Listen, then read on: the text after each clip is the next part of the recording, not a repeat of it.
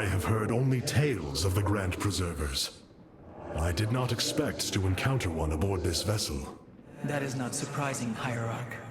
My sisters and I are unique, trained from birth to master every intricacy of the Kala. I have experienced its true depth, plunged the infinite spectrum of emotion and memory. It is because of this gift we were selected to enter stasis, so that we may guide you in our most dire hour. Your sisters were aboard the other Ark ships? Then they... Are one with the Kala, fallen during the Zerg invasion of Aiur. I know this. I feel the tragedy that has befallen us, more deeply than you may realize. A terrible burden has been laid upon you, Rohana. Yet it is my fate to bear it. A fate foreseen by the same minds that constructed this vessel. I trust in their wisdom, Hierarch. I will serve my purpose, much as you must serve yours.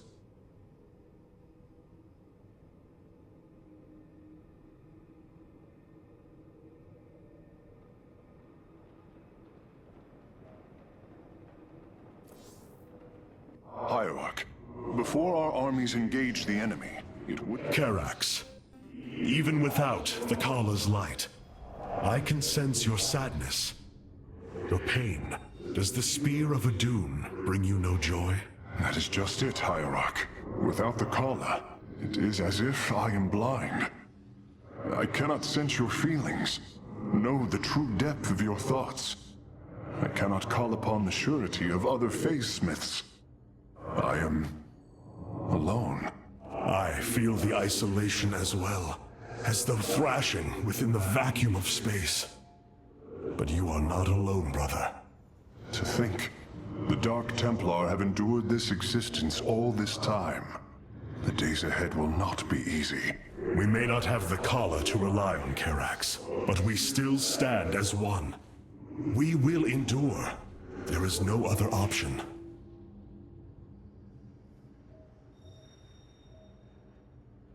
It seems fate has drawn us together once again, James Raynor.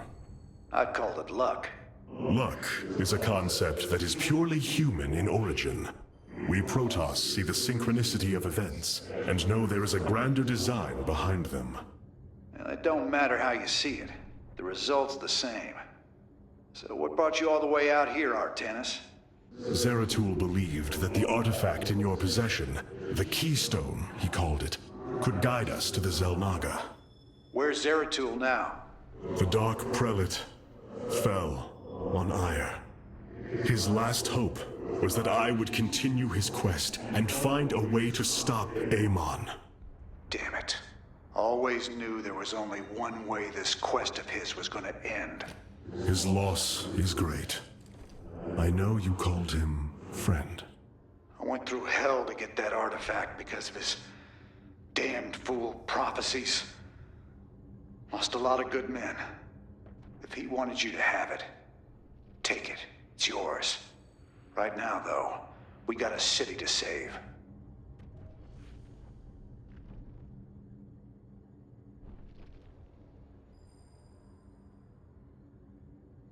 Let me unmute. There we go. I did get your sub. Thank you very much, Pika. I'm looking up a couple of things before I put that towards your questions. Ow. You know what makes me sad? And this is fully my fault for being sick and for taking too long in Brood War. If we were about one day ahead of where we are, we would be finishing Starcraft today, which would be great, because then tomorrow would be Polemic Day, and then we could just get the Mario block on, but whatever.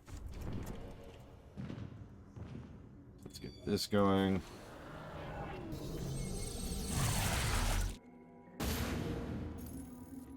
Sky Shield's in serious trouble, old buddy. If we can't bring it back online, Augustgrad's gonna take a nuclear-sized impact. Mobius Corps soldiers are on the platform now, and those guys are suicidal. Rather die than let us stop them. I hate to joke, but like, if it's just, you know, nuke size, why are we so worried about it? I've seen nukes in this game. We're fine. I feel no excitement, Pika, but I'm going to put that towards Blade. 1 and 2, Splatoon 3, and Pokemon Arceus. Thank you, Pika. That's it. We have all the achievements. Good. You know, actually, the situation is better than it ever has been. It was mentioned by one of my commenters last night that Amon came probably a couple of inches from total success. But because of everything that's happened in Wings and Heart, so many wrenches have been thrown into his plans at this point that actually, no. We're doing all right. Megsk is gone. The Dominion is turning it around. Raynor is cool. Artanis is cool. Like, we're going to have a bit of a Avengers Assemble thing going on throughout this whole campaign. You know, kind of like what I wanted from Mass Effect 3. Hi, Valerian.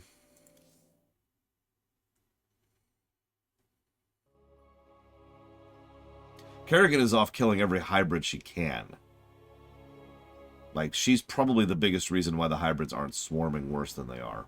Is because the entire swarm is hunting down hybrids. And because of their psychic signature, it's not like they're easy to hide, so... I love the visuals of this mission. Good. Sky Shield's not gonna last much longer. At this rate, we've got maybe 10 minutes left till it lands smack dab on our capital. Your suspicions were correct, Commander. Mobius Core is disabling the platform's atmospheric stabilizers as we speak.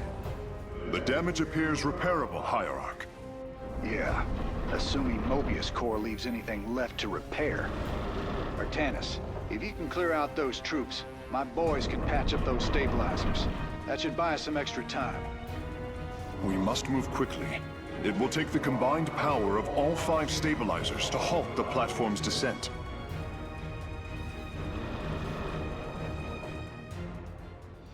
Hey, Javan. Thank you, as always, for your support. Also, lol. I had someone try to pull that a while ago, too. And they kept trying to counter-pull it from me, and I kept being like, no. I'm telling you, the Mass Effect 3 vibes are real, Blade 12. Alright, so. We have 10 minutes till we're all dead. Let's have fun. The central stabilizer is nearby. Securing it first will deliver us a staging ground to assault the other 4. Someone took my card to try and get a year subscription to, oh god, what's the name of that stupid bookstore? Can't even think of the name of it. And I was like, no. I jumped on that pretty much immediately. Barnes & Noble. That's the one, thank you. 60 milliliters of male perfume. Lol. Oh, tell me about it, Darkrai. The one I set up for streaming was just such a hassle. They're stronger than the Protoss psychically, and they're stronger than the Zerg physically. That's the whole point. They are the best of both worlds. It's okay, Valerian. I forgive you. Well, I mean, I don't forgive you. Yep, that's right. You may move on the target. By blood and fire, we shall be reborn. Mobius Core is moving against us. Karax, activate the Spear of Adun's weapons cluster. Yeah, okay. Bombardment systems online. Prepare for orbital strike. So you like top bar abilities, right?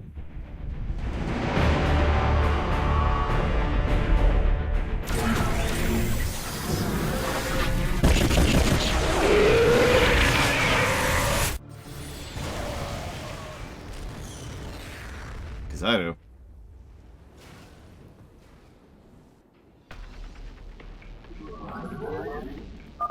Orbital strikes can now be fired from the Spear of Adun's command panel, Hierarch.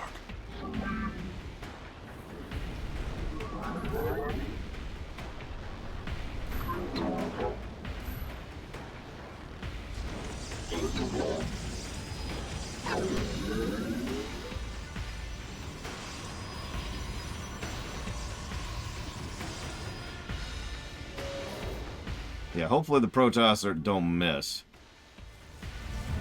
It's, you know.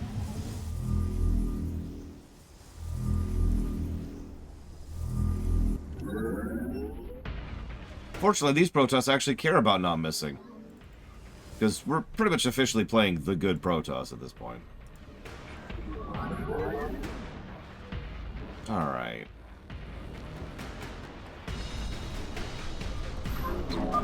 I am detecting an electromagnetic weapon ahead. Its pulse will slowly damage our shields. We should destroy it if possible. Completing bonus objectives will allow me to improve the Spear of Adune's power level in the future. I wouldn't say Artanis is stupid. He's only had one cutscene where he's stupid so far. Which I suppose is a low bar, but whatever. So, 1, 2, 5.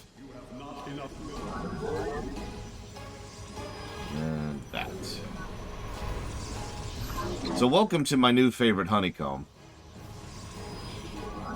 5 photons and a shield battery. This is gonna hold us through a lot of this mission, or a lot of this campaign.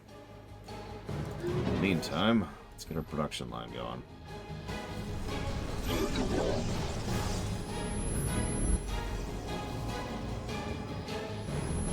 Have one. Do not.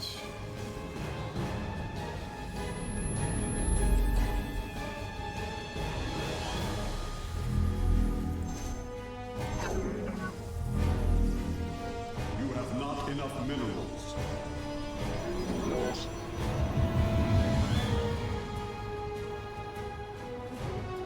I know, right, Arte? It took us all of Starcraft 2, but turrets are finally a viable strategy. Photon creeping is actually feasible in this campaign. We stand watch.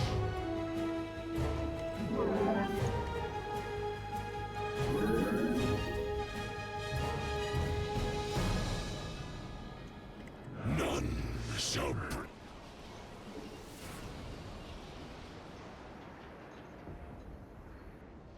Yes, this is the finale.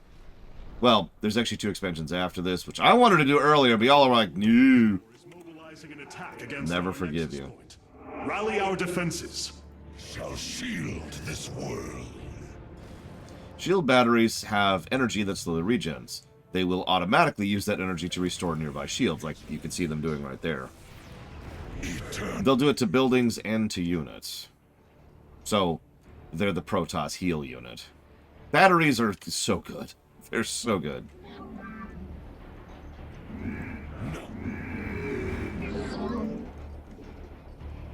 2, 3, 4. That should do it.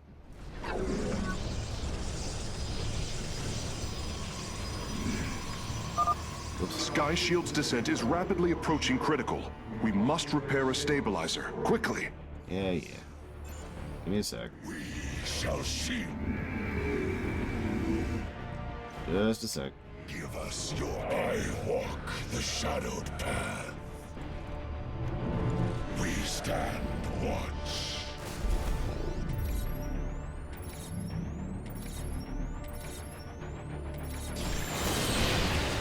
And that's how that works.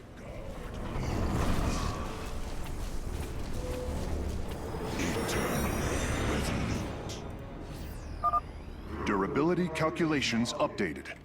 Commander, your construction vehicles can begin the repairs. Thanks, Artanis. My boys are putting a sensor tower here. Should alert you if Mobius Core swings through this area.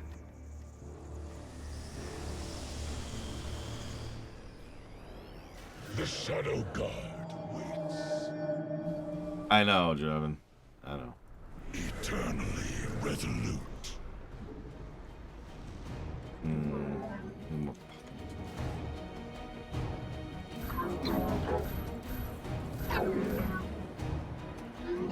Give us.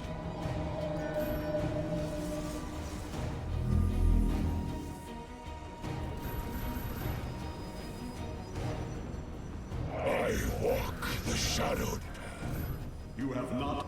I have returned. Let's show off Dragoons a little bit, shall we? So anyways, that's Dragoons. Any questions? Good morning, Krenzler.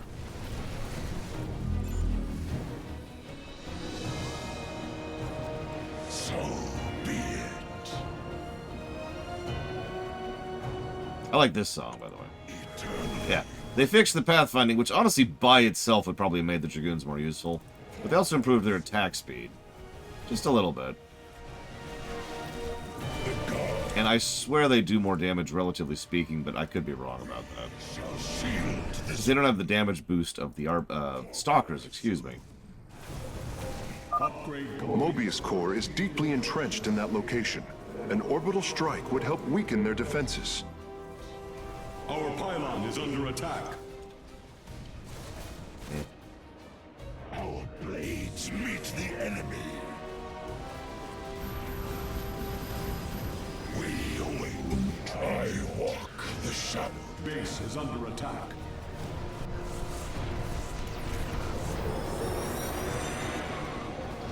We shall shield. Revising durability estimates. Nice work. Got a repair crew inbound. Eternally. Heads up. Looks like Mobius Core is starting to reinforce the stabilizers. Expect some heavier resistance. There's that escalation. You can hit whatever ones you want to first. Was correct. These Solarite reactors can be used to improve the solar core's energy output. I detect 2 more of these devices on the platform.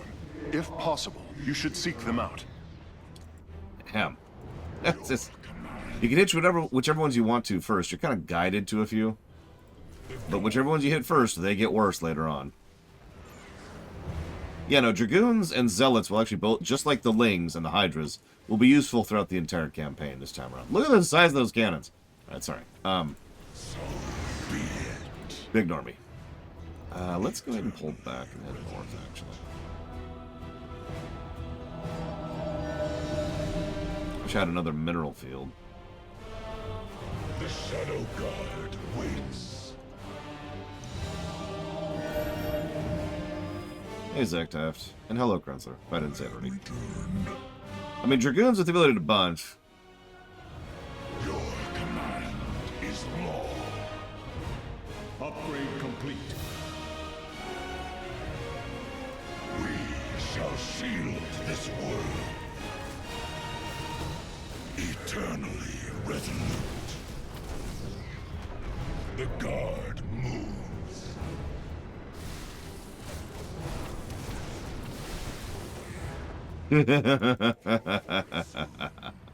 Congratulations, Javan.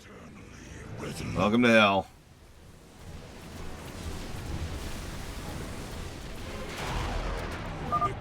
Warping aboard the Solarite reactor now. We shall shield this world. I love that charge on these Zealots, by the way. Just absolutely love it. Is law. We should have enough for another round.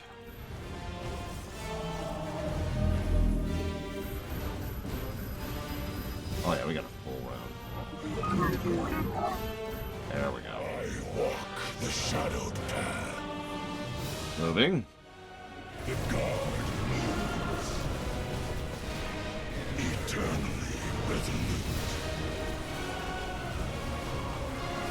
The guard moves. Base is under attack.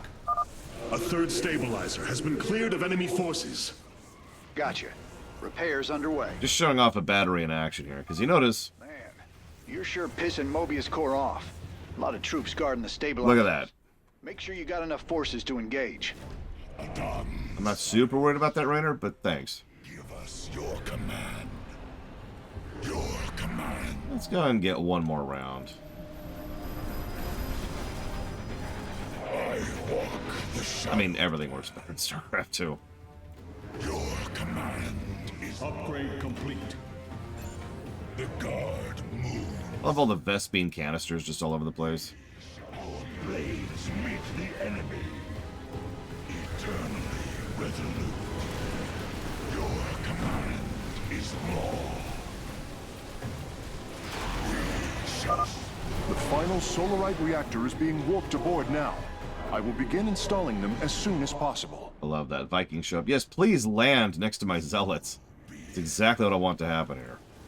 Command is law. Engaging foe. Eternally resolute. Hello, Act. For soon. Durability calculations updated. Only one stabilizer still remains in enemy hands. We must make haste. Oh yeah, I love Zealots with charge. Just absolutely love them. It's like 4 more. I walk the shadowed path. So be it. I haven't really read fanfics since the early aughts at this point, JKR. Unless you count my own, which obviously I don't. I have to read my own stuff because I'm my own editor. Yeah, dragoons that jump and zealots that charge. What more could you ask for? So be it. Base is under attack. So be it. Friend Raynor, Sky Shield has been stabilized, and Mobius Core is retreating. Admiral Horner will take control of the station from here. Gotta say, I owe you big time for this one, partner. Admiral Horner. Very true, Darkrai. Yeah, so Mobius are a big threat for pretty much the same reason Cerberus are. Although a little bit better designed, but still same general problem. Sky Shield.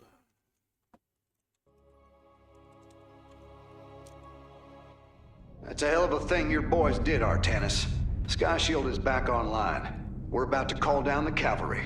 We will join you on the surface and extract the keystone. I got some bad news for you. Seems our friends below had the same idea. While we were fighting to get planetside, the Imperial Palace was raided. Security data indicates the keystone was taken. My mama used to have a saying, when it rains, it floods. I am uncertain as to how this saying is helpful, friend Raynor. Me either. Wait a minute. I'm getting intel. A Mobius Core evac team is headed toward Bennett Port. They got the keystone. We shall not let them escape. The Solar Core requires your attention, Hierarch. Please visit it at your earliest convenience. So now we have access to the Solar Core. The Solar Matrix Core. Truly an impressive sight. A synthetic star. Imagine what went into its creation. Yeah, this ship is powered by a star, by the way. This chamber provides power to the Spear of Adun and all its systems. Its radiance even contributes nourishment for our warriors. How long until you can bring its tactical systems online? System analysis has begun, but the star has lain dormant for an eon.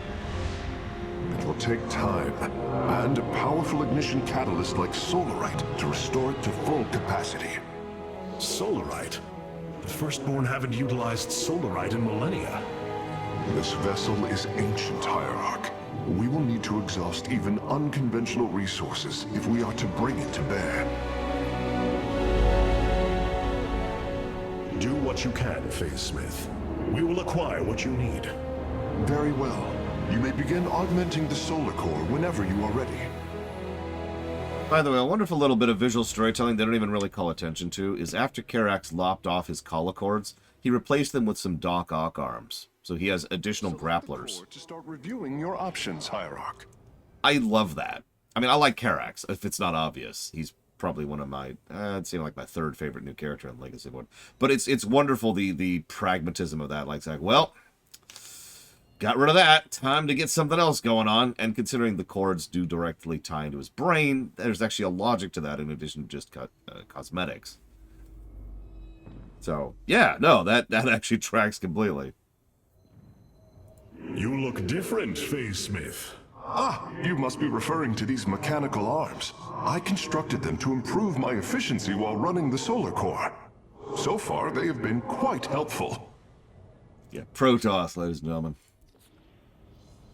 This array displays an overview of the Spear of Adun's weapon and support systems. Each system can only be configured to have one active ability at a time. You may select different abilities to complement your tactical decisions in different battles, Hierarch. Our current available Solarite is displayed here. Any leftover Solarite can be routed to our auxiliary systems.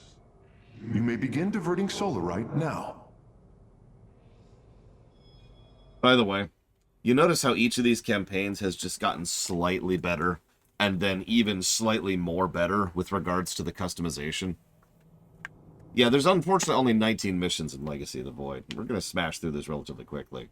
But this is going to be a very dense expansion. Positives everywhere. So the idea is really simple. That 40, that can be routed to whatever you want to. You can route it to supply, construction time, or special abilities. And the more solar rate you gain throughout the campaign, the larger that battery gets, which also gives you access to more abilities. This is a great system, extraordinarily malleable, and you can set it up however you want. This is effectively builds gameplay right here. Excuse me.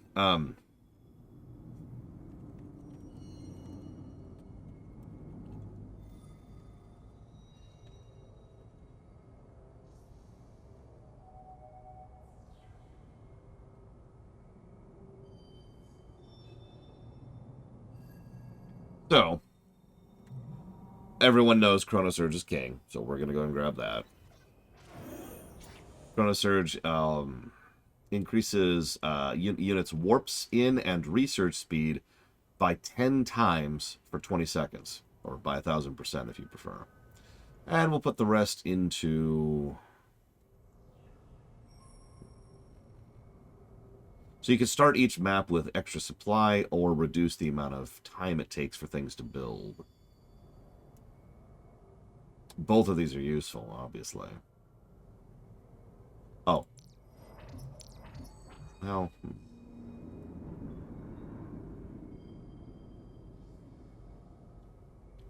Yeah, no kidding. 10 times speed boost for 20 seconds every minute, by the way. Now, it does have a cost associated, so you can't do that every minute. But the point is, if you bank your energy properly, that is 1/3 uptime for about 3 minutes. That's crazy. I want forces now.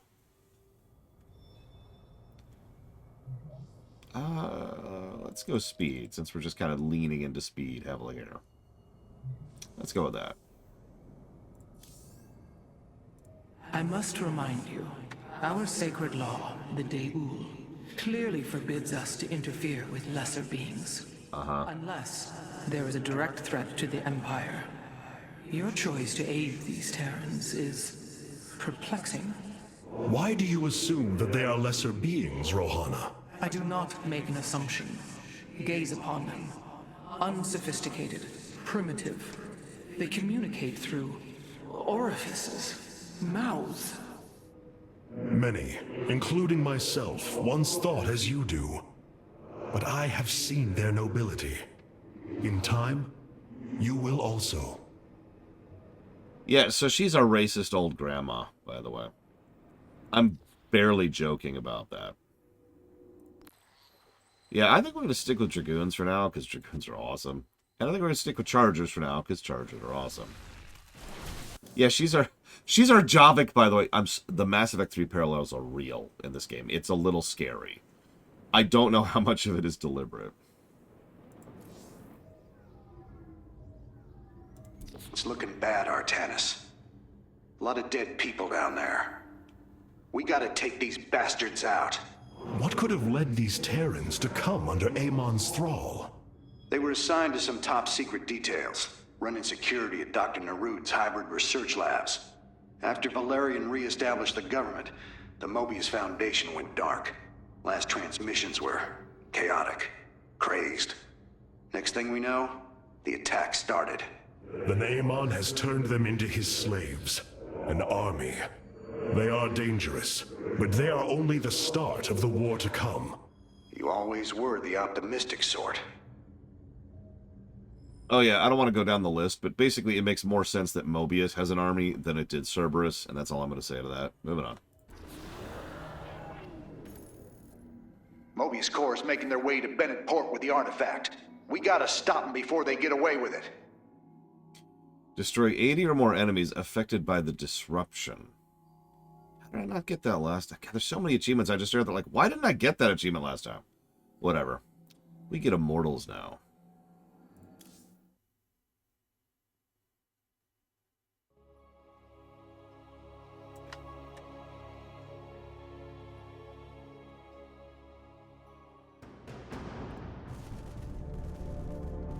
Welcome to Bennett Port, at least what's left of it. Mobius Corps entrenched themselves here to keep us from the artifact. Valerian's setting up his base now. Once he gets... Ah! Raynor, what is happening? The hybrid are channeling void energy into the Keystone. The resulting psionic disruption has overwhelmed the Terrans. Deploy our immortals. We need heavy assault to protect these Terrans until the disruption subsides. Yeah, Blizzard's tendency to recycle mission ideas continues. That's 2 I owe you, Artanis. Felt like I was losing my damn mind. The Keystone is recharging, Commander. They will surely activate it again soon. We must reclaim it. You ain't kidding. Let's lock and load, partner. Yeah, I think you're right. I think we just didn't farm enough units last time around.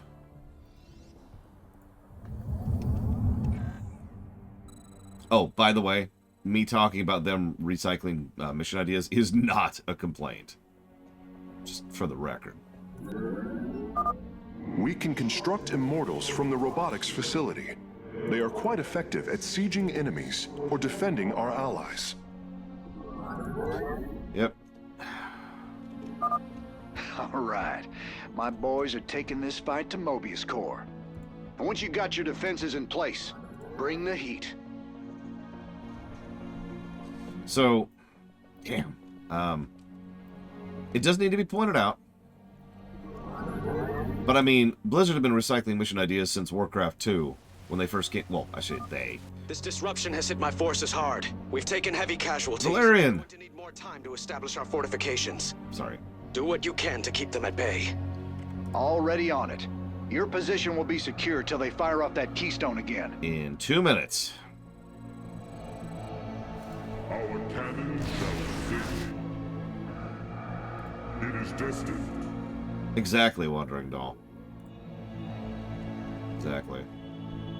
But yeah, they've been doing no-build missions since Warcraft 1. Several of our Dominion research facilities are reporting that they are under attack. If you can rescue them, I'll return any Protoss technology they've collected to you. Thanks, Valerian. That's actually pretty awesome of you.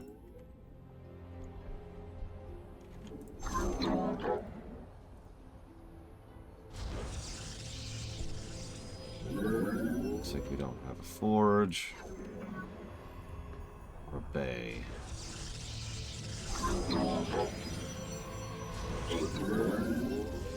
Yeah, it's really nice to see everyone just kind of working together instead of being like, Reapers don't exist! Not that I'm making any direct parallels or anything. You must construct additional pylons. What? What?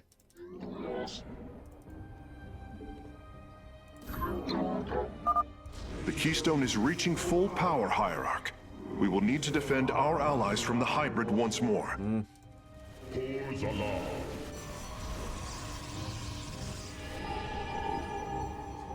I'm sorry, Krenzler, the way you put that was just perfect. Let fear consume you. So I need some zealots now, please. I walk the shadowed path. I walk the shadowed path. I walk. And this is the power of this particular ability. Your allies are in battle. Working on it.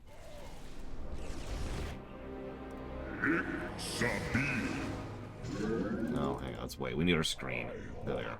The shadowed path. Pores alarm. Saying, is it specifically Terran units? Nope, just 80s. That's also the only mission I'm missing, or the only achievement I'm missing here. Cannon shall sing. It is destined. We march to victory. We stand. I walk the shadowed path. By the way, notice the Immortals do extra damage to the hybrids. The attackers have fallen. So, Forge ahead to the Keystone's location. Sabil. Pores alarm. let's back off for a minute. Sabil. Commander, Our forces are ready. The Dominion is engaging Mobius Core. You notice how, once again, good mission design trumps here. Trumps all. Triumphs all? I don't like saying that word. Because they are extraordinarily unready for us. We have liberated a Dominion facility. Amen. Can't believe we made it out alive. Some of our medics will stay behind in case you need them. Mobius Core has turned their sights upon our Nexus. Prepare for battle. Well... Or be forever silent! Okay. Starcraft 2 has a lot of haters. You kidding me? I get so much flack for liking this game. I've gotten flack over the past couple of weeks for liking this game.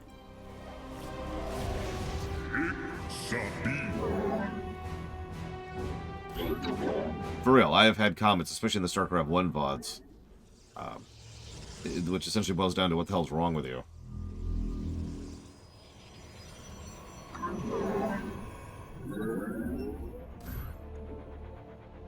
To our knowledge, no, JKR. Once you're dead, you're dead. With one exception.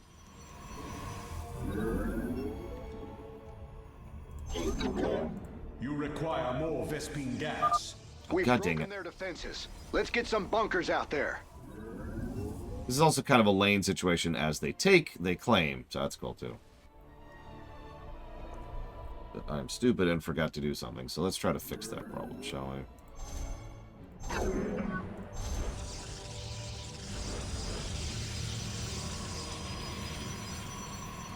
I mean, probably, gentlemen.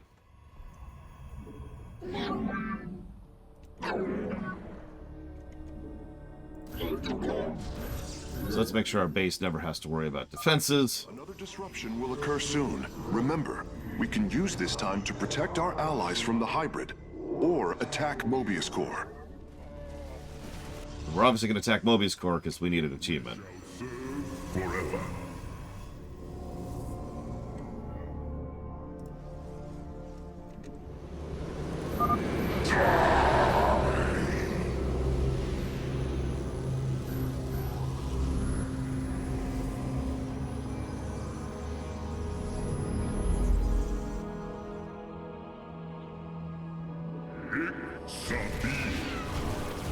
That's a good question, Dakota.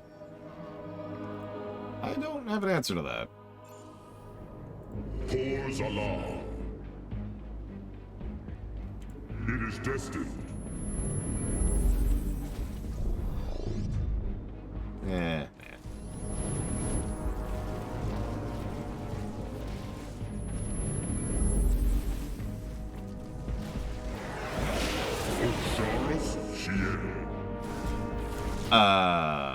I don't think so, Dakota. I might pull it in on this guy. Kill him. Is eternal. We have no anti-air. I just noticed that. Pours along. Our blades meet the You must place that in a power field. Come on.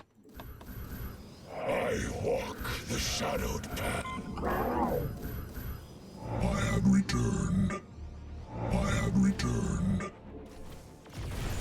Our cannon shall sing. There shall Yeah, Dragoons will continue to be useful. Whoop, whoop, whoop. Back off, back off. It's one hell of a headache. Thanks for the help, Artanis. You're welcome. I need more resources, though. If I'm gonna go hog wild, which I do. I mean, yeah, Protoss buildings could just deassemble or warp out. So that's not like the end of the world there.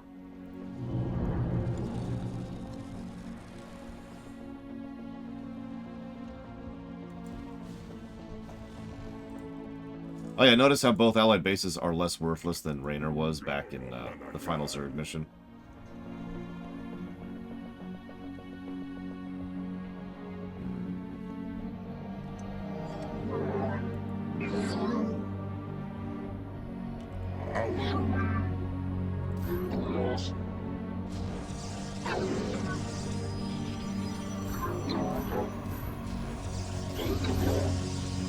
Yes, that's the one we're working on. You notice we're actually kind of deliberately not pushing the enemy? Well, that's why. We're attacking at night.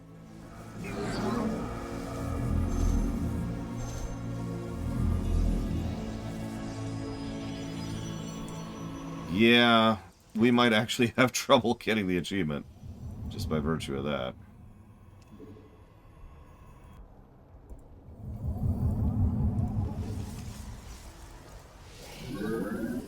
Let's kickstart our economy a little bit here.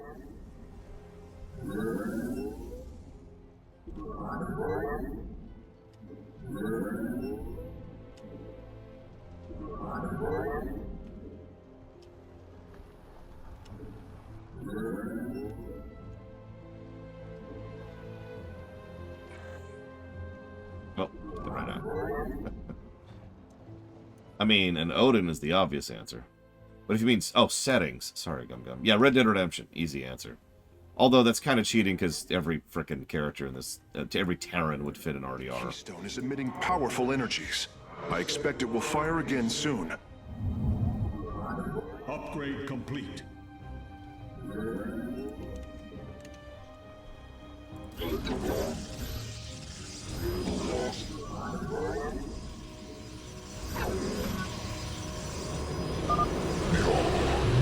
Shall be torn asunder. Okay, so we have a force ready to go. Set up a weird thing here. Where's my...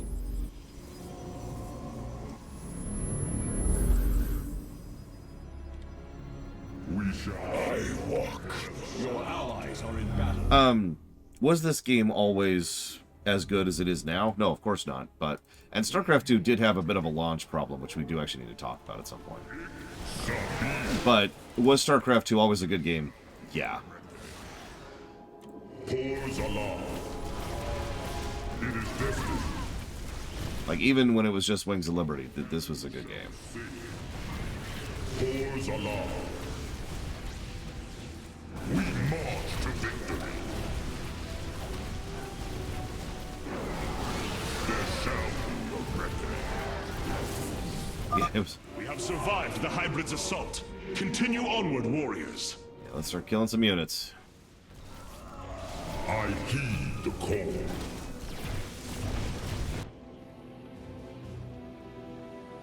I feel your presence.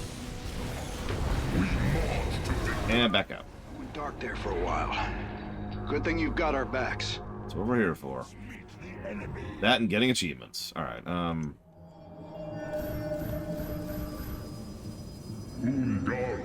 Upgrade complete. None shall break. yeah, if you're paying attention, we could probably win right now. Yes, absolutely recommend Age of Empires 2. It wasn't really my thing, but that doesn't make it any less of a good game. SCVs. Establish a fortification line here.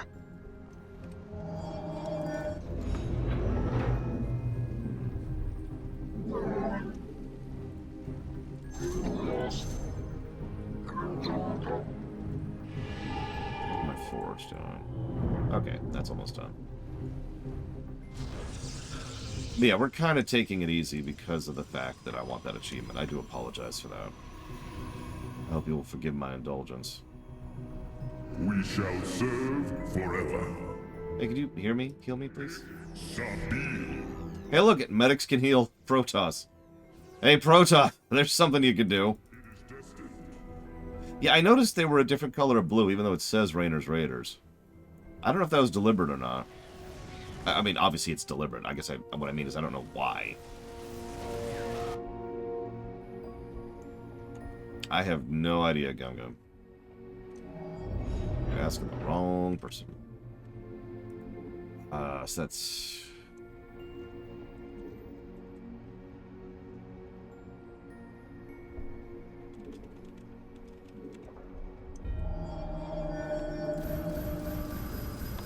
There. That should be a good force.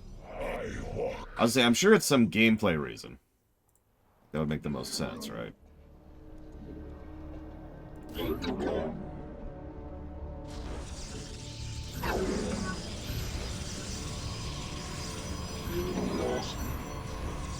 Upgrade complete. Another disruption will occur soon. Remember, we can use this time to protect our allies from the hybrid, or attack Mobius Core.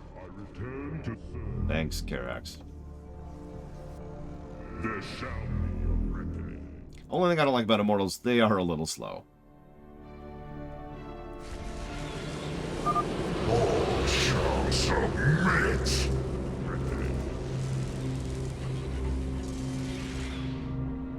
Our cannon shall Yeah, Isha, chill a little. cause alarm. It is destined. But yeah, Immortals, Dragoons, and Zealots. This is a solid force pretty much the entire game. Thank you for your help. Our last science vessels are on their way to the front line. There shall be a reckoning. It shall be. Our cannon shall sing. It is destined. I rest my case. Cause alarm. We march to victory. There shall be a reckoning. Our blades meet the enemy. Cause alarm. With the hybrid's assault stopped, we can move forward once more. I return to serve. There shall be a reckoning. Just give me that pop-up. Damn it. I wish I had a kill counter so I could see how close we are. Cause alarm. Never mind. We're done. This doesn't get any easier. That'd be Time sweet. to take him out. I want, I feel your presence. 2 more Immortals. Is eternal. I return to serve. I heed the call. Our blades meet the enemy. I have returned. I walk the shadow. Hey, Evo. Good morning. The enemy closes. It's a good day. Because I can do this.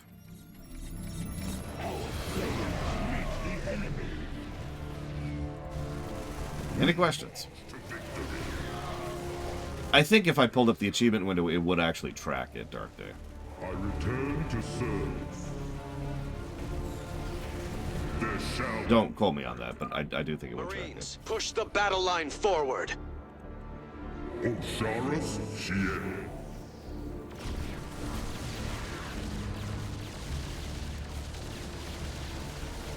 Cause alarm. It shall be. There shall be a reckoning. Thank heavens. Almost everyone died. Just a few medevacs left. I'll send them to support the Emperor's forces.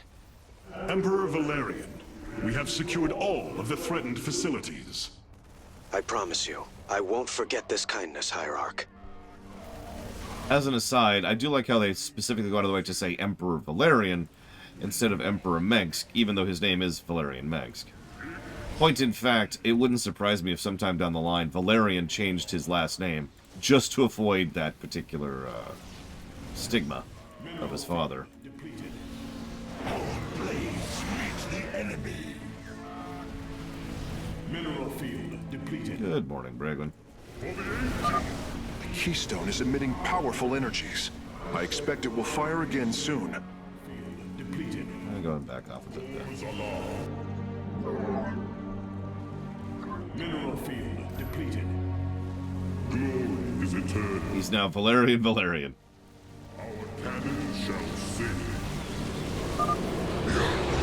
Is a lie. That's right, hope is a lie, death is eternal. Oh hey, here's the hybrids. Okay, one's dead. Okay, the second one's dead. Okay, the third one's dead. Yes, they were right. Their hope was a lie. There shall be a reckoning. Cause alarm. Boom. I'm sorry, I love Immortals. Our cannon shall sing.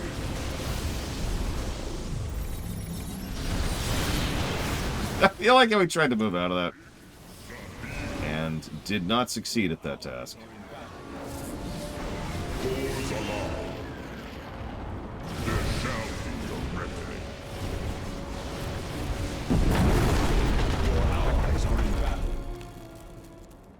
Well, that did it.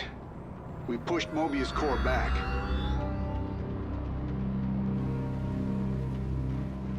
Damn. Look at this place. Even the Zerg didn't tear into the city like this. Well, yeah, Kerrigan was holding back, remember?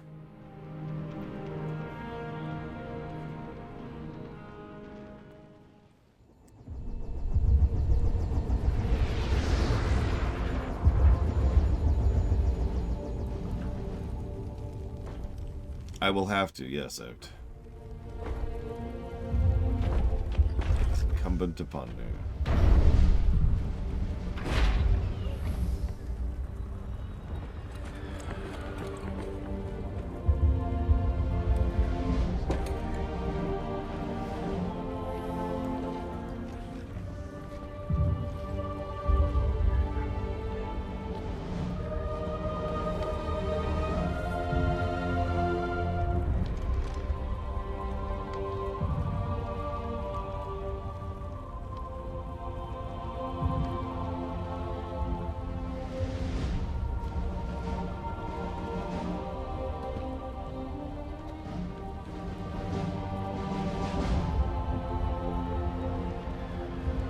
Notice he ditched the cape, by the way.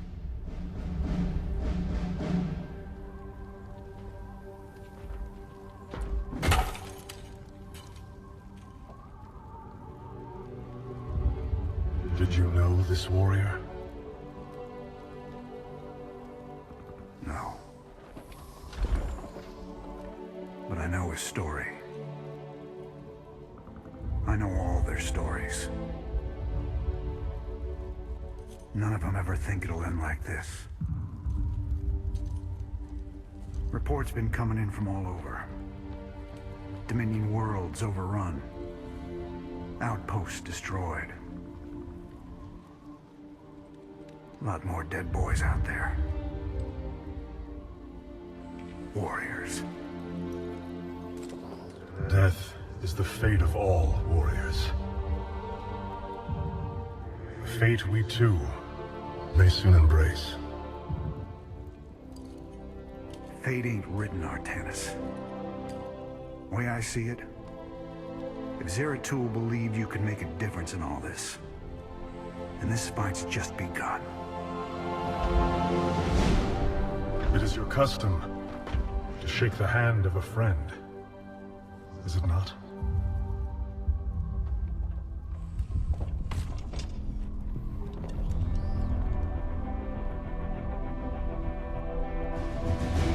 Give him hell, Artanis. I'm sorry, that's awesome.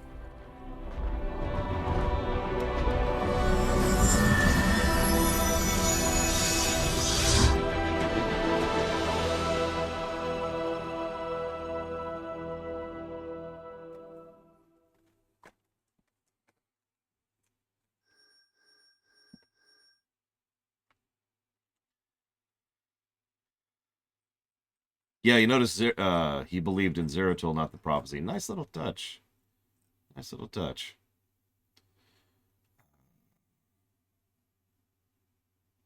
Brothers in arms. Brothers in arms.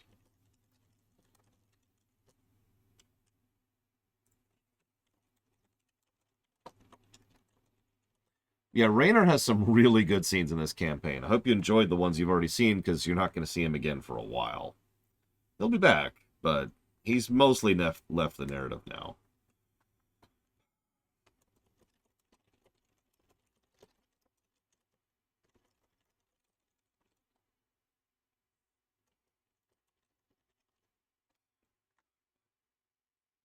Blake Deville mentioned that the hybrids don't seem much of a threat.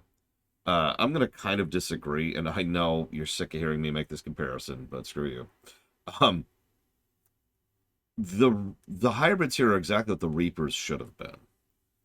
They are a threat. They're not an insurmountable threat.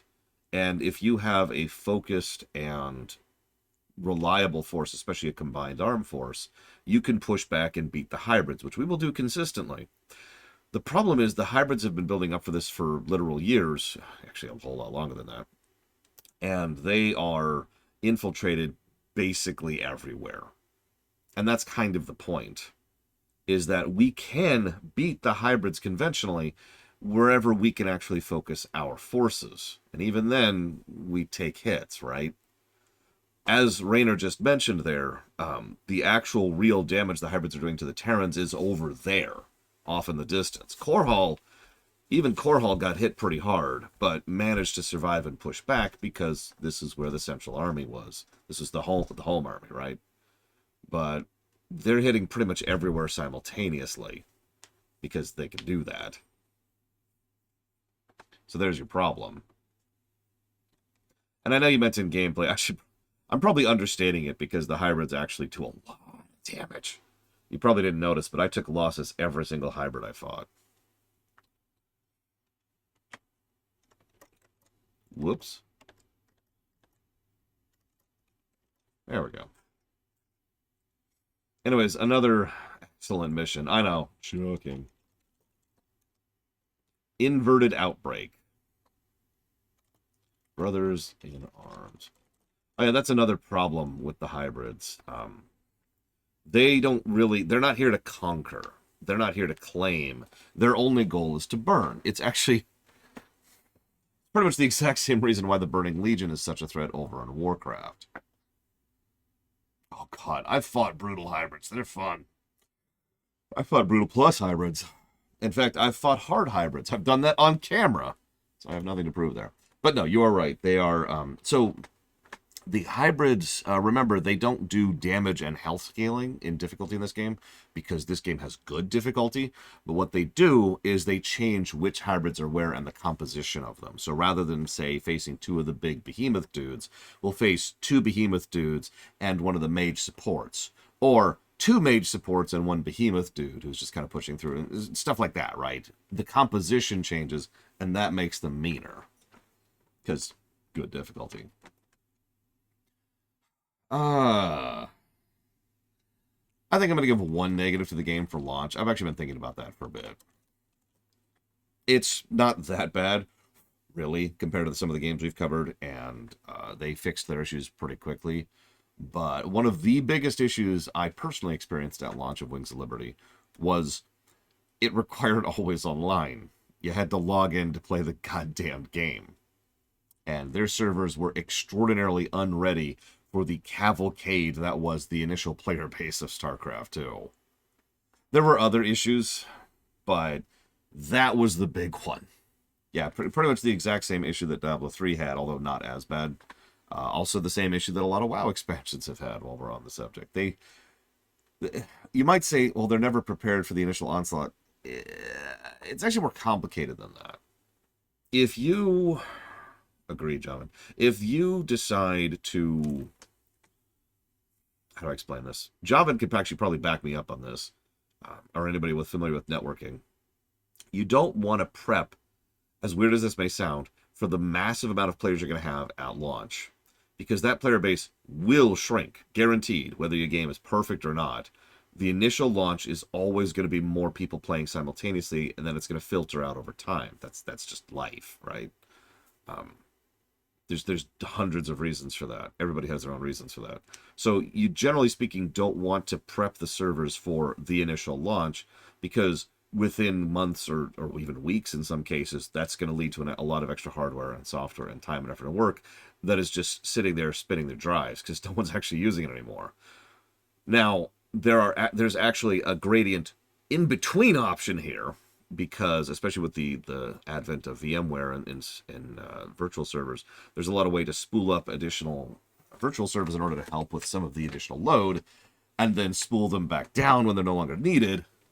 But the reason why so many companies, including Blizzard, this is not a Blizzard exclusive problem, tend to just kind of let the initial launch be is because they don't want to spend the time and money on the hardware when they think it's not going to be used in a bit. That's the reason why that's a thing. Honestly, with Blizzard's resources and access and money, resources, I would probably insist on getting temp set up for some of their bigger launches, because they know it's going to be a big hit, and they also know that they're going to lose, and probably permanently lose, players because of that initial wall. That happened in Diablo 3, that happened in Starcraft 2, that happened in Warlords of Draenor. That this is a common trend, right? That's just basic marketing and psychology at that point. I think in my opinion, I think they should put the extra work into it, allow for the extra throughput at launch, and then, go back to normal operating procedures afterwards.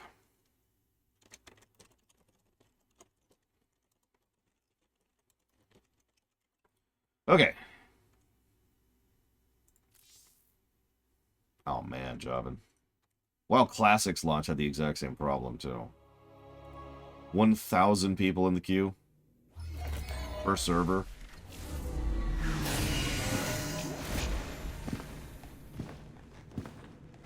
Rohana. Preserver. Rohana. Artanis. Amon. I see your doubt, your fear.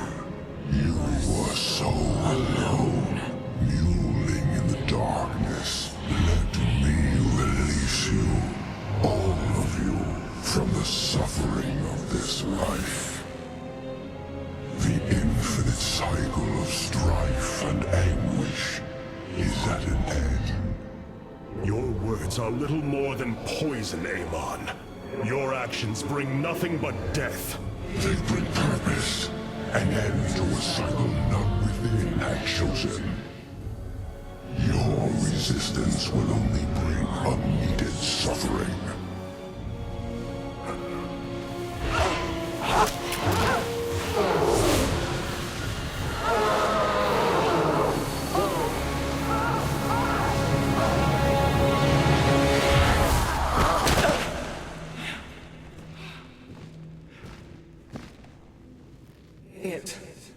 It has passed, Hierarch. Pain is gone. Do you see now why you must separate from the Kala? Its light has faded. I will keep him at bay. I will endure. I have felt his rage, seen his truth. If you will not sever your connection to the Kala, then you will be contained, kept in stasis.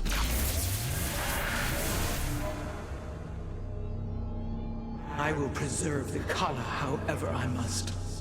If I must endure imprisonment, so be it.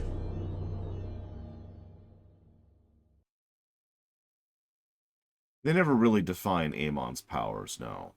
He's a being of the void, which means he bypasses some of the usual rules. I would say StarCraft leans more sci-fi than fantasy, but yes is the answer to your question, Eva. Yeah, see, they imply a bit of character for Amon in this game, by the way. You notice they had nothing in the previous two. But I roll to disbelieve, you know? Amon is like, I will, like, he mentioned that line, I will end a cycle that none within had of its choosing. Even with what we know right now, we could speculate on what that means without getting into future stuff. Because the Zerg were built by him. Well, actually, excuse me, no. The Zerg were built by the Xel'Naga. The Protoss were built by the Xel'Naga. And then Amon kind of adjusted both. But point being here, that we already have the idea that the fate of this galaxy, or at least this sector, has been fundamentally changed by external forces. So, okay, there you go. There's Amon's modus operandi, is I want to infiltrate, use, corrupt, and then destroy so that everything's gone. Amon is a Xel'Naga, yes, but I distinguish between him and the rest because I don't have a term for the rest. Horus's boys, I don't know. Hey, there's just a probe. Hello, probe. Are you... What has happened to you?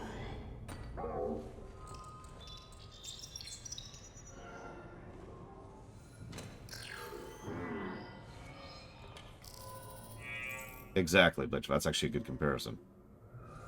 Poor probe. Anyways, but the point is, and I hate to say this, what I just described is kind of just the beginnings of characterization. Not actual characterization. Like, we don't have a full fleshed out, here's what he's thinking and here's his character. Instead, it's just, he's a kid raging about the fact that his parents told him he had to go to bed at 5. Or 9 or 10 or whatever a good bedtime is, right?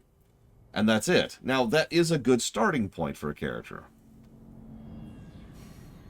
But Look here, Hierarch. This material self-regenerates. It is no wonder the research of the Terrans claimed it to be from a recent epoch. My projections place it at several billion years old, if not more. Zeratul's vision said that this keystone can guide us unto hope. What do you think it means? Yes, guide us. It is a code wanting to be cracked. The keystone seems to be able to manipulate energies, but that may not be its sole purpose. I believe it stores its origin point within. Its origin point? Yes, I promise you. I will find out how this will lead us to the Zelnaga. Redouble your efforts, Karax. There is little time.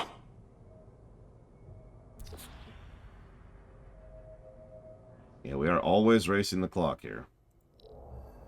Go ahead and max out our construction time. And some initial supply. Sure, why not?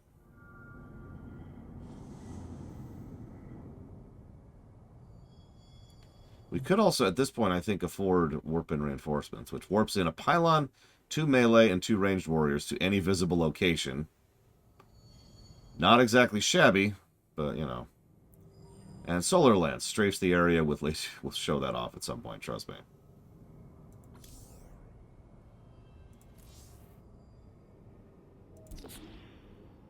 Robotic assault units can now be added to our army, Hierarch. Yep, so now we get Immortals. I return to serve. I believe the Ire Immortal is actually pretty much bog standard. It just gets barrier. Oh, no, it actually gets a better barrier.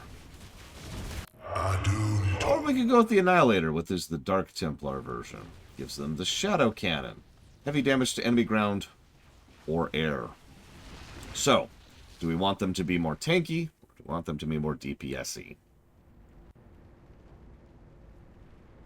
Yeah, we'll stick with DPS for now, I think.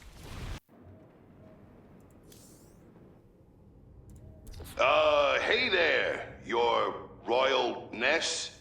Man, this is weird. I've never talked to no Protoss before. Hey. If I have learned one thing from your Commander Raynor, it is that we are not so different, Rory Swan. Continue your report. Right. So, the artifact, the keystone thingy's all yours. We're in the middle of transmitting all our data to your engineer. You have my thanks. Please relay my appreciation to Commander Raynor. Hey, you got it, Skippy. Skippy?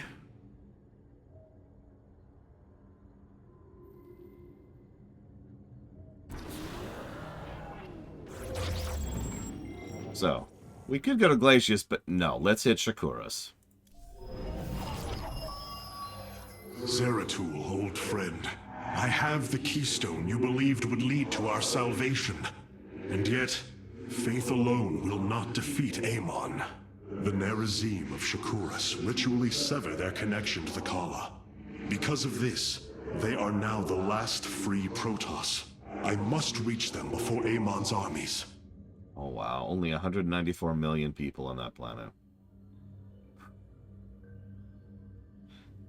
Some of the Dark Templar have dual sights. These monoliths are really good. We actually showed these off during co-op mode. A monolith, couple of photons, and a couple of batteries is just a wall. Oh, by the way, can I just gush about this map mode for a second? Here, just really take in the animation here. Oh, it's not doing it. Hang on. So it's As high. Look at that. Look at that. Love that. Anyway, sorry.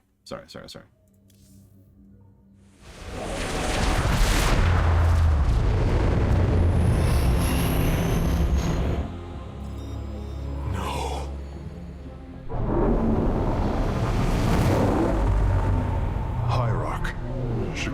is overrun. Loss of life is extensive. Hold. We are receiving a transmission. Praise the gods. Hi, Vorazun. You live. Matriarch Vorazun, what has happened here? Shakuras has fallen.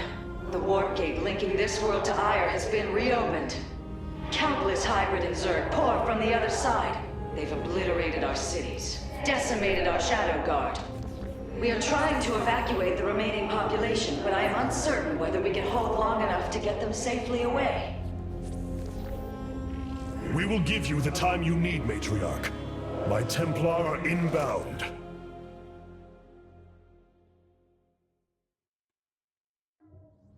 To continue the Mass Effect 3 parallels, yeah, I know you're tired of hearing me say that. One of the things I like about both the hybrids and, well, okay, about the hybrids and what should have been about the Reapers is they can't just move across the galaxy, right? They can't just lazily win. They have to use tactics and strategy and infiltration and all their advantages in order to try and move through them. They don't call it out, but that's exactly what the hybrids are doing, what Amon's forces are doing. They have infiltrators who are already on planet thanks to the Mobius Core, which was already implanted and has been for years, thanks in part to Narud, but mostly thanks to Mengsk, and the people who are willing to go along with that, both because they're being paid and because they're interested in the science of the matter. They've got access to a decent chunk of the Zerg based on Ire and the Protoss who weren't able to sever their cords, and they've got access to the pre-existing technology that already links the worlds together. They're using advantages here, right? They're using tactics and strategy and manipulations to go through it, rather than just moving. And I prefer that, because it doesn't make them any less of a threat. Too much of fiction, especially Hollywood, too much of Hollywood really likes to think that the only way a villain can be considered dangerous is if they can just move their way through the hero's forces. And no. My Dark Templar were tracking your invasion on Ire when we were cut off. Then the warp gate opened. What happened, Artanis? Amon used the Khala to seize control of the Templar. I could feel his rage tearing through me, and I was powerless against it. Zeratul found me. It was there that he... Yes? He tried to free me. And he succeeded at the cost of his own life. He fell by my hand. It was Amon's deed, not yours. Zeratul came to me with a warning, but I did not act. Because of this, he is now gone, and the stars burn dimmer for his loss. Amon's deed or not, I carry a burden, Matriarch. One that cannot be easily lifted. I'll check something real quick. All this time, this wretched little world was within striking distance of our fleets. Grandma. Much has changed since your era, Preserver. First you consort with those Terrans, and now the Fallen Ones? It is heresy. You must know this. Grandma. The Dark Templar are now our allies. There was a time when the Protoss were broken. Throughout the Aeon of Strife, we tore at each other with wanton abandon. Only one path was ever found to end the madness and unify our people. The Khala. The Dark Ones rejected its light. They denied their own race. How can you fight for them? For one so sworn to preserve our history, Rohana, how can you be so blind to its turn? I see I have offended you, Hierarch. My apologies. Adapting to this period is difficult. I will give Rohana one thing. I'm mostly joking. She is definitely the racist grandma, but she's that one particular type of racist grandma. The one that is actually willing to listen. And that's kind of, obviously you can already see that's kind of her arc, is the fact that she is willing to at least think about it and be like, okay, we'll see. Because she's from, there's no nice way to say this. She's from, like, the worst period in Protoss history. When the religious zealotry and the conclave and the dogma were at their height. So, she was also someone who was pretty much built, designed and trained to preserve that moment of history for the future. Do I need to add anything to that?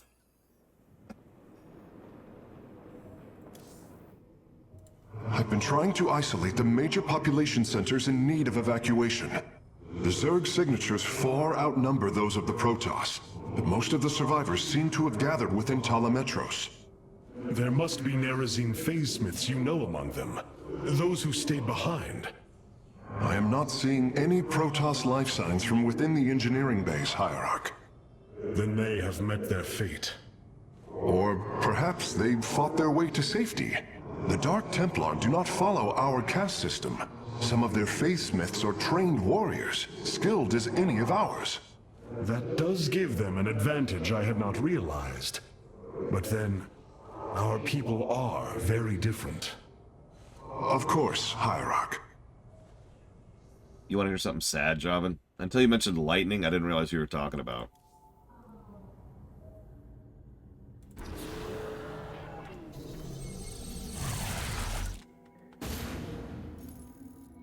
The Zerg infestation is overtaking Talametros. Our evacuation is already in great peril. Your aid cannot come soon enough, Hierarch. Look, I call him Palpatine. I don't know what you want from me, Javan. I've been calling him Palpatine since, like, 90-something. When I think of the Emperor, that's not the first thing that comes to my mind. It probably should be, but it isn't. Alright, so this is a timer mission. At least for the achievement. Let's see if we can manage this.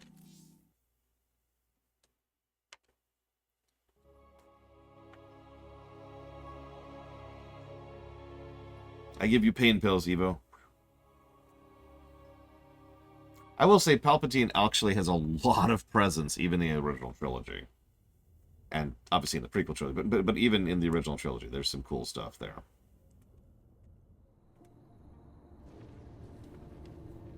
Shakuras teams with Amon's Zerg broods. We hold only the southwest quadrant of Talametros, and even that is in peril. We must evacuate our people, but the launch bays have been defiled with infestation. Only ground forces can clear them. Once the bays are free, the planetary warp conduit will allow our ships to escape safely. The launch bays will be cleared.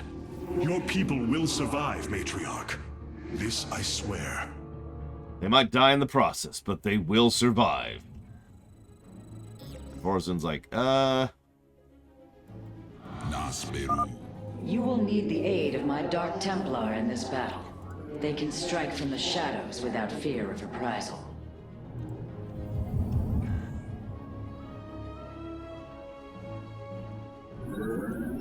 Just gonna sit here for a moment.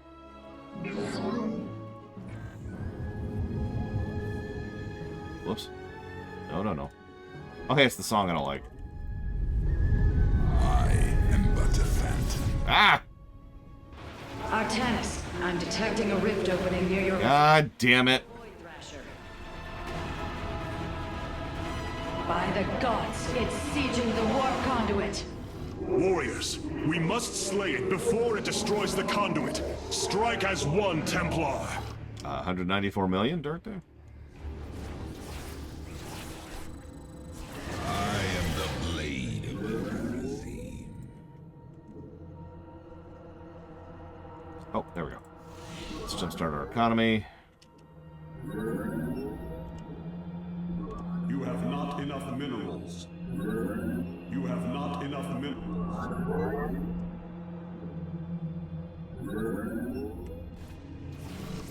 Whoop.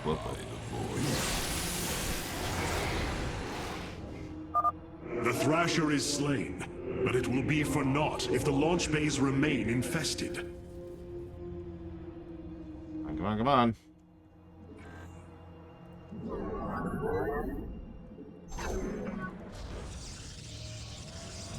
I mean, no, Gum. But I do like how even in Robot Chicken, he's still considered very powerful. He's just ridiculous and silly while being very powerful. Let's get some gas going.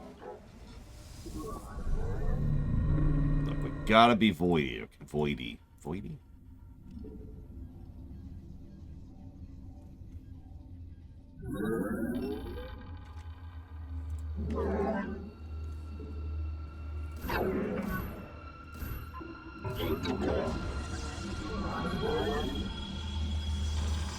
I bask in the twilight. Clever. Let's go scout, see what we're going to be dealing with here. Did I already...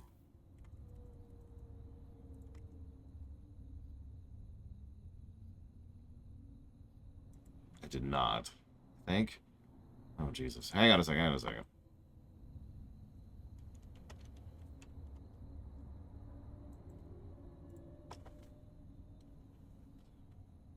Sorry, give me a second.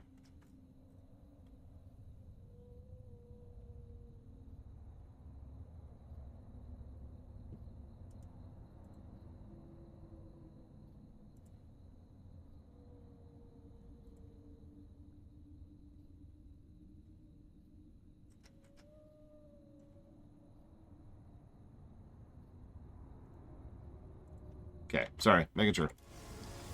I know, I really wish I could get automated refineries right about now. Be careful. The spore crawlers and overseers ahead can detect our Dark Templars' movements. Slay them first. I am the blade of the Narazim.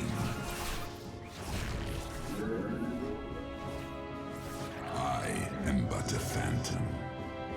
By the void.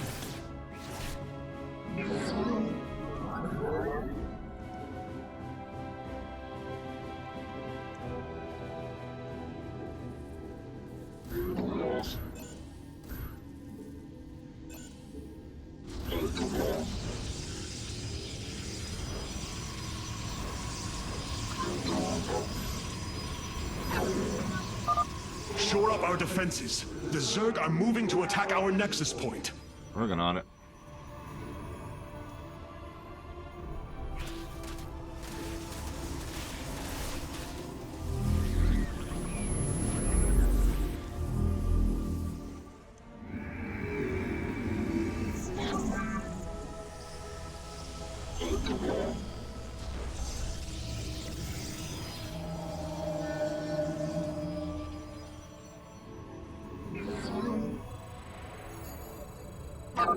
Artanis, the city of Telemetros is powered by vaults of solarite. If you can reclaim them, the reserves are yours. What would you ask of us? Listen, you just don't understand my pain, Joven. My soul pain that I have, because I... Look, shut up.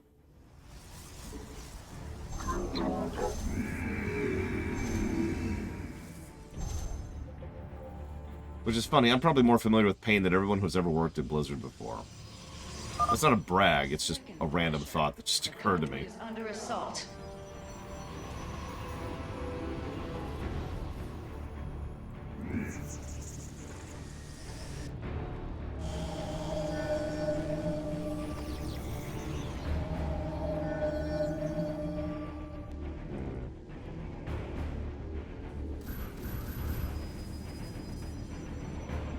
From the shadows I come. I am but a phantom.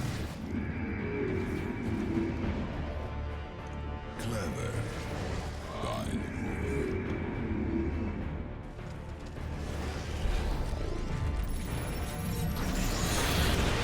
It's like 3 would be enough to kill a turret. Good to know. Clever. Cartoon. Notice a general absence of detectors on this mission, by the way. Did you catch that? It's almost like they knew they'd be giving us Dark Templar and wanted us to be able to do something with that. Well, not for a weird thought. Starcraft 1! The Thrasher has been eliminated. This would be an opportune moment to clear the launch bays.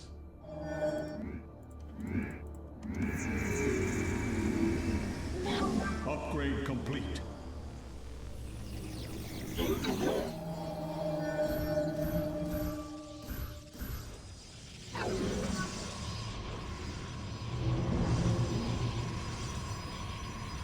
Sure. Gum gum.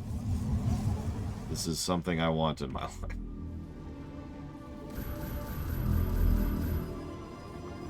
Okay, we don't have a lot of anti-air, but 8 zealots and 8. What you fix is nothing to sneeze at. So what's the timer here? Okay, so I need to hurry the hell up. In other words, the turrets should be able to deal with that. Base is under attack. I am intrigued.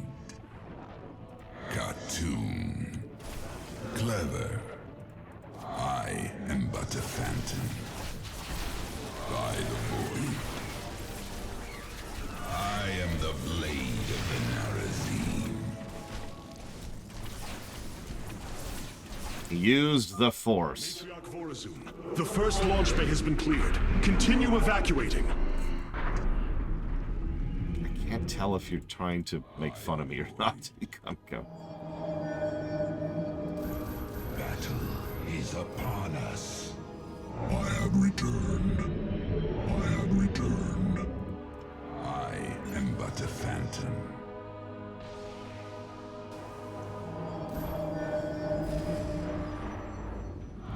I walk the shadowed path. Yeah, but I don't have the resource backing to do Immortals the way I want to. Secured a second launch bay. Although, speaking of which... Well done. Half of the bays are launching evacuation ships. Up there should do... Well, no, that's not gonna work. There? No. I'm too cloistered in here. Another Thrasher has appeared. You know what must be done. I can't remember where the Solarite is. I am intrigued. Okay. By the void. I am the blade of the Narazim. Yeah, there's one of them.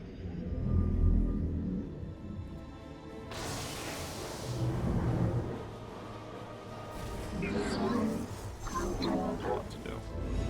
Engaging foe. Our blades meet the enemy.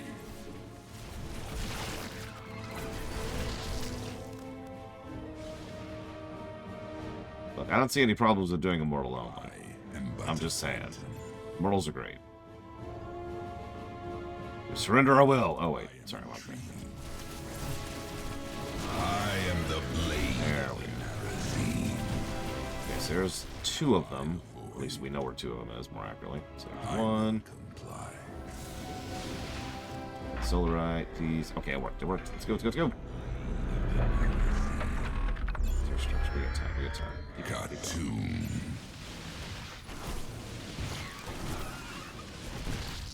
By the void.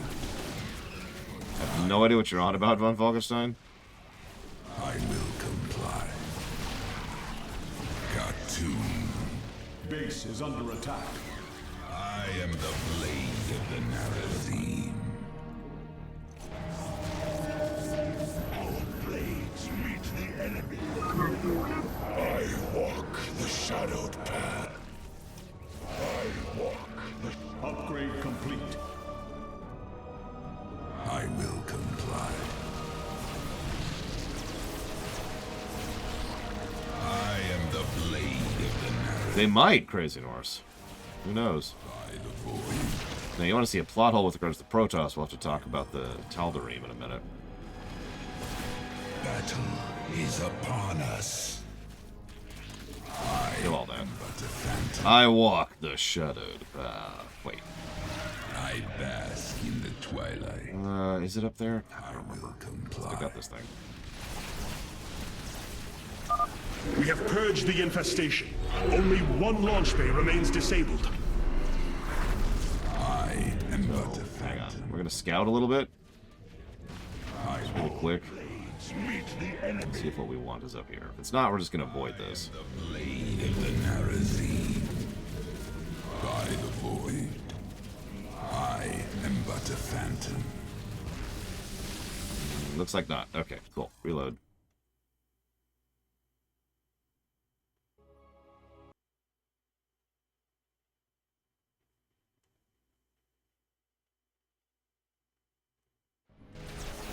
I am but a phantom. Just gonna grab this one. Cartoon. Nope. Fear is an illusion.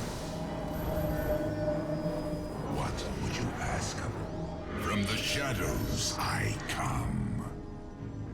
I have returned. I am the blade of the narrow. Good question, Eva. What do you think of their visual design? Tell me everything about your opinion of their visual design. Engaging foe. Yes, Gum Gum is actually under the control of Palpatine as we speak. There's two. I am intrigued. Clever. I am the blade of the Narazine. Our blades meet the enemy. I will comply. Amon has sent another Void Thrasher against us. Slay it before the conduit falls. Clever. There's my expansion. Not that I need it. I'm missing a frickin' Solarite. I am intrigued. Solarite. I will comply.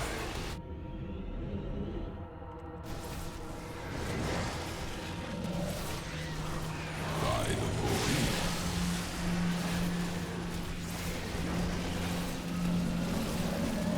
Engaging foe. That should buy the conduit more time. Nasperu Unatar.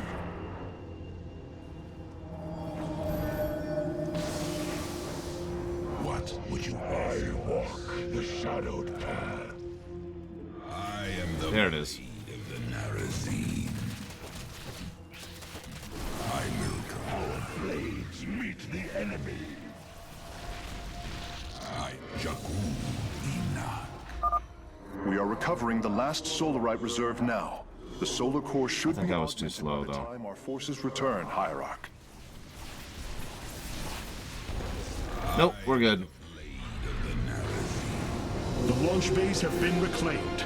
Matriarch, you may complete the evacuation. You have saved my people, Artanis, and they will never forget it.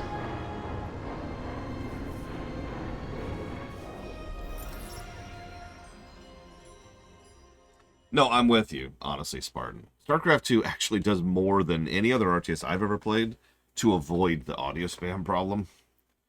And still doesn't do it nearly enough. In fact, it wasn't Heroes of the Storm until they finally nailed it. I was going for that objective right there. It was basically a timer objective. Free all the launch bays before the last Void Thrasher appears. And of course, I wanted the Solarite on the way. No, Spartan, I have given it 3. Actually, 2, but... Despite this tragedy, I am pleased to see you once more, Hierarch. I had hoped that our next interaction would be your announcement of Ayer's reclamation. As did I. Instead, the Templar have fallen. Then the threat is greater than I realized. We cannot let the same fate befall Shakuras. It's too late for that. Amon Zerg poured through the warp gate as a tide of flesh and blade. They have already overrun Telemetros and are nearing the shrines of Lazul. This world is lost. With such an infestation, Shakuras must be destroyed. Destroy Shakuras? I will not permit this. Permit? Shakuras was my people's home long before we offered yours sanctuary upon it. I will not let this world be a den for Amon's forces. Worlds may fall to ash. What matters is that we endure.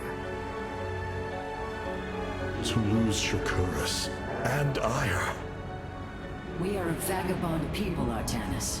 Our true home has always been Ayer. Let us reclaim it together. It is fitting that the daughter of Raja Gal decides the fate of the world she helped forge. Let us make preparations at once.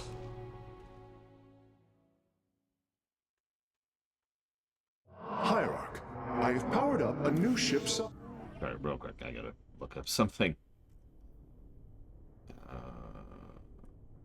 It's Amon's Reach. Sorry.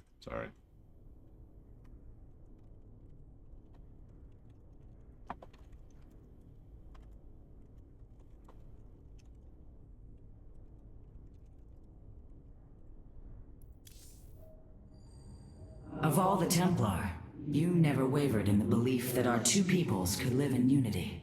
It is something I admired in you. It is ironic to hear you say this. All this time, I believed you were reluctant to accept the unity I sought. You and I had many a disagreement in the Twilight Council. For day by day, I saw my people losing what they were. I saw our precious old ways erode. You wished to preserve them. I am Nerazim, Dark Templar. I hold great pride in my people. But you are also Protoss. That is the greater affiliation. That is not what the Conclave believed when we were exiled long ago. Your kind had ire. Our culture is all we ever had. No comment.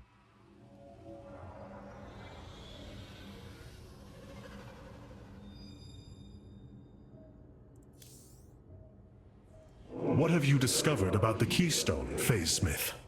Only that my skills may be inadequate to assess it. Explain. Imagine the Terrans obtained one of our fabrication matrices. Could their scientists ever understand its engineering? Yes. The task set before me is of a similar scale. The Xel'Naga were beings beyond our understanding. Keep working, Karax. I have faith in you. Oh yeah, a minor touch, and I would love to hear Evo's thoughts on this, and since she's great about visual design. The lighting of a lot of the early missions here is deliberately subdued. In fact, the word I would use to describe it is twilight, very deliberately, to try and get across the tone and vibe of this being the end war. By the way, that's actually the formal term for this conflict. This is the end war. So, yeah. So we could get the warp and reinforcements now. We also have access to warp harmonization. Stargates and robot facilities can now utilize warp technology. Warp in cooldowns are 20% faster than original build times. If I want to go Immortals, or Colossi, Carriers, or Beam Rays, or anything, yeah. But the thing is, that's the automated assimilator. There's also the Nexus Overcharge. Allows the Nexus to attack nearby units for a lot. 20 damage is a good frickin' turret. But no, we're going to go with that.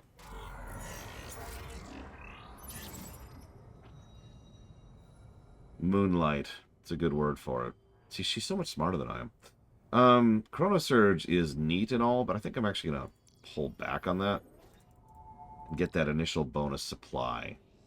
Because both Chrono Surge and bonus supply accomplish the same general objective, and that is early launch, early start. The downside is that leaves us with extra solar. I had nothing to do with it, but I think I could live with that for the moment. Or I could do this. Have a little bit slower construction time and gain the Chrono Surge and the Orbital Assimilator and the starting supply.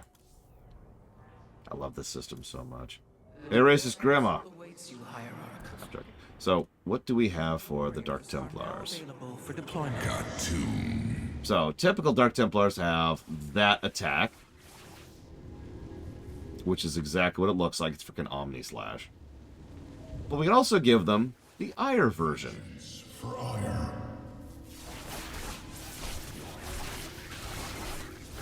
Which is not as good. But, nevertheless, it gives them an emergency recall. They're automatically recalled to Shrine with full shields and life upon taking fatal damage, once per minute.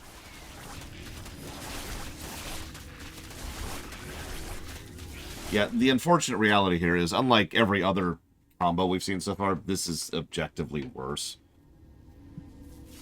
The Super Nuke is just kind of crazy. This thing, what do they call it? Shadow Fury. Yeah, Shadow Fury is just kind of silly. The evacuation ships have reported in. All are present and are being escorted by the Spear of Adun. Really minor touch, but I like how Shakuras is still a desert. Because, Brood War. This was not an easy decision. Hey, we have all the achievements. I'd rather see Shakuras destroyed than overwhelmed by Amon Zerg. We have much to plan, Hierarch. By the way, the final achievement, which we got last time on camera, is hold out until 1.8 billion Zerg arrive on Shakuras.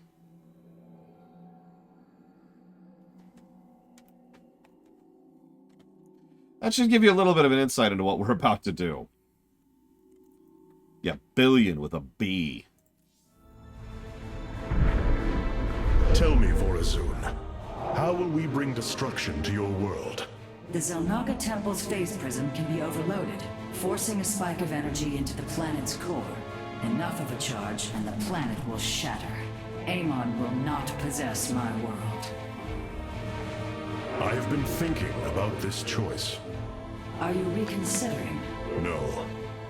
My time here has reminded me of the courage of your people.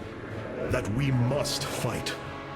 If we are to suffer, then so too will Amon. We will lure as many of Amon's hybrid and Zerg through the gateway as we can. Only once enough are through to wound him will we overload the temple and flee. You mean to bleed him? Bold. But we can't risk the forces it would require to do such a thing. Leave that to me, Matriarch. I have learned much from the Dark Templar. Now, what's funny is, I kind of like this mission, because if you paid attention, we could activate the temple right now. We could just be like, yeah, we're done. Boop. But we're going to deliberately strain this out in order to try and cause as much damage as we can. Whether that's valid or not is debatable, because the Zerg can replenish their numbers at a silly pace. In my opinion, though, this is the correct call, because while the Zerg can replenish their numbers, part of the problem is the Amon Zerg forces have a tremendous amount of forces because they've been sitting on Ire for the better part of the last 4 years, right? 5 years at this point, excuse me. So, they've had 5 years of buildup. We're going to take a bite out of that. So, sure, the Zerg could eventually replenish, but not that quickly, right?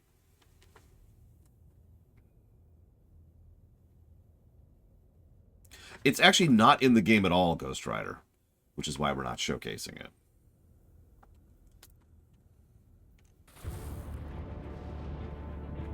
So you may recognize this mission because we've done the co-op version of this. That's going to happen a lot. Naga Temple grounds. Artemis, how go your preparations? I am configuring the temple now, but without the Uraj and the Callus, it will take time. Time is not all it will take. The temple's energies are regulated by 3 Zenith stones. Only once they are destroyed can the temple be overloaded. Until then, we must defend it from the Zerg and their hybrid masters. The Nerazim have long used Kadaran monoliths to protect our lands. I see your Phasesmith has become familiar with them. Indeed, Matriarch. The monoliths are quite deadly and fire a considerable distance. They should prove instrumental in our defense. The moment has come. Let us begin.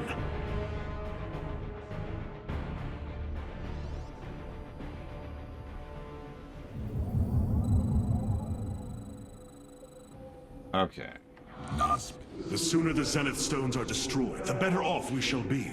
The Zerg will overwhelm the temple grounds shortly. Agreed. Although, should it become necessary, my Dark Templar can sneak through the enemy and destroy the stones. You have not enough minerals.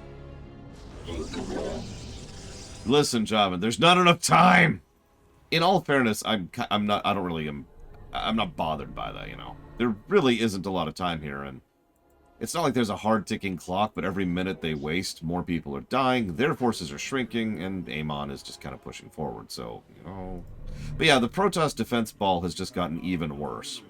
Now we have a Kadaran monolith, photon cannons, and batteries. The Zerg gather for an attack to the southwest. Ignite your blades, warriors. Oh yeah, with the automated refineries, we can do things like that. So now we just have 4 refineries producing gas. Yay. I do think the cheesy dialogue works better. I'm probably still not going to give a dialogue positive, but it's certainly not as aggravating as it was in both of the previous 2 campaigns. Ask of us. I am but a phantom. I will comply. You got it, Wandering Null. So I've decided very recently to change my policy on that. So you can't put that towards anything. It's over, Wandering Null. Sorry. What I meant to say is you can put that up to 3 things if you want to. Instead of just 1. We are done! Oh, God. Yes. Hierarch, there are more resources nearby. We can construct a second nexus near them to accelerate our harvesting. Really? Did you know that expansions are a thing in an RTS? I know this is a brand new concept that has never occurred to you before, ever. Take your time. You have 5 seconds. 1. Base is under attack. I know it, Loner. You were just sitting on him. Oh, absolutely, Eva. No, the color coordination is great. It's very visually distinct, which is important because, I mean, at first glance, this should be boring gray. Preparing to attack from a hive to the northwest. But it isn't. I love it. blade of the narrative. BRPG stands for Bethesda RPG. There's not that many of them, but there's enough that we decided to call it its own category. Like Fallout New Vegas, or Avowed. You seek our service. Or, Clever. Outer Worlds. I don't think about that.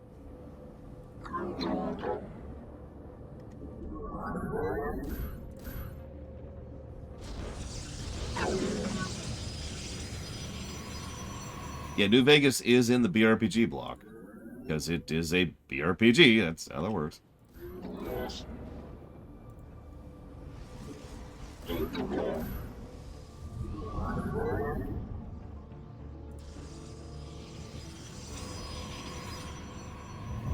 Alright, let's kickstart our production a little bit, shall we? Go, my minions! Go, my minions! Ah, ha, ha, ha, ha. Are you fine?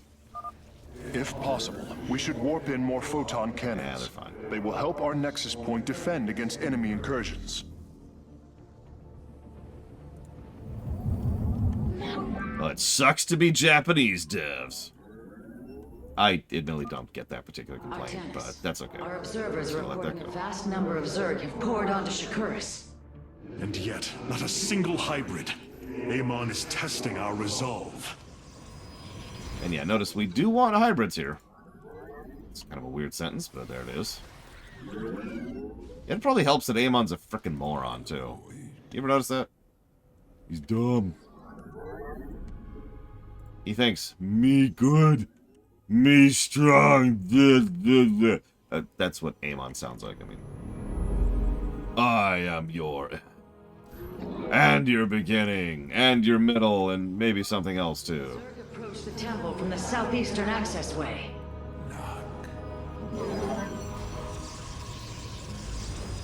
Did you not like Outer Worlds, Javin? Random, honest question. I'm actually curious. The darkness rides. I will comply. He is using tactics. I'm actually being facetious. I'm just making fun of Amon because he's a moron.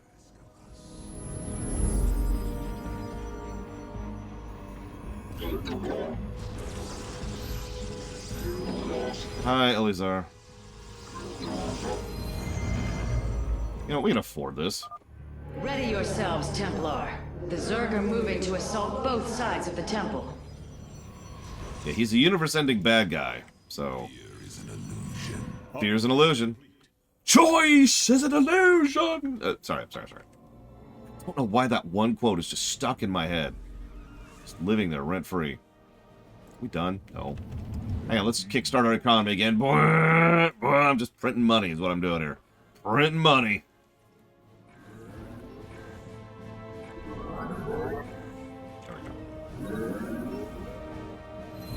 The new turret is awesome. Any questions? Give me a second. I actually do want to talk about this a little bit. We're going to put some photons as screens for the mega turrets. How's that for a weird thought? Photons as a screen. Oh, I need a second pylon there, too. Yeah, exactly. I'm Powell boosting my economy. I can't believe someone actually got that. All right. And let's get some screens going. I know, Javid! Isn't it great?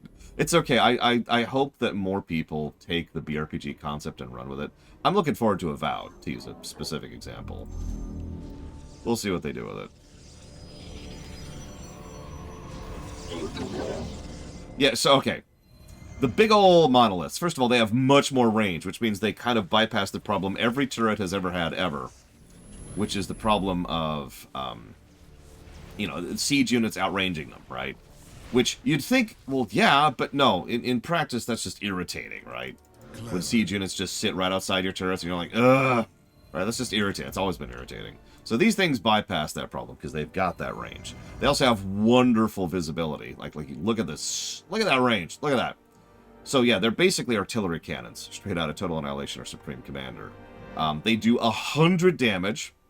A little bit slower attack speed than the pylons, but they also do, or excuse me, the photons. But they do 100 damage ground and air. And yeah.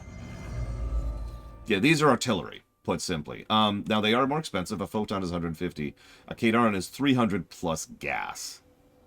Thing is, they are extraordinarily worth that investment. For those of you familiar with the reference, these are the Tesla cannons. Or Tesla turrets, or whatever. Towers? I've seen this tactic before. They are transporting ground forces. Destroy the overlords, quickly. Tesla coils? God, it's been too long. I can't even make my own reference.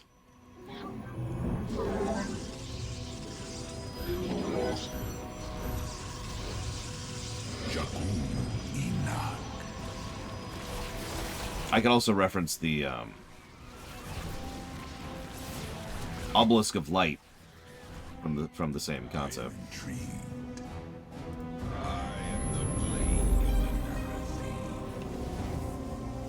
The reason I'm mentioning the Tesla and the Obelisk of Light specifically. There are nearly 500 million Zerg on Shakuras. All of them moving for this temple. Let them come. The Templar will endure. Is specifically because this is a more expensive, but just kind of better in every way defensive fortification. That's the vibe I was going for. You are, of course, correct. The Grand Cannon of France, which was Red Alert 2, I believe, right? When they actually had like the unique units per side, is another excellent parallel there.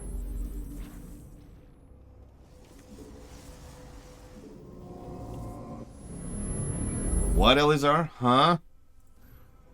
Can't even tell what Elizar's saying. I think he's talking nonsense. I suppose I should get some kind of forces going. I guess. Let's see.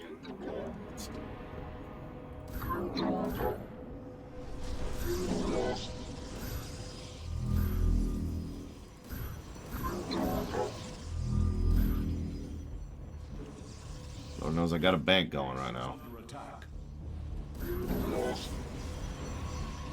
Yeah, the front lines are honestly kind of fine right now.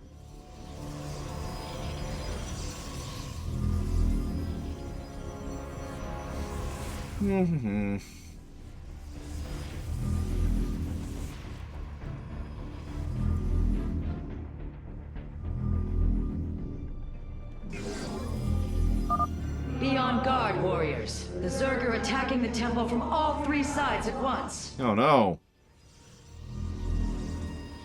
Boy, that's a bad thing, isn't it?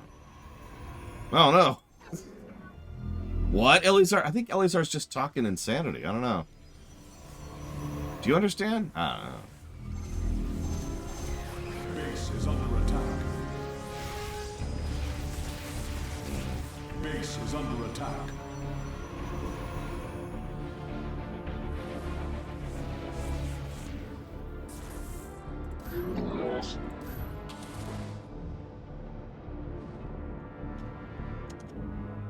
I love batteries.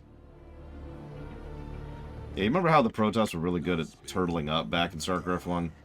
No. No. That's what I thought. You get to try out Annihilators. This should be fun.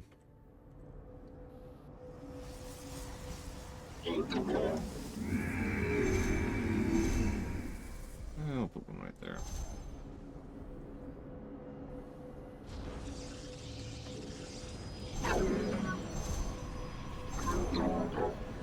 Base is under attack.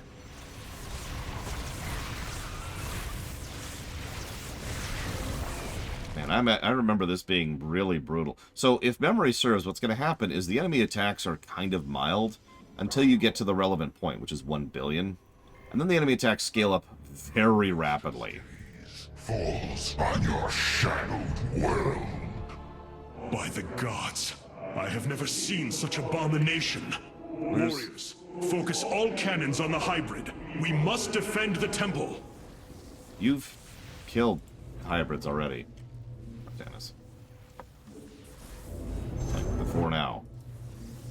I mean, I guess technically you don't have to have done the core hall missions before now, but come on. A great many Zerg now stand between us and the Zenith Stones. It would be wise to use my Dark Templar to destroy them, Hierarch. Okay. I'm making fun, Elizar. I'm in no hurry. Obviously, I'm going to accomplish the main objective, which I have to do to beat the game. I've beaten this game before. On camera. On hard. In fact, I've already gotten the achievement for this mission. All of them. Base is under attack. So, let me try this again. What Zenith Stones? What are you talking about?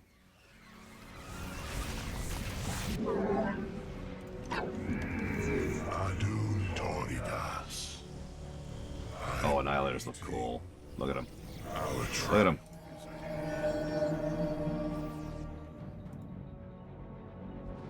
It's okay, Elizar has no faith of the heart. Hierarch, I have never borne witness to so many Zerg. Was this the threat my mother once faced? No, Matriarch. This threat is a far greater one, and it will take all we have to resist it. I have returned. I have returned. What is this, the prequel trilogy, Javin? Oh wow, they actually damaged a cannon. I'm shocked by that.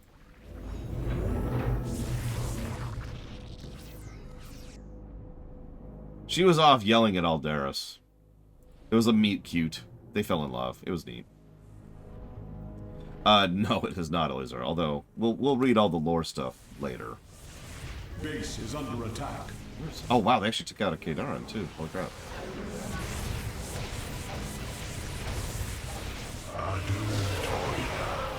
Yeah, Vorazon probably should have irritated me, but she doesn't, so I'm with it.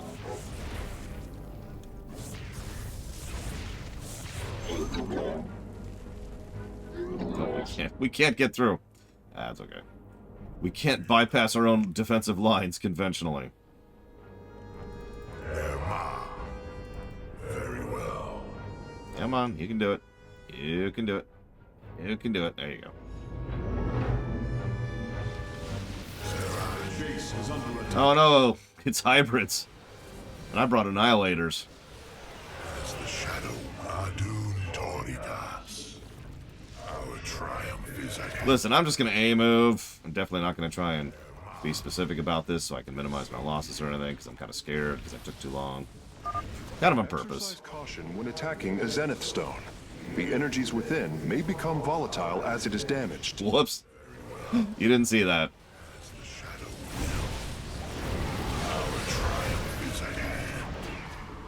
So be it. For ire, boldly. Erma. Base is under attack.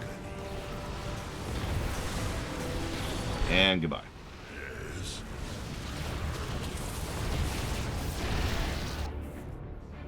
Our triumph. Enjoy lunch, Dark Day. And the temple is beginning to align. We must destroy the Zenith Stones before it is too late. Yeah, blah, blah, blah. Hierarch, I have discovered a solarite cache beneath the Zelnaga temple. If we can hold longer, I should be able to retrieve it. Begin the retrieval process, Karax. We will hold the temple as long as we can. Base is under attack. Base is under attack.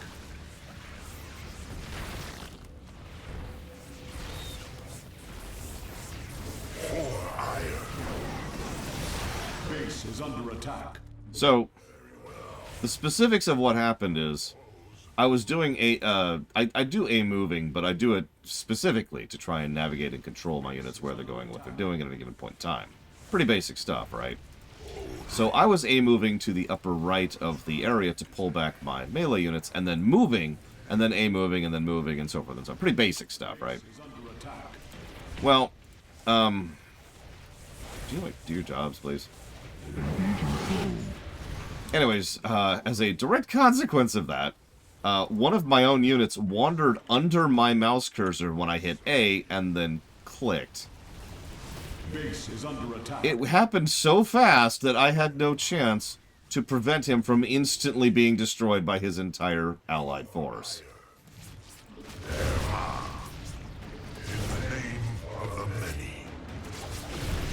Base is under attack. Like, he was just one shot.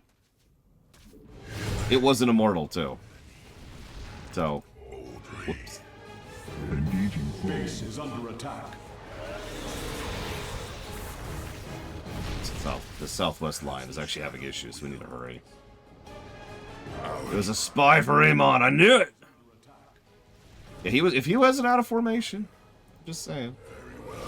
Base is under attack. The temple is readied, but the Zenith stones inhibit its power. We must destroy the Zenith stones now. Yeah. So yeah, this is actually going to be kind of hard, because now the enemy attacks escalate quite a bit. Yes, Evo. You'll notice the southwest line is actually starting to fall a little bit. Just a little. So we're going to reinforce a little bit here.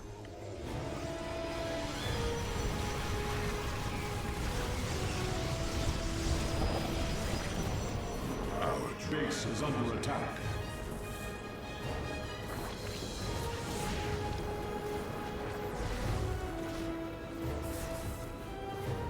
We might still not be able to reach it. Base is under attack.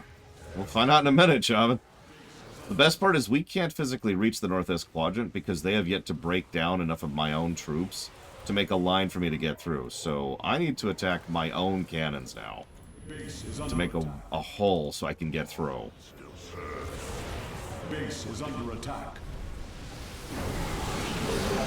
Interesting problem to have. Not gonna lie. Scooch through.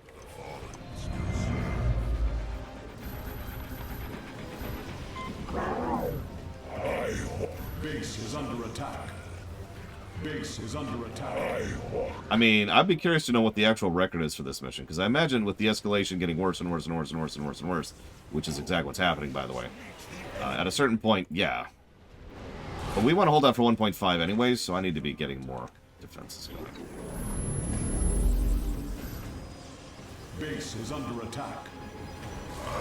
Come on. See, normally I'd have my mobile force as the defensive force, but they're busy. 2 billion. Oh, wow. I don't remember what actually we got to last time. Base is under attack. Boom. There. Done. Get out of there. Look at that mini-map. Artanis, the Zenith stones have been destroyed. The temple can overload at your command. Yeah, so let's get back to base. Let's start pulling our defenses back up. I want to hold up for that 1.5 marker. After 1.5, the attacks are going to escalate even more, by the way. No, yes, go ahead, Evo. Thank you for asking first. It is your artwork, though, ultimately, so I don't really have a say in that. But I still thank you for asking. You must place that. I have returned. You must place that.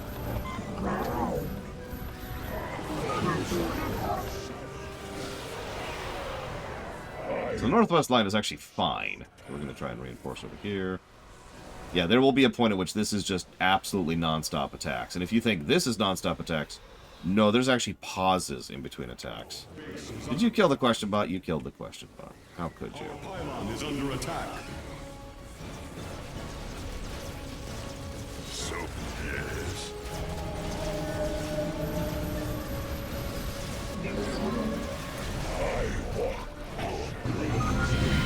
Fire's 1.5. It is done. We're not going to be fancy. Solarite has been successfully warped aboard the Spear of Adun. Yeah, we're not going to be fancy. Templar, initiate dimensional recall. Get to safety, now! Nidus worms. The Zerg are poised to breach the temple. Have faith, Matriarch. Your fallen people cry out for vengeance, and they shall have it.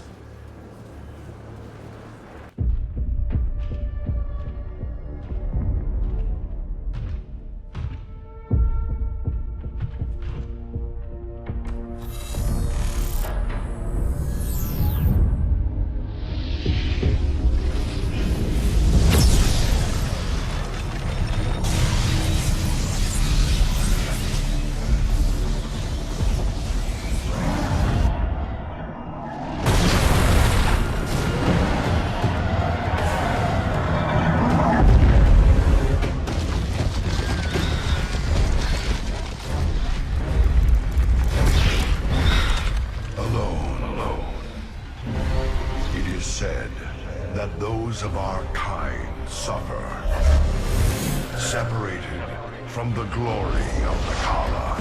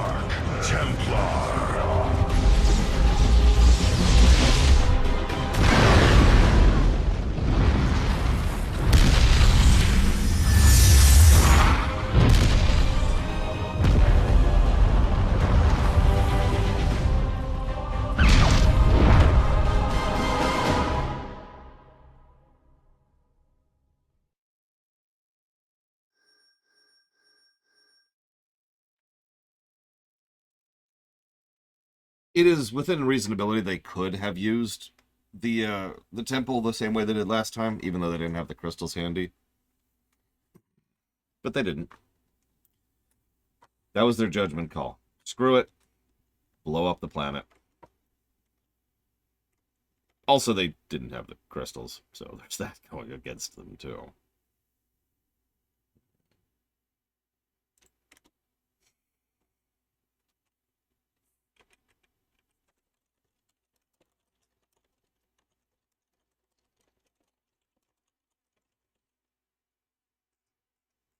It is cheesy as hell. Like, come on, Artanis. Give me a break. Agreed, Jovan.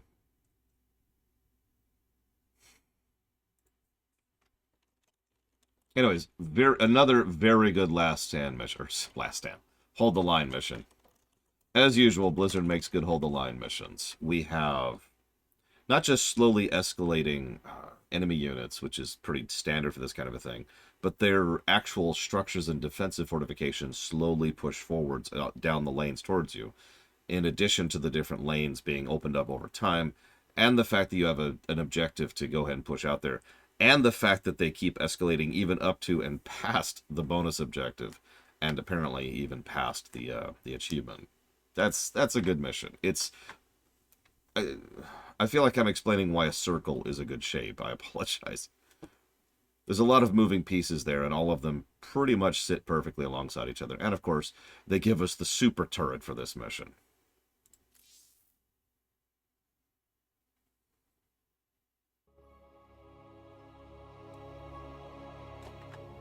Doors that way, Saffron.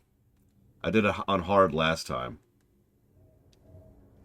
If you want to go watch the VODs for that, they're still on YouTube. Fan art?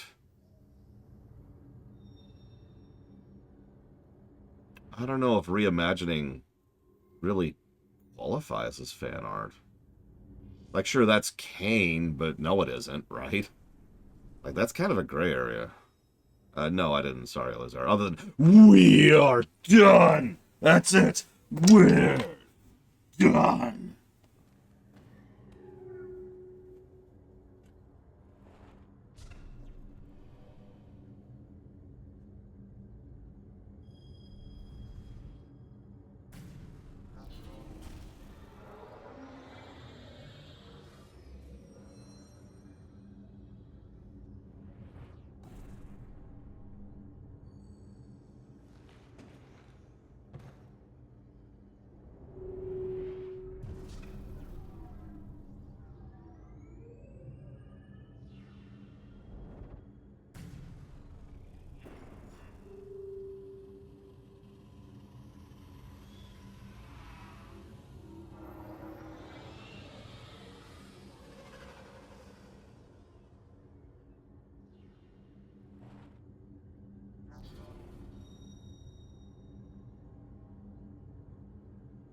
Anyways, Hi.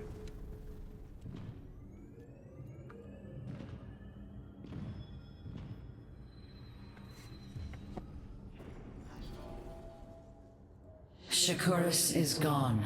It has become one with the eternal night. But the traditions we forged there will remain with us forever. Is that still possible, Matriarch? More so than you may realize. What do you know of the Shadow Walk, Artanis? Little. Your people closely guard their customs. It is our most sacred rite of passage. The Initiate stands alone. Members of her tribe strike against her from the shadows. If she endures, she becomes a Shadow Hunter, true Dark Templar. Why do you speak of this? You stood alone, as Dark Templar, against countless enemies, risking your life for the many. You have walked as we have. You have walked the Shadow Path already, Artanis. You no longer have the Kala. You are Dark Templar. Yeah. Or, I mean, good. I can't wait to tell my racist grandma.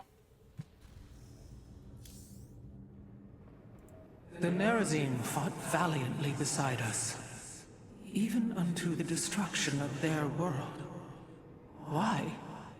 Their homeworld has always been Ire. They have never forgotten it, or the sacrifice that delivered them to safety. You speak of Adun. So saith Judicator Zentheon. Adun failed to eradicate the rogue tribes, those who call themselves the Dark Templar. We witnessed the burst of the Twilight Star. In that treasonous instant, Adun ushered the heretics and himself to fate, purifying Ire of their taint, but allowing them life. Treason? Adun chose mercy rather than committing genocide. This was a noble act, Preserver. Was it? I see history through the eyes of those who lived it, Artanis. Perhaps this is why you are blind to all that is before you. History's truths are only ever understood looking through the backwards lens, seeing its consequences take root. As a preserver, I have always experienced history as a living, breathing now, as those who experienced it in the moment did. Perhaps I should consider the way you view it. If the Conclave weren't brain-gobbingly... If the Conclave had a brain, then yes, Saffron. I would agree with that.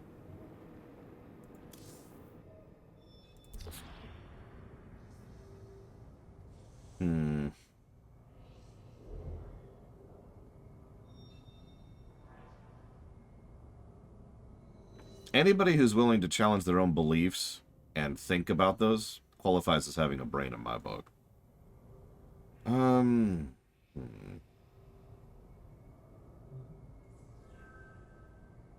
Let's go ahead and just do that for now. In Arudin, Shakuras. Yeah, Shakuras is over there. People are going to be mining that planet for years. That'll be a fun story. Let's have a story about the mining rights to Shakuras. Valerian's like, so... The protesters are like, quit it! I didn't even see your question, Elizar. What's your question? Shakuras has fallen, and Amon's grip tightens. God dang it. If we are to stand against him, we will need more than warriors. As Hierarch, I was made aware of a location where our Kalai scientists experimented on new weaponry in secret. Within the Glacius facility, the Purifier program has been reborn. We must recover this immensely powerful technology. I mean, that would be a cool event to happen during that Starcraft city builder that I really want to happen.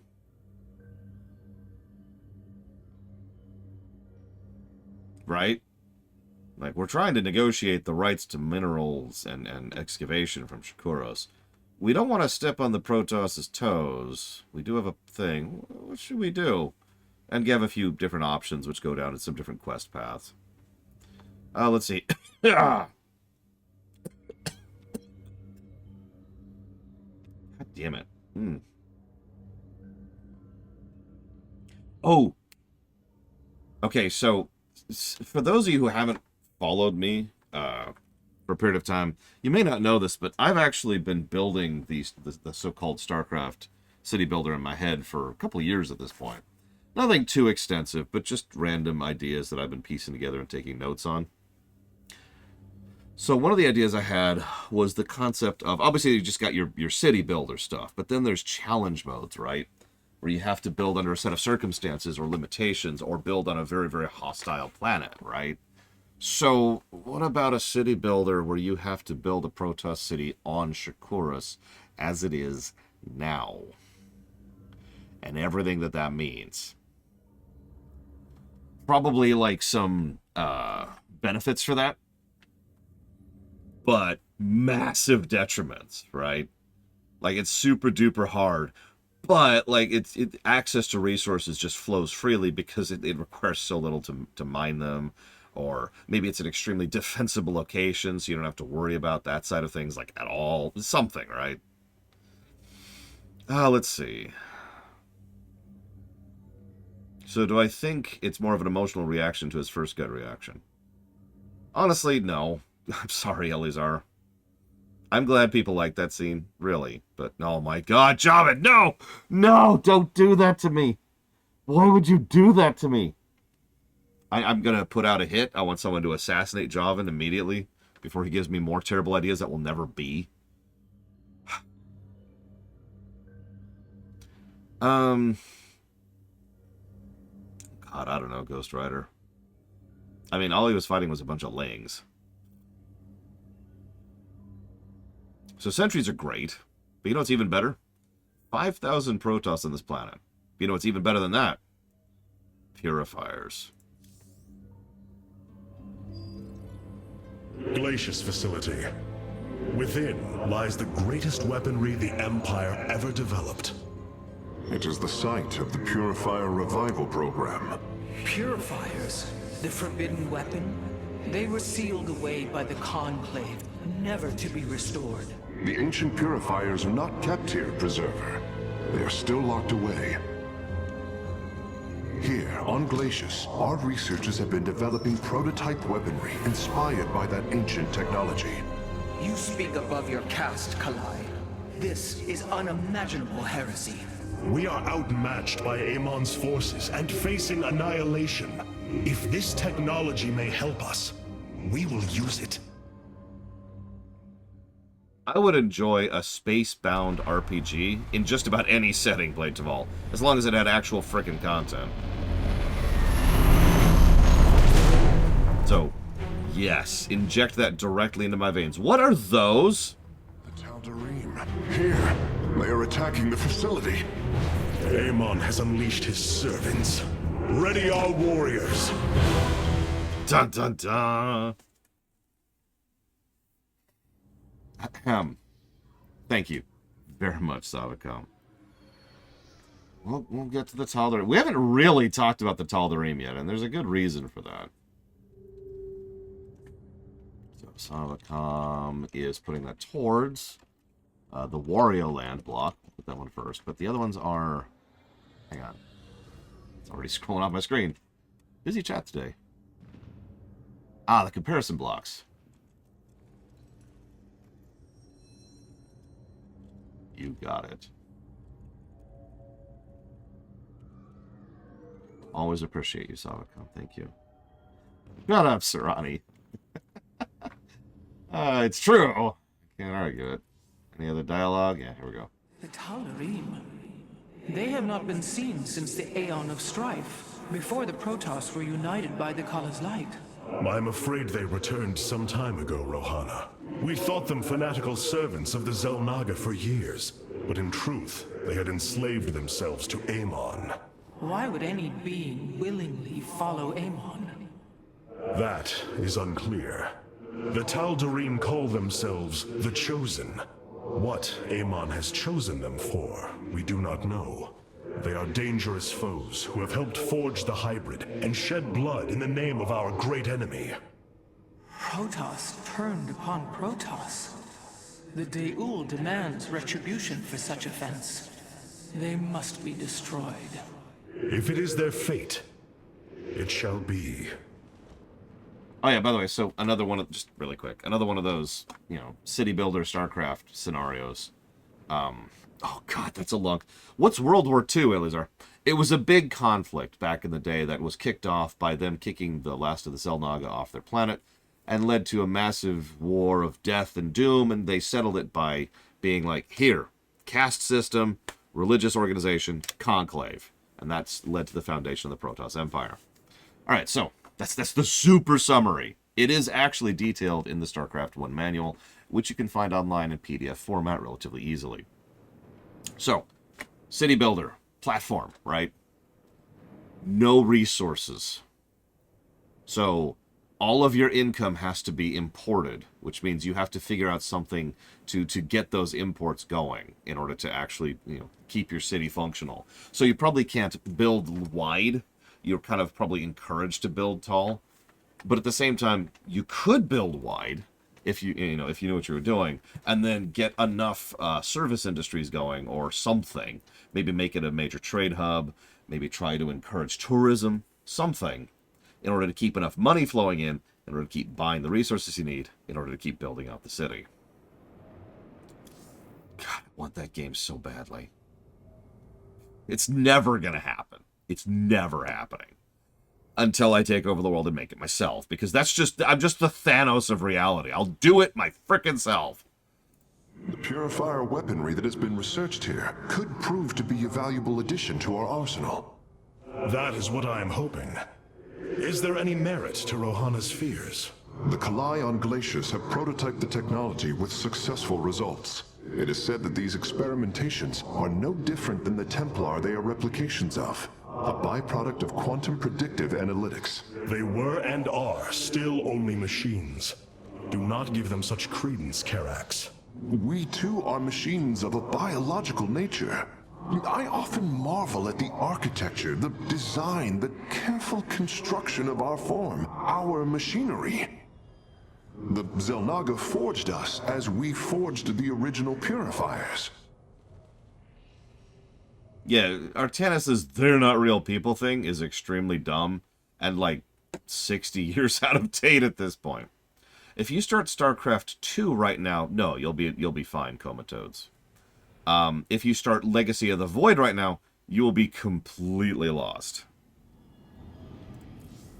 Many of my Dark Templar have volunteered to act as scouts for us. They will keep us aware of Amon's movements. Yeah, they're trying to introduce the concept of a mind fork, and they're doing it in the most face-palmingly way possible. It's like, guys... Yeah, how many different sci-fi works over the last century have already covered this in spades?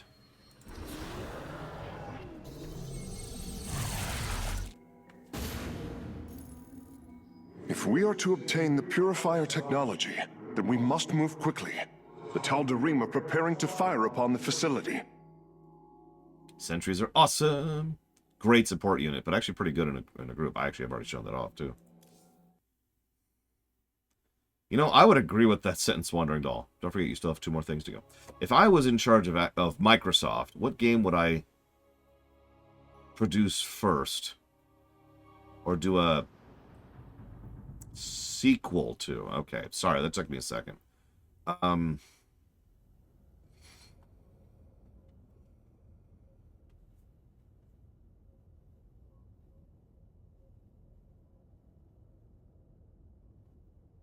me chew on that. Hierarch, the Tal'Darim are unleashing their mothership's phase displacement beam against Glacius's orbital defenses. I am First Descendant Alarak, and I've been charged with destroying this facility. You seek the technology vault, but you are too late. It will be annihilated along with the rest of this pathetic world. Use your time to withdraw from the system, or remain here and watch your forces burn to ash. I care little which you choose. He is not entirely correct. If we begin now, our forces could outpace the displacement beam. Then we are going in. So, soft enraged slow timer mission. Also, that's John Delancey, but here's the deal. John Delancey's cool and all, and he's good in literally everything he's ever been in. But I'm going to say something horrific here. I think this is his best role that he's done. And yeah, I know. He played Q, he played Discord, and a bunch of other characters I'm not going to name right now. You remember when he was in Breaking Bad? He was actually pretty good there, even though he was a minor but critical role over there. But he's really good as Alarak, and that's all I'm gonna say. He just nails it. There's so much nuance. Speaking as a voice director, there's so much nuance into how he does his lines. The father, Ace, and I'm gonna say it that way because I don't want to spoil. So, yes, Discord from My Little Pony, which is probably his second best role, by the way. Yeah, he also voices the Templar's leader in XCOM 2, which he's also good at. And he's good. He's a good voice actor, and he's a good actor. Probably the only time I've ever seen him not do a bang-up job was in Picard Season 2. All right, so, moving on. Sorry. Shade. Let's see. Where's my character positives? I haven't any yet. I haven't been building that yet. Let's fix that. Sorry, give me 1 second. I gotta reorganize my notes here.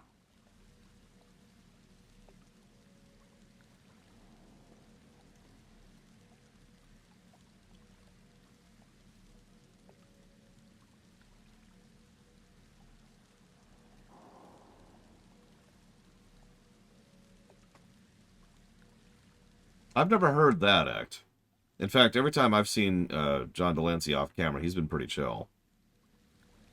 So who knows? He tends to not do conventions as a practice. Like, it's not... He doesn't do the circuit, is what that actually is. Some people just regularly hit the circuit and they're like at every convention. That's not John Delancey, or at least it wasn't. I should use past tense.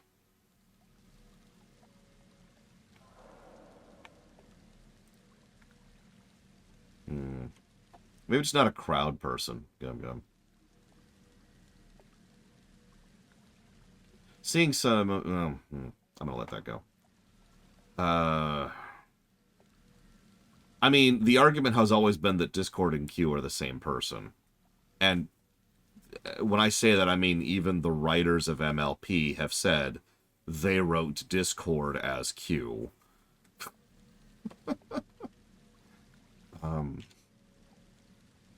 Anna, Borazun, Karax. How's the other guy?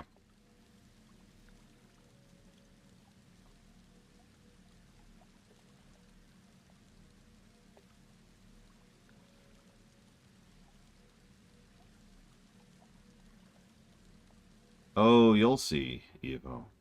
You'll see. Sorry.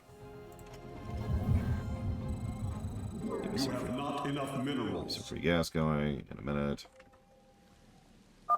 The displacement beam is advancing.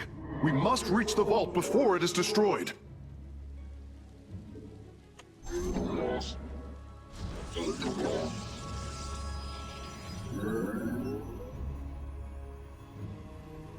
You have time to kill all the cool Protoss. The edgy Protoss. Give us your command. You gonna give me my frickin' sentries? No? Okay, cool. Whatever is gravy for you, I guess. Detecting a Tal'Darim force amassing outside of our nexus point. No, we already got all the achieves on this one. On hard. These sentries were left behind. Let me activate them. They are quite effective at restoring shields to nearby warriors. You have not enough minerals. Do I think Alaric is an edgelord? No. Alaric is in Heroes. And he's a co-op commander, which we've actually already shown off. You have not enough minerals. And there. Our gateways are now calibrated to warp them in as well.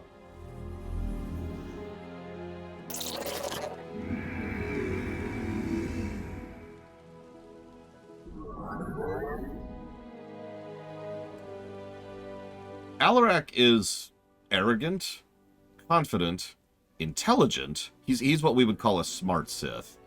And definitely someone who is used to living in amongst the Sith. Let's just call it what it is. None of that has anything to do with edgy. Unless you're talking about the fact that he's wearing red and black. And if being red and black makes you being edgy, then we need to have a chat, Elizar. Yeah, I was going to say, there are not a lot of smart Sith in fiction. It is pretty rare because, by definition, smart Sith tends to be a contradiction in terms. Let's go ahead and do the Powell maneuver here. Let's get that going. Emmett Selk or Alaric, who do I like more? Oh, jeez, I don't know. One of them has more exposure, which by definition would arguably make them better. Let's get this going. This going.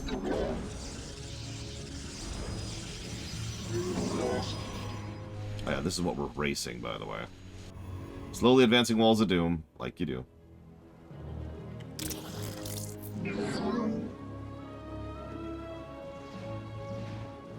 Yeah, the moment he starts talking about how all life is pain, and, you know, my entire family was murdered by a roving band of vampires. That's why I dedicated myself to killing every vampire I see. And then I secretly fell in love with a vampire, but our love must never be. That's edgy.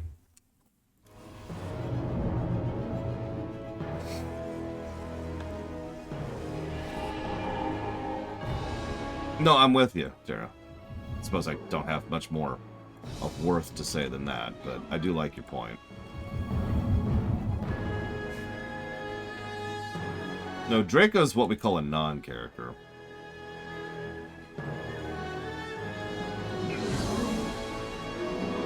Alarac's a Bond villain who grew a brain, I think, is what I would describe him as.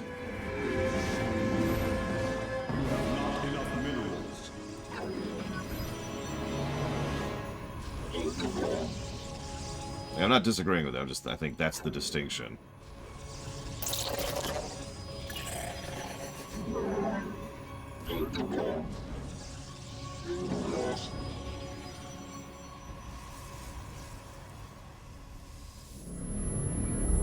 Oh, speaking of which. Now that we've got 4 going. My first game... Right. God, I don't know, Elizar. What's yours? What's yours?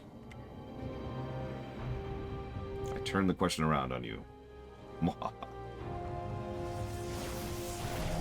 I did, and I don't think I will, Tara. I've got too much muscle memory going against me on that. Warcraft 4. Okay. For the record, that would not be my choice, or my top 5 choice, or my top 10 choices, to be completely honest. There's just so much else that needs to be done before we even think about that. 1, 2, 3, 4. And 1, 2, 3, 4. I walk the shadowed path. Listen, all I'm saying is, people saying that other people are saying that other people are edgy is just edgy. All right, we're done. We've done it. We've gone full circle. Let's move on.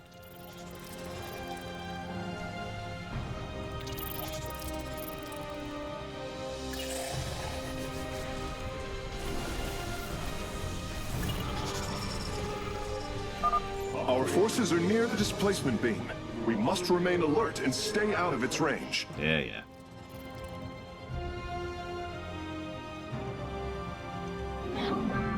Our blades meet the enemy.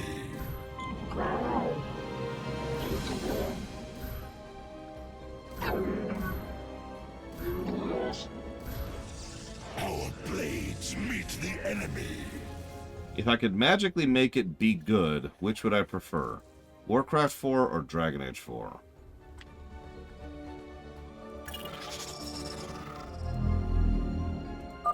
It appears the station scientists were storing raw solarite here as well. If possible, we should obtain it. How convenient. Solarite gathered.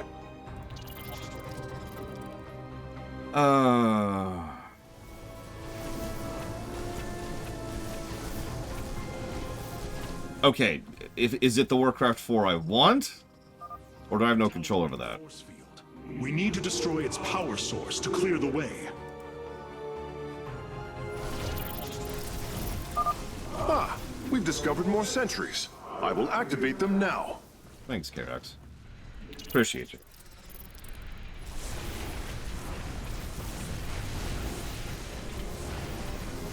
Well, there's actually several directions they could take Warcraft 4. 3 dominant ones, I would say. Option 1 is what Eleazar has mentioned several times. Use Warcraft 4 to reboot Warcraft continuity. For the record, I'm extraordinarily against that idea. Actually, I guess that's not what Eleazar said, but whatever. Sorry, my bad. What Eleazar wants to do is to tell WoW's story in Warcraft 4. That's different. I apologize. So that's option 2. Option 1 is to reboot Warcraft's story with Warcraft 4.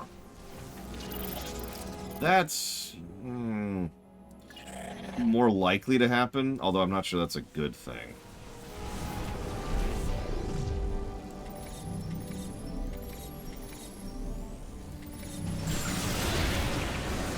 Yeah, Warcraft rebooted is a little bit more likely to happen. This is certainly the era of reboots right now. And there's a lot wrong with that, if you'll forgive me for just not going into it.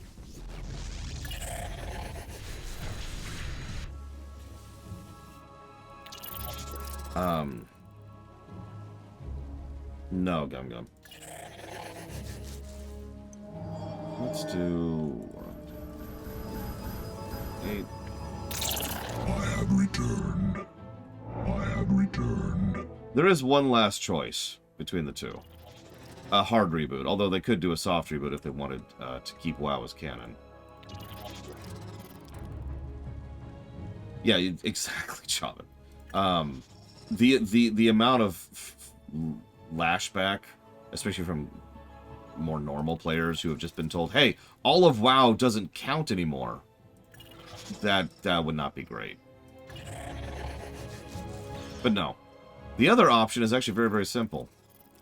That's the reboot option, Dark Day. Make Warcraft 4 the bridge between WoW and WoW 2. By the way, that's what I would do.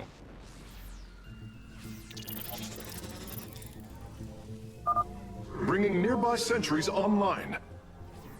Ironically, this is pretty much the perfect time to do that. With WoW effectively kind of soft rebooting itself anyways right now with Dragonflight. And the... what?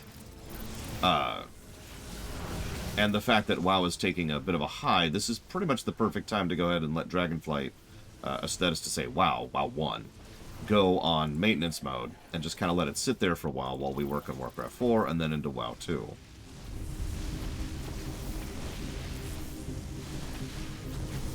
But, as like I said, the most likely thing they'll do is some kind of reboot, or reimagining, or Elseworlds. Warcraft 4 will be an alternate story instead of WoW, and like I said, I think that's the worst idea they could possibly do. I like the shuttles just baked into the sides here, by the way, along with the scouts.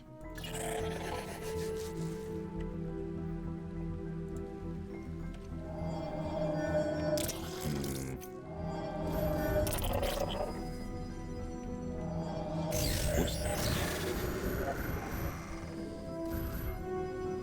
I walk the shadowed path.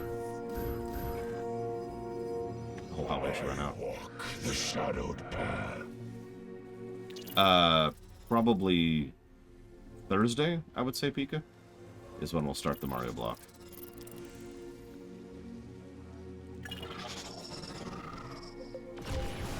Hierarch, I'm detecting movement from the Tal'Darim fleet. Multiple transport signatures inbound on the facility. Warp prisms. Clever. Alarak is activating the facility's old defenses, using them against us. I'd call it clever so much as the only option he has. But sure, we'll go with that.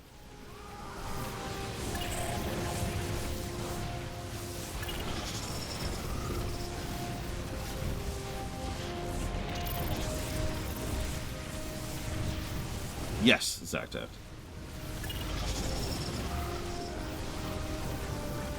Engaging foe. Where's all the other Solarite? Just scared of having been getting it. Oh, I don't know, maybe top 10 Elizar, something like that.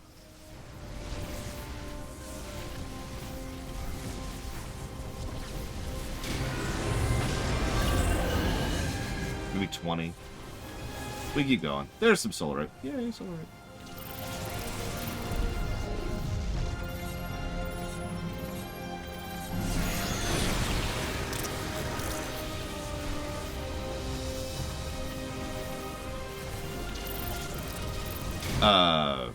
I'd probably either get rid of the houses completely, or, yeah, make them actual houses. Would be my approach there. Shoot. I just finished the mission, didn't I? Work quickly, Phase Smith. I didn't even mean to do that. Focus the disruptor on their location. Let them burn.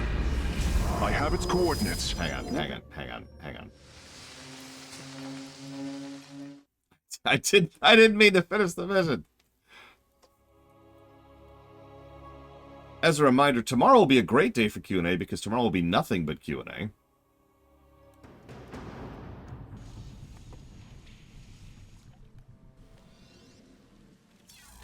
just being dumb here. Let's see where our save was at. Yeah, same time. Tomorrow is the Polemic Day stream. Nope. That's too far in. This one maybe? Let's see where this is at. Yeah, it'll be a full day stream. By which I mean, what usually happens is we sit here and we Q&A until we run low on no, there's no way, Eliezer. Remember, we've got like the epilogue. Clever. Alarak is activating the facility's What achievement did I just get? We've got the epilogue and the Nova mission still. Oh, wow. Defenses, using them against us.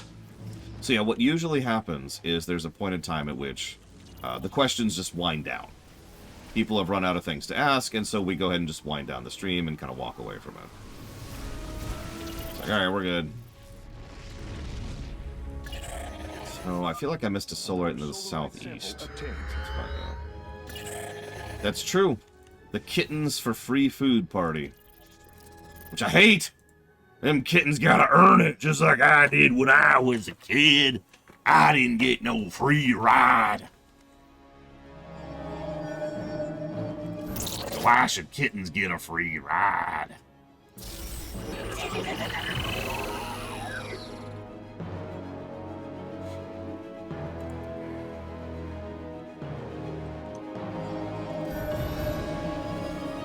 Kitten pokers with vampires.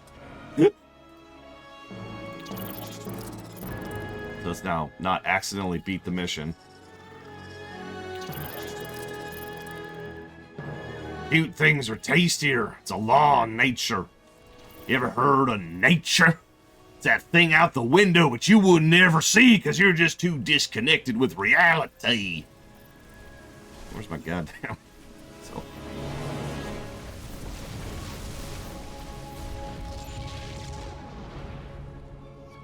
I'll answer you right now, Savacom. Yes, I think My Little Pony is unironically a great show.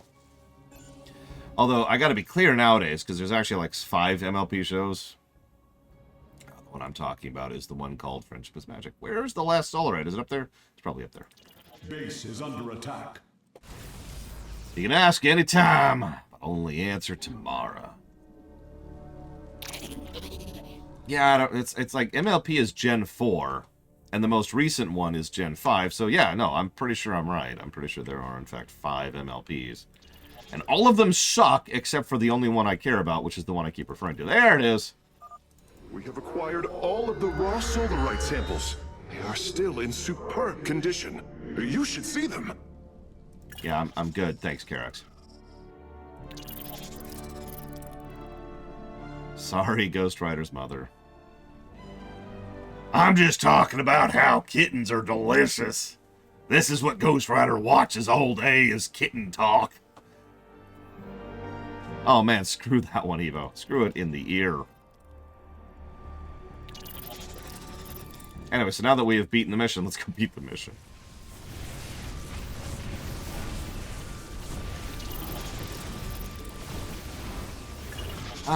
Sure, Elizar. I've never thought about it, so let me think about it. So I don't have infinite power, which sucks.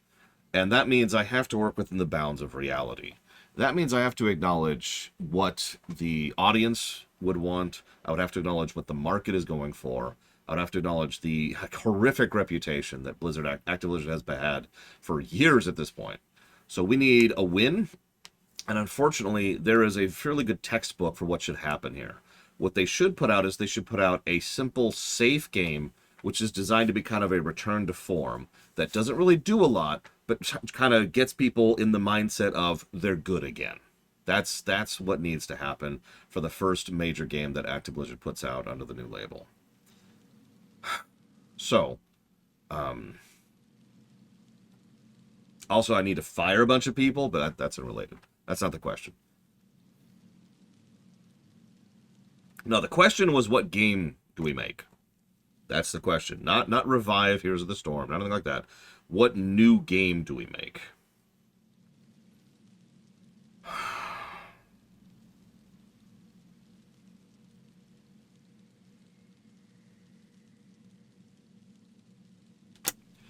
The great irony is there is no safe bet here.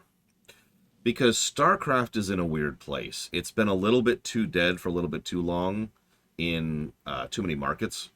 And also, anything we do to push Starcraft forward is going to irritate the hardcore Starcraft fan base, just like what happened with Starcraft 2. Now, screw them, but the problem there is that means that there is no built-in desire for a new Starcraft game other than, frankly, amongst the minority, the niche. Now, we could go with that, and I would go with that eventually, but again, that's not the safe thing. We need something nice and safe to get people into the mindset of we can do good stuff again, so it's not StarCraft. Overwatch is terrible, to put that as bluntly as possible. Has pretty much torpedoed its entire fan base, and to the point of just actually being hilarious and ridiculous. Yeah, Overwatch is also not safe. Any people who were interested in it have kind of drifted away, other than the very, very small number, relatively speaking, of people who remain standard in there. Diablo is currently being pissed on now because of a combination of D4, which has not really been landing particularly well, and DI, which is from the devil. So that leaves Warcraft, which unfortunately is already pretty saturated. We've got a WoW mobile game coming out this week, by the way. And then we've got Dragonflight, which is doing quite well, but again, is very saturated. It's already running a high. We don't need to do anything new with WoW, or Warcraft in general. So there is no safe option. I'm kind of talking down the line here. Forgive me. This is why I had to pause to do this. So where the hell do we go from there? Logically, since we cannot go with a safe option, what we need to do then is we need to find a new audience. We need to go ahead and look at one of our existing IPs, or make a new IP. Both of those are pretty much equally viable, I would say. Either just starting a brand new IP, let's make Titan, I'm joking, starting a brand new IP and just kind of rolling the dice on that, or trying to reinvent an existing IP. Now, I know what you're thinking, and you're thinking, oh, you're just talking about your Starcraft city builder. No. As much as I would love that, that's not the right call for the first option. That's not where we need to start the new era on. That'll be a later thing. There's actually a lot of games I would massively support once we've stabilized, once we've settled and all that. So this is still about our first game we push out under the new thing.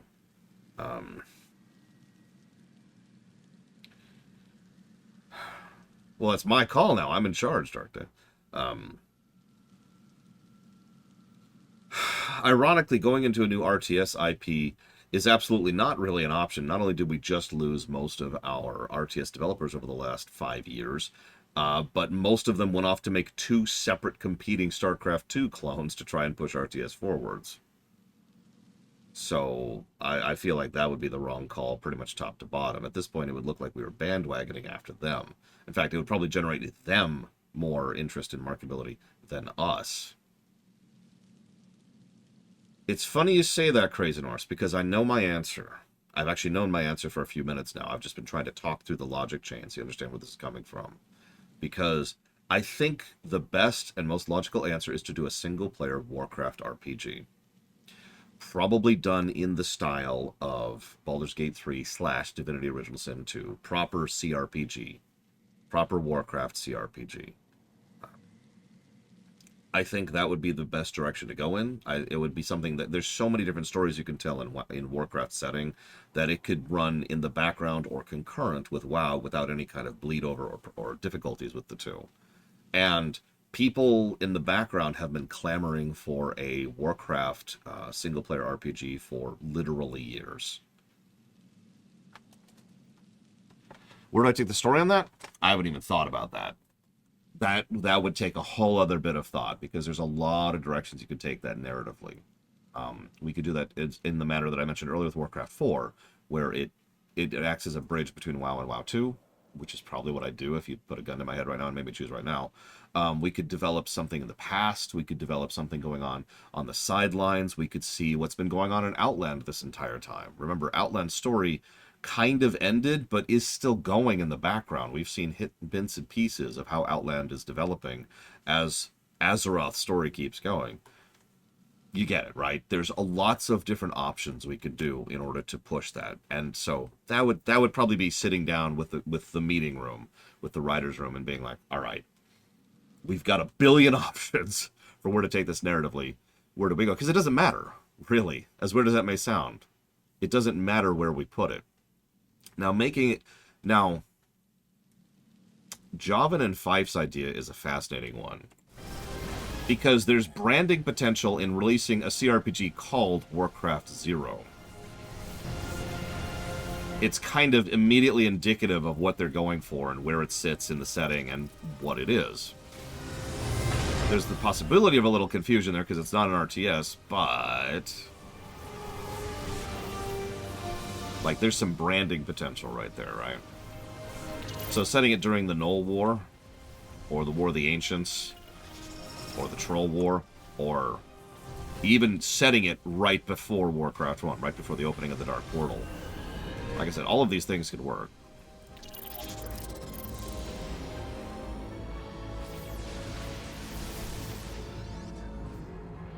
Acquiring access. Work quickly, Phase Smith. Focus the disruptor on their location. Let them burn. I have its coordinates. Warping aboard the container now.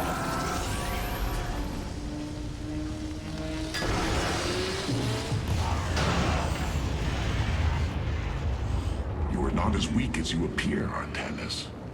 We shall meet again. The Purifier weaponry is safely aboard the Spear of Adun. Wait, there is a prototype warrior here as well. I will have to examine it more closely.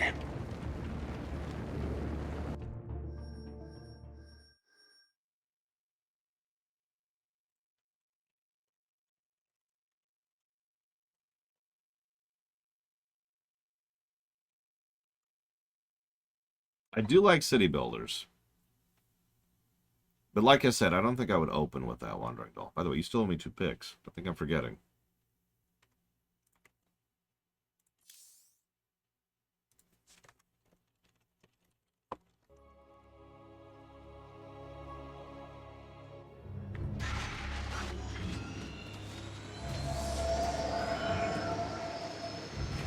You wish to see me, Phase Smith? Artanis, it is good to see you, young Executor. Phoenix? How can this be? It was his cloned personality that was used for the Purifier prototype. Given your friendship with the Source personality, I thought, well, he believes he was brought from stasis and made a Dragoon. Why are you here, Phoenix? I was given a directive by Aldaris himself to come to Glacius and serve the Templar. It is the last recollection from his memory web. The Great Templar were still encoded by order of the Conclave. Do you know about the experimentation done on Glacius? Why Aldaris gave you this order? I am a warrior, old friend. You know this as well as any. It is not my place to question the order of Adjudicator. His construction is highly advanced, an Adanium shell composed of a Trillic compression mesh. It appears he was to be the first in a revival of the ancient program. Enough! I have fought far too long for the will of the Conclave to be examined like some specimen. I am Templar, and I am reunited with the dearest of friends. Is this not a glorious day? You are right, of course. Karax, these tests are no longer needed. Phoenix, welcome aboard the Spear of Adun. I like how the camera angle subtly indicates just how tall Phoenix is. He is a big dude over there. He's basically the size of a Dragoon. And remember, Dragoons are the size of real-life tanks. Here's the deal. We talked about this earlier. Phoenix is dead. Like Phoenix died. He died back in Brood War. That's not Phoenix. I feel like whether this is going to be a good thing or a bad thing, we'll have to judge as we go. But that is the important thing to take from this. In fact, there's a conversation which I will point out when we get there, which really helps indicate this. The core is emitting an unusual number of flares. Can you recalibrate the gravity well's vector field? No. Right, of course. I'll handle it. Poor Karax. Technically is, you know the rule about technically, Zach. You and I have stood shoulder to shoulder, blades thrumming in the heat of battle countless times, and now you lead the Protoss. I well with pride at the mere thought of it. I was chosen to represent the hierarchy by the remaining Judicators and the clans of the Nerazim. I am still honored by their choice. Tassadar must be proud as well. Tassadar is gone, Phoenix. He fell, bravely sacrificing for his people. He saved us from annihilation. What? It cannot be. And Ire? Fallen to the Zerg as well? It has. How long have I lingered in stasis, becoming this Dragoon? Do you know of the Purifier program, Phoenix? Of course. The greatest Templar minds replicated. Dangerous machines that had to be shut down. They were shut down, but we have never ceased the research, and still have tried to find ways to replicate our greatest Templar. to use that ancient technology. Why do you tell me this? We are facing a war like none we have seen before. We will need you in the days ahead. Maybe even the purifiers. Then my blades are yours, old friend. So, X says the story treats it like Phoenix is back. Allow me to professionally disagree with that. The whole point, I hate to jump ahead on this, the whole point of Phoenix's arc here is specifically his search for his identity. He is not Phoenix, and everyone around him is kind of uncomfortable about that, and Phoenix himself is having trouble even processing that. I say Phoenix. Phoenix 2. And it's not like Phoenix was a particularly smart person to begin with, right? So, yeah, no, it's a mind fork. There are several lapses within my memory web over the past few days. Have you been up to something? No. Perhaps you fell asleep. That seems unlikely. Well, we'll get there. But I do agree that the way this could have been handled better, to put it very, very bluntly. I'm not sure if it's a good, bad, or both. We'll have to judge as we go. I will say I do like this character long term. But again, we'll judge it as we go. Nothing new, nothing fancy. Why don't we go ahead and grab... nothing. We're just going to live with that, because I don't want anything more than what I have right now, honestly. These new purifier designs rival any technology our people have previously conceived. The replication data is the sort that allows accurate duplication of one's consciousness. Phoenix's personality may be accurate. How accurate? Within the 99th percentile. So there is a chance for discrepancy. Quite a minuscule one. And in a lifetime, how many choices does that variation impact? Who would you be with such a difference in the decisions you've made? Keep a watchful eye on Phoenix. If he is to help us, I want to know who he is.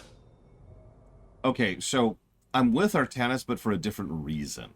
The take here should probably be, this is the Protoss messing with the program, and we have no idea how they were doing it because this is so turbo-classified that Artanis only even found out about it like a couple months ago. So, who knows how successful or accurate or dangerous this all was. And remember, the Purifier program was shut down for a freaking reason. So, this is dangerous. Like, really, really dangerous. So this does need to be handled very delicately.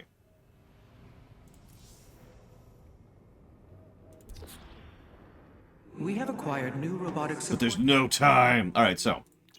Standard Sentry, which has the ability to restore shields to 2 units simultaneously. Or, boosts attack and movement speed of units. It transforms into an energy field of buff. You'll notice that the trend of tankier versus DPSier tends to be continuing here. And there's a third faction we still don't have access to, which, yeah.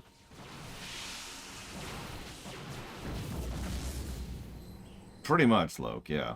Pretty much. And it's like, we'll get to it, Eliezer, don't worry. It'll be discussed in thing.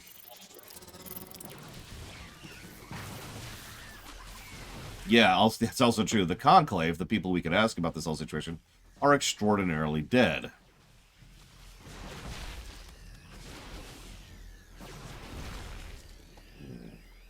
Yeah, we've been going heavily Narazim. I haven't really been doing that on purpose, although... Karax has utilized data from glaciers to bring the robotic sentinels online. Use them wisely, Hierarch.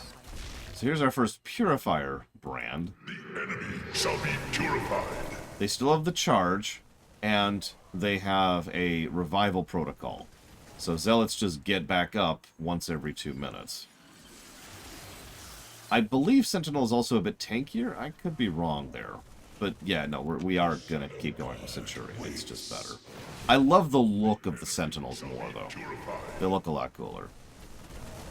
The Shadow Guard.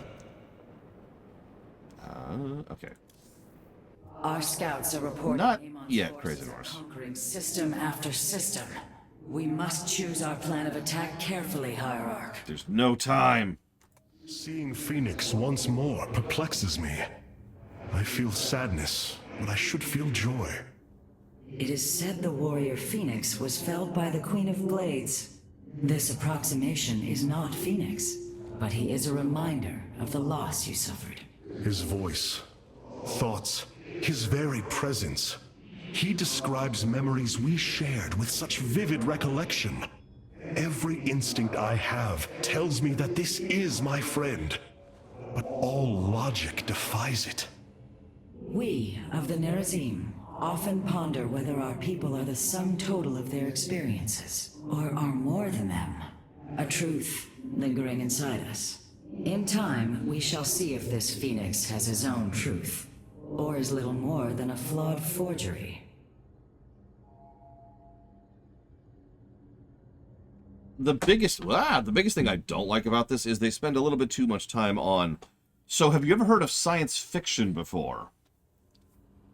I don't mean to sound negative, it's just you don't have to introduce these very basic concepts that have been analyzed and discussed since freaking Frankenstein. Remind me when Frankenstein came out? Like, this is old stuff.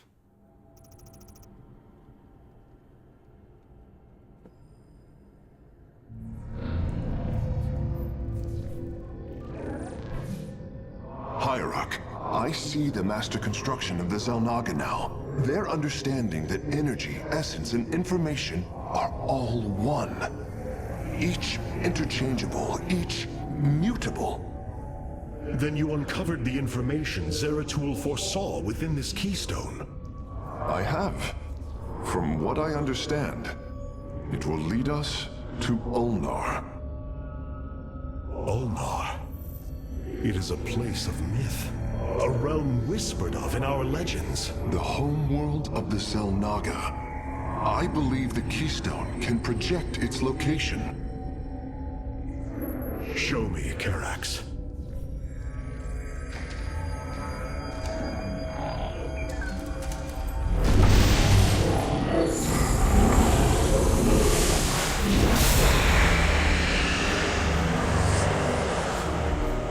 It cannot be.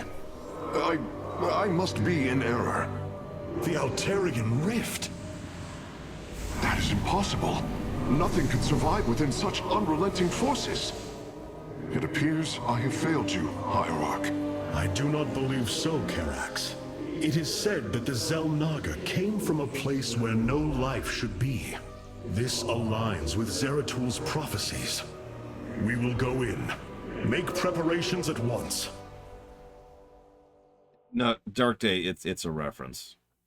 Zeratul, many thought you mad. And yet, once more, you have seen truer than us all. The keystone leads us into the Altarian Rift, to the Xel'Naga home of Ulnar. It is my destiny to carry your mantle, old friend. I will wake the Xel'Naga and honor your legacy. So, Phoenixes and High Templars. Cool.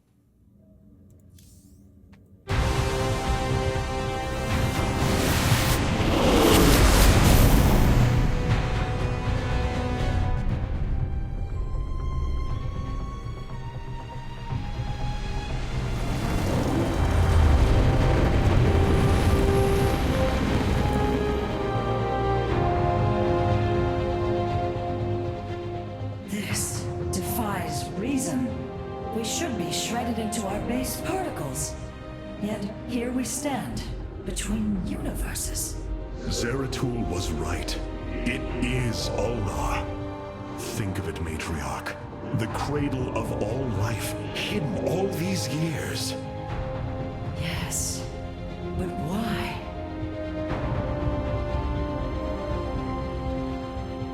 Hit refresh, Logue. That's Twitch.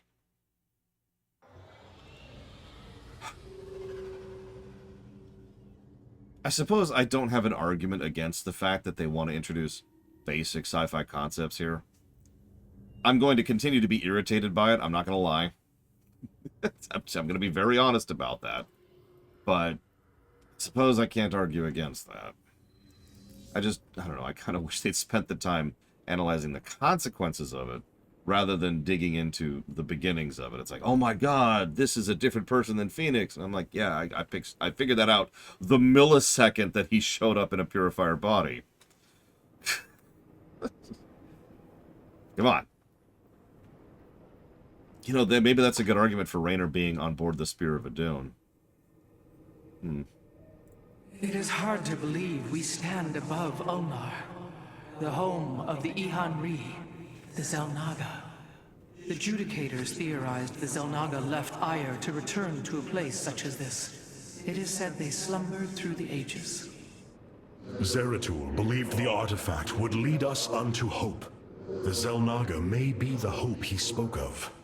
If the legends are true, then the Zelnaga are below, awaiting their children to awaken them. Then let us hope so. Dun dun dun. Look, all I'm saying is that Phoenix is almost assuredly going to be a plus, but we're just not there yet. How Zeratul foresaw the keystone would lead us here is uncanny. It is now clear that it was this device's primary purpose. Zeratul was in touch with an expression of reality beyond my understanding. This place should not exist. It defies all decrees of science, shatters all understanding of astral mechanics. I once thought we Protoss had reached the pinnacle of attainable knowledge. I was a fool. There is far more in the galaxy than exists within Protoss understanding, friend Karax. I know this now.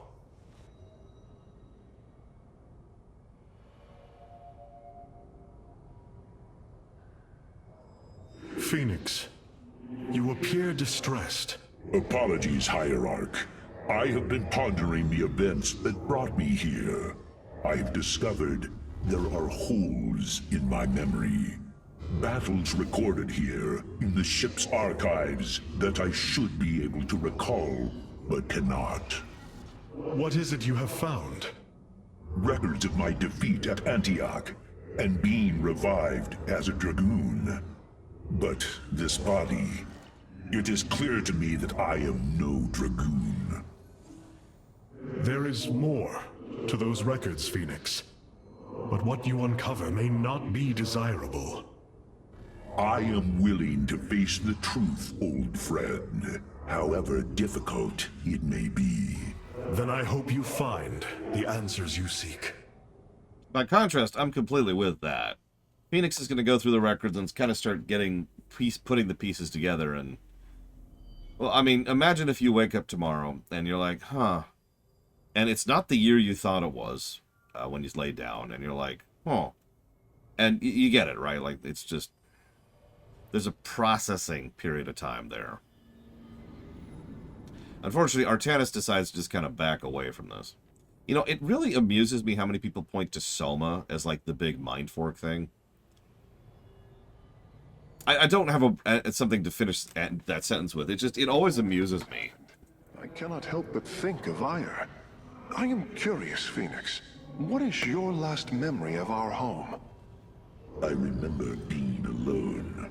I do not know whether it was the blade or my faith that wavered.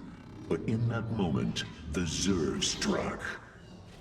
I am sorry for stirring painful memories.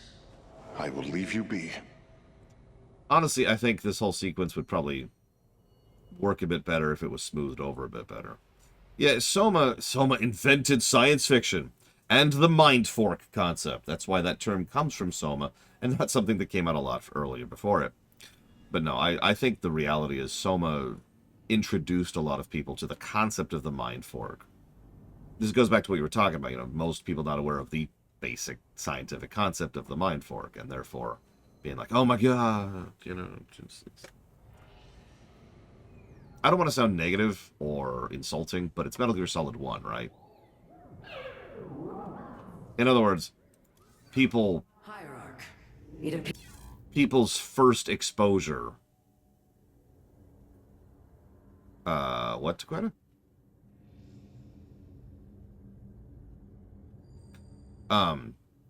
people's first exposure to relatively basic ideas and concepts, and therefore they elevate it higher than it honestly deserves to be because it was their first exposure to it, right?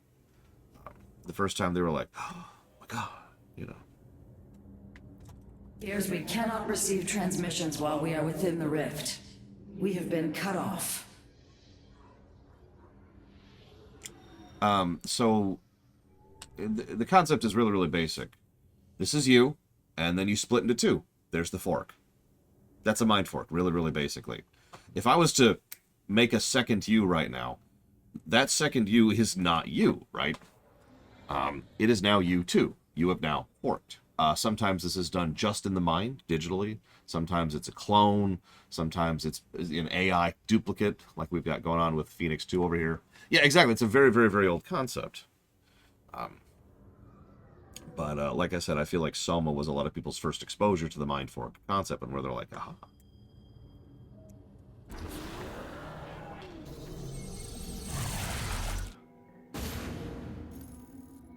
The Spear of Adun's sensors have located what appears to be an access way into the temple.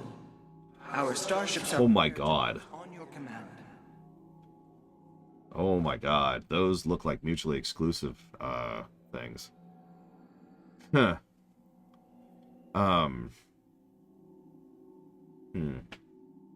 Yeah, another thing is in some fictions, the original is destroyed to make the two copies. Warcraft actually leans into that, believe it or not.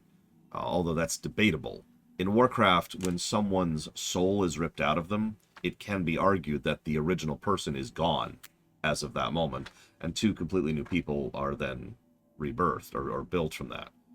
If then those two people are then remerged into a new person, they both die again, and now there's I guess a fourth new person at this point. Okay, so we need to destroy the Titanic Warp Prism in 10 minutes, and we need to take the lock in 6 minutes and hold it the entire mission. Okay. Lock in 6 minutes, mission in 10 minutes. I don't think I'm going to manage this. I'm not good at rushing. Let's see how this works out.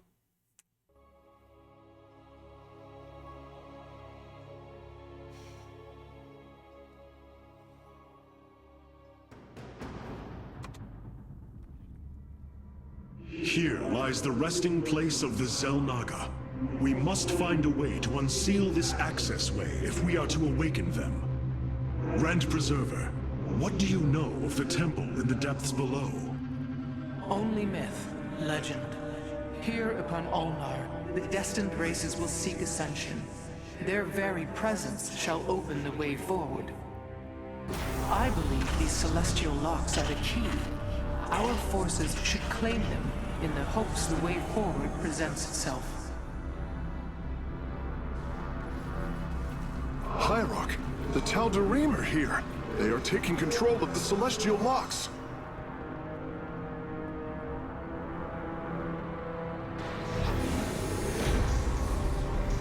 The voices' demands are clear.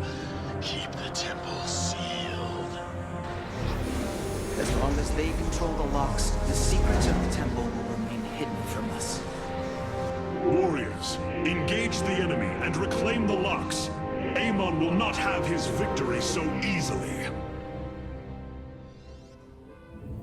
You have not enough minerals.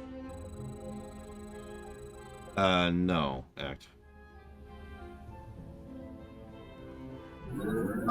Our stargates can now warp in phoenixes. They are extremely mobile and effective at engaging our enemy across long distances. Cool. Make use of me. Yes, this is the music they chose for this stage. That threw me a bit, too. Is Tosh here? Probably not, no.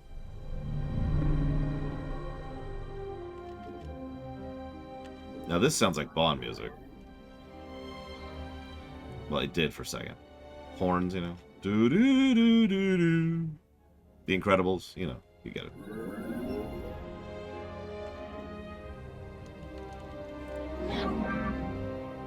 So since I'm in a rush... You have not enough minerals. not enough minerals.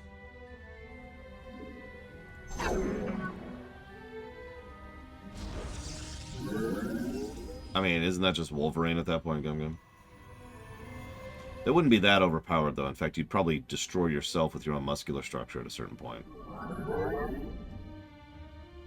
Like, it's not like your bones are getting bigger, and your skin's gonna have issue, too.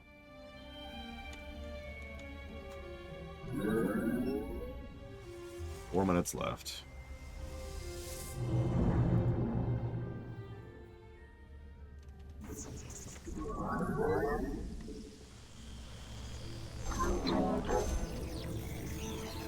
You have not enough minerals. You have not enough minerals.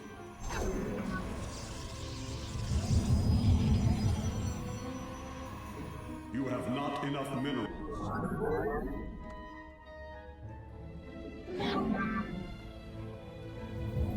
You have not enough minerals. Yeah, it's gonna be a thing. For a minute. Are they still making that, act? I honestly thought they kind of abandoned the project. 3 minutes to go.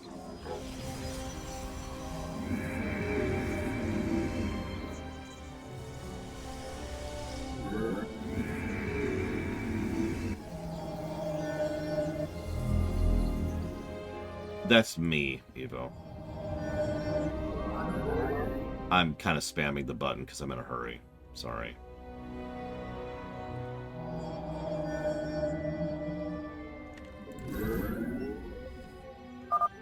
Amon's forces are inbound to our nexus point. I walk the shadowed path. Save. We have 2 minutes. I will comply. We're gonna push this, and then we're gonna go. Claim the first log.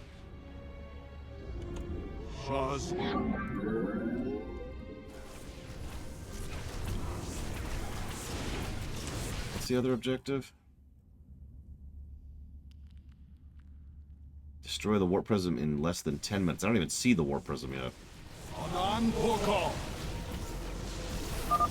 Once Amon's forces have been defeated, our warrior's presence should allow us to lay claim to the lock.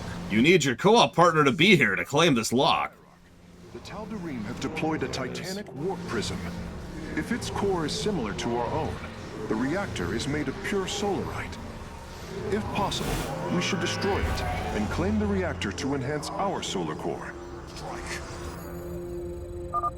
The lock is now ours.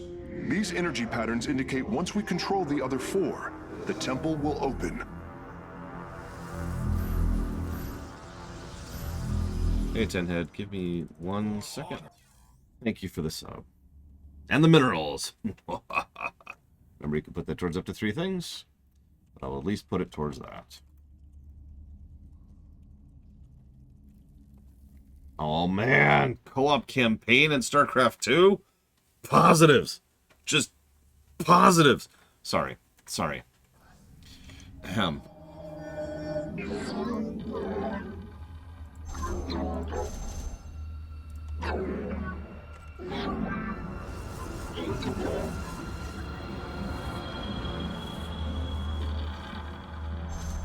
You have not enough minerals. Oh my god. We have not done Red Alert 3 yet. It is on the list.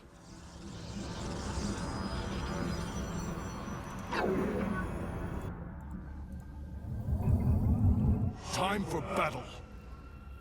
Okay. I've got 3 minutes to do this. Yeah, thank God for those automated things, right? Speaking of which.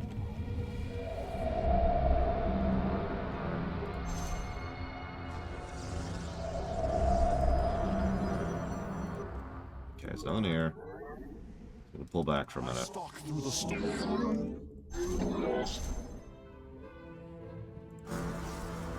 I like the digital thing going on. Considering what the Void is, it wouldn't surprise me if the Void is just a kind of an infoverse.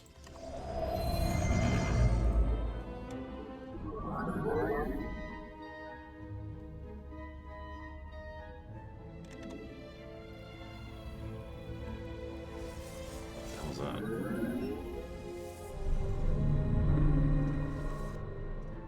Two minutes. On the wings of justice.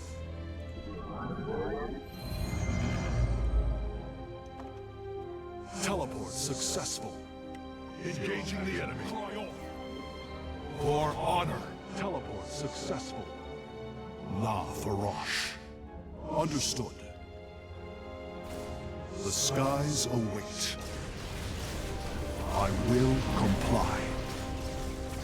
See if we can do this with just this group. Shazul du Templari. Got 1 minute left. For honor. I stalk through the stars. You have not enough minerals. La Farosh. Understood. I will comply. On the wings of justice.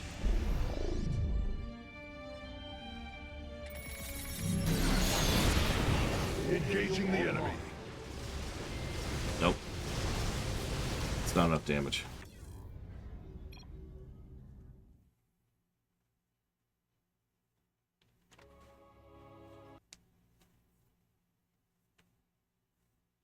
Yes, slow. Agreed.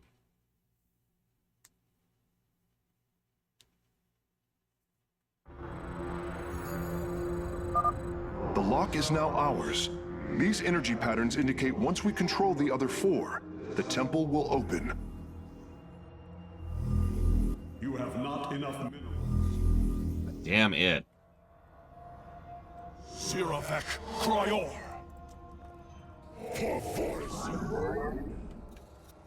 I mean, that is one of the answers, Bragwin. Even a very probable answer. Stay there. I'm gonna be risky.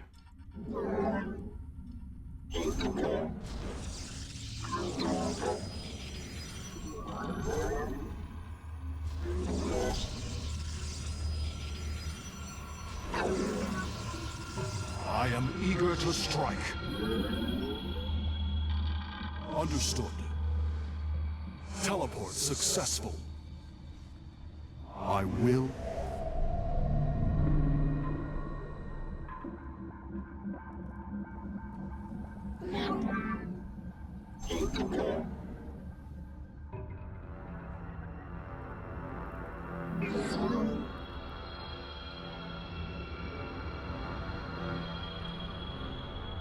Teleport successful. You have not enough minerals.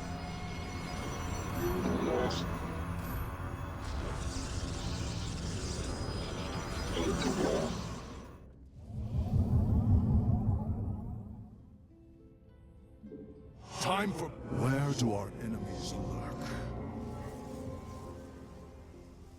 Teleport successful.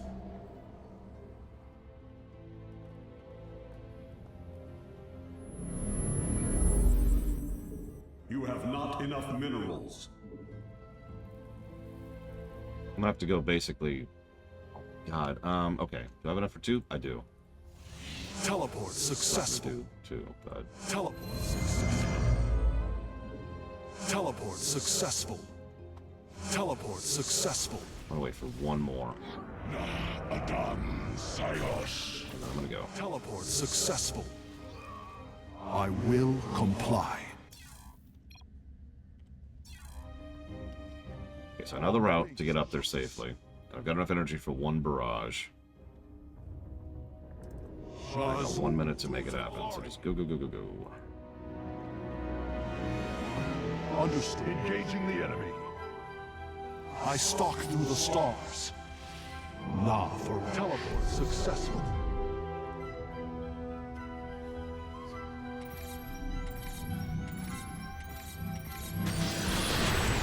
For honor.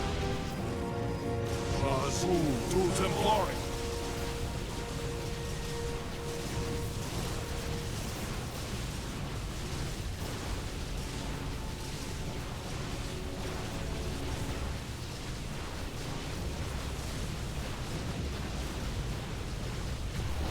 Eight seconds to spare. It is done. I am warping the vessel's cargo aboard for further study. Stars.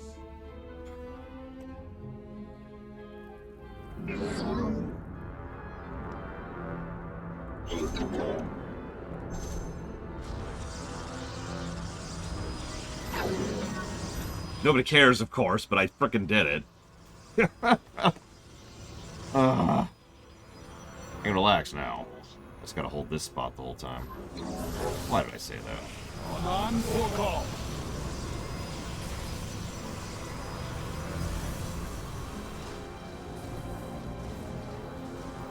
No, Dart Day. Nothing happened.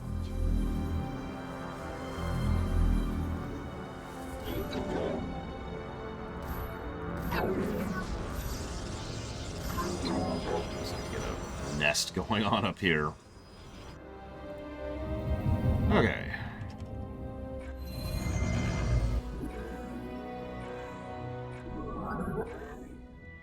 Yeah, speaking of which, let's actually send them on patrol up here.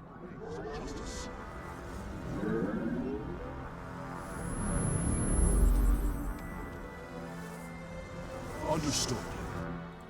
Yeah, because Phoenixes are fast enough to actually take advantage of that, so it's going to be 18. Okay. Thank you, Eternus, for being the only one. Alright, let's get a real military force going. Not these stupid Phoenixes. Our blades meet. Nobody likes you, Phoenixes. We stand. What are you doing?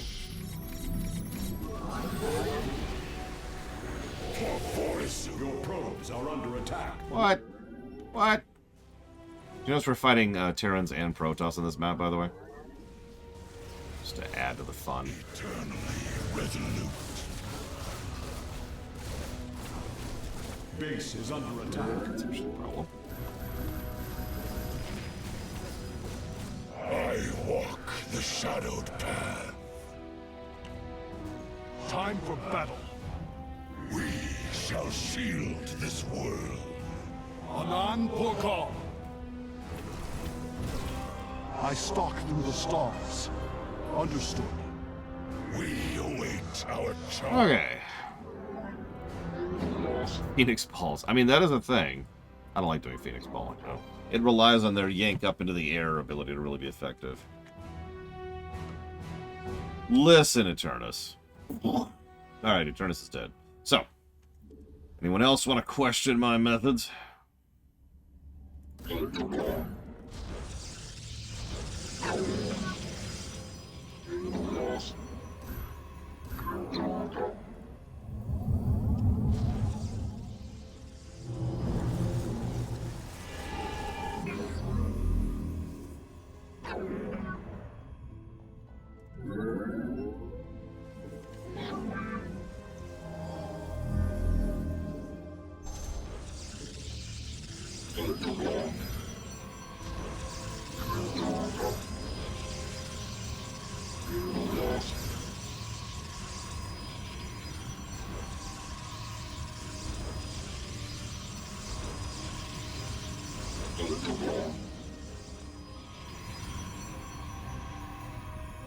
Universe is like, 5 more minutes.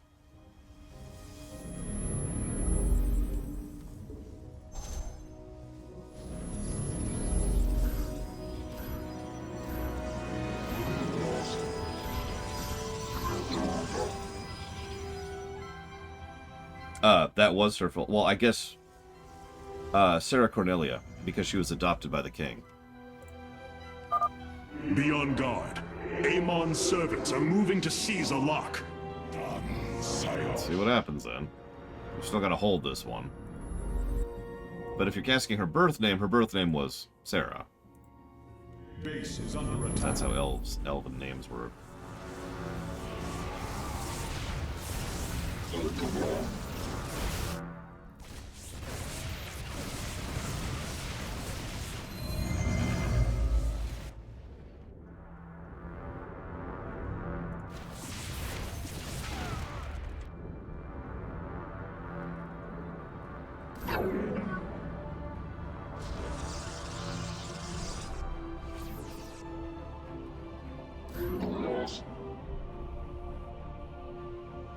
Upgrade complete.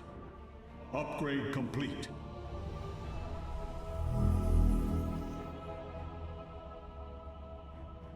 We still can't do the robotic warp in, can we?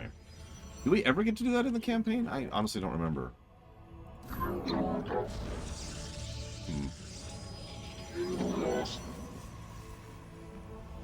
Damn. That sucks. Alright. I was asked, Crazy Norse. My defense.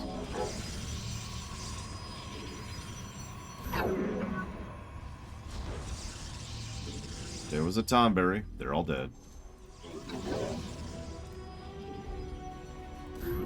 The Shadow Guard waits. Give us your command. Oh, yeah. None shall break us. Na Adan Sayosh. I am Shadow Guard. I am the shield of Twilight. Our duty is bound to the Matriarch's will. We are the nameless guardians of the Nerazim. Each legion of Shadow Guard consists of exactly 100 Centurions. Never more, never less, unless one falls in battle. And then we replace them, quickly. Ever vigilant. Go ahead, Eva. Thank you for asking first.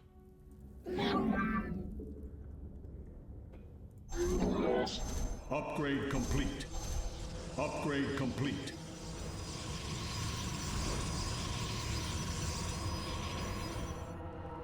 I don't know if I'd say terrifying or ridiculous, since both are equally valid, I would say. It's hard to find ridiculous things terrifying.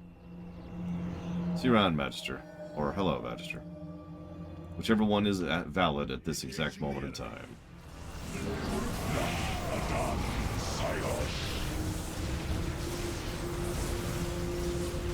Well, give me a minute, X, and I'll tell you. Ancient in time, Jesus. We gotta do the Immortals, too.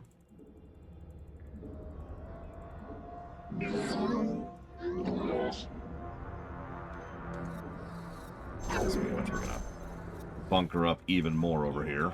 Is under attack.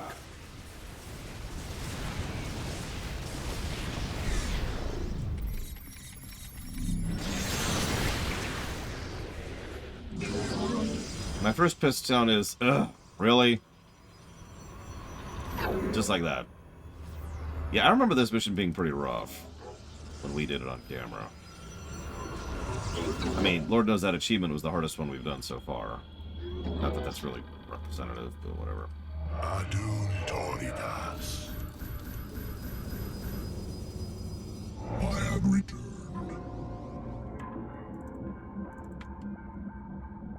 Awaiting instructions. Input command. I love the new portrait for the Protoss, too. Unauthorized transmission. Identify immediately.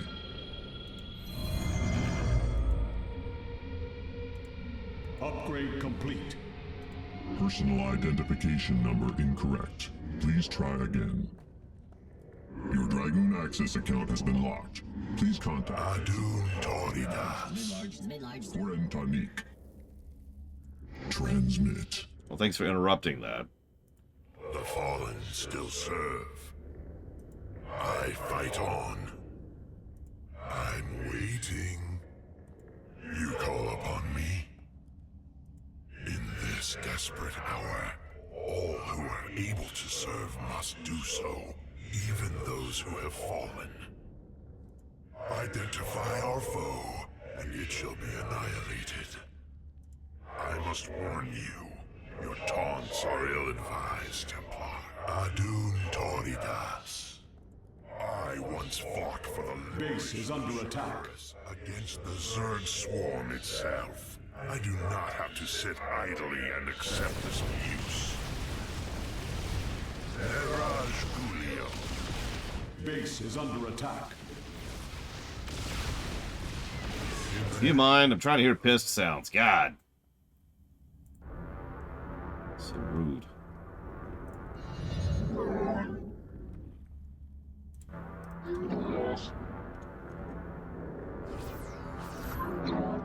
Serash Adun Toridas. That's true. They're trying to hear my pissed sounds.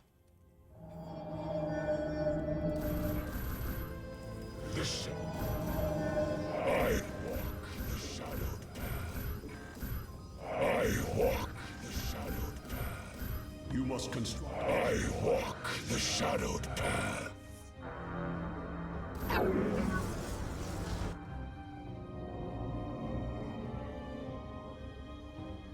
This is what we call a death ball. It's actually not as death ball-y as it could be. I could be even more death ball than this. I fight on. But, you know. Upgrade complete. Our triumph is at hand. So be it. I'm waiting for hire. As the shadow will.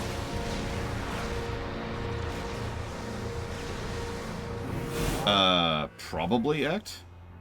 I'd have to think about a Microsoft game that isn't Halo. I'm not coming up with anything off the top of my head. I'm sure there's been several. I suppose Outer Worlds would qualify. I'm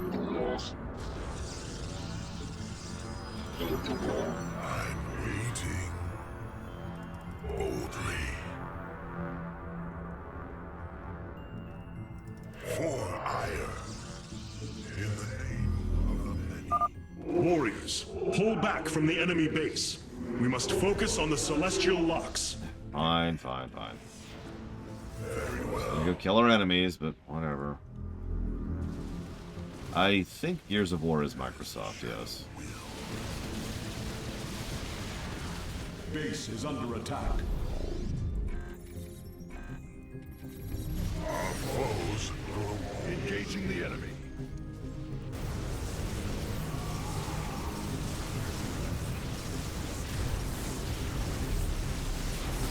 Yes, so be it.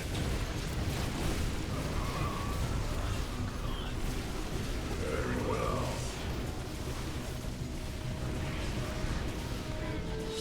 Engaging foe.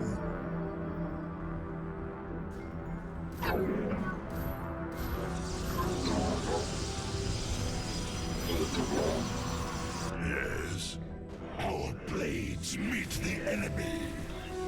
No, I've never played Gears of War because I've never had an Xbox. So be it. Engaging foe.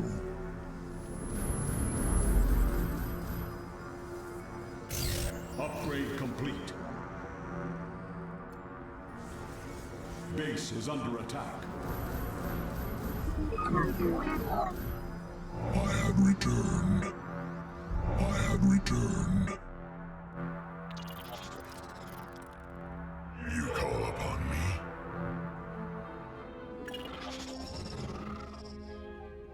Probably, Luke. I've heard good things about it. And terrible things about it. It's apparently very brown.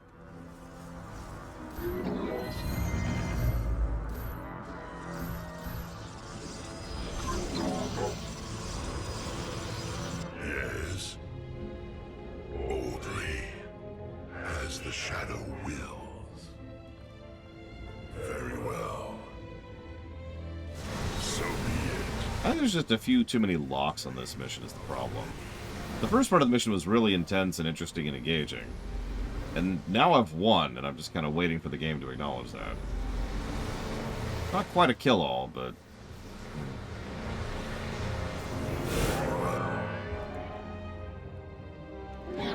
That's true, Hi-Fi Rush is probably really good. I've heard nothing but good things about that.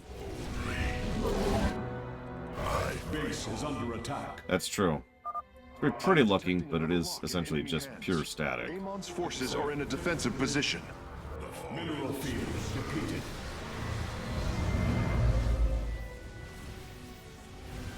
Microsoft Flight Sim.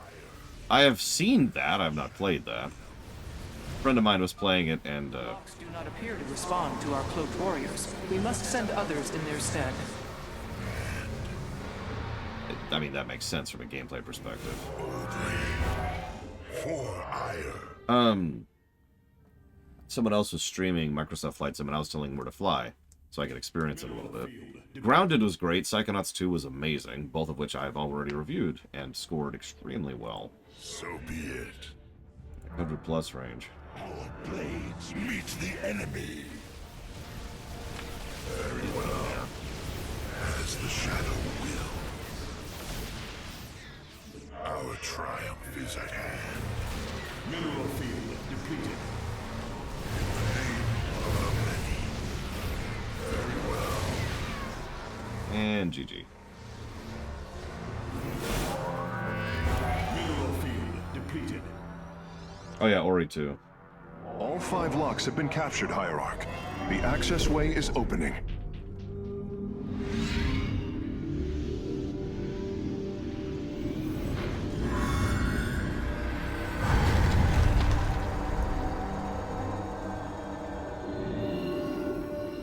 It seems Amon's forces have drawn back. I sense only a great stillness from within the temple. Then we have succeeded. It will not be long before we see what fate has in store for us.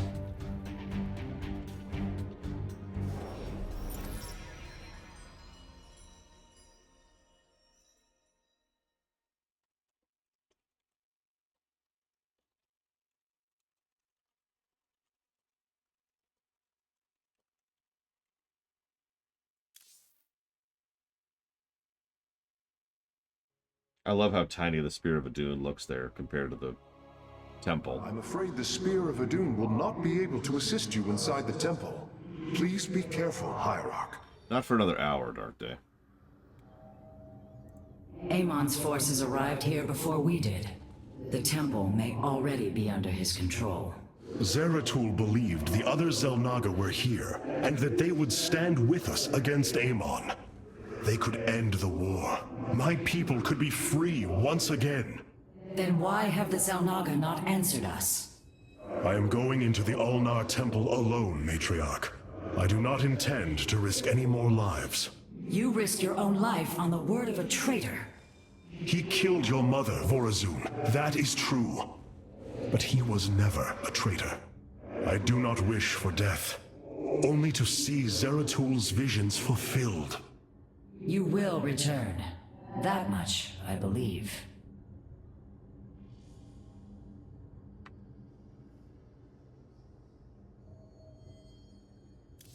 Yeah, that isn't a Russian world, exactly. Cannot aid me in the battle ahead.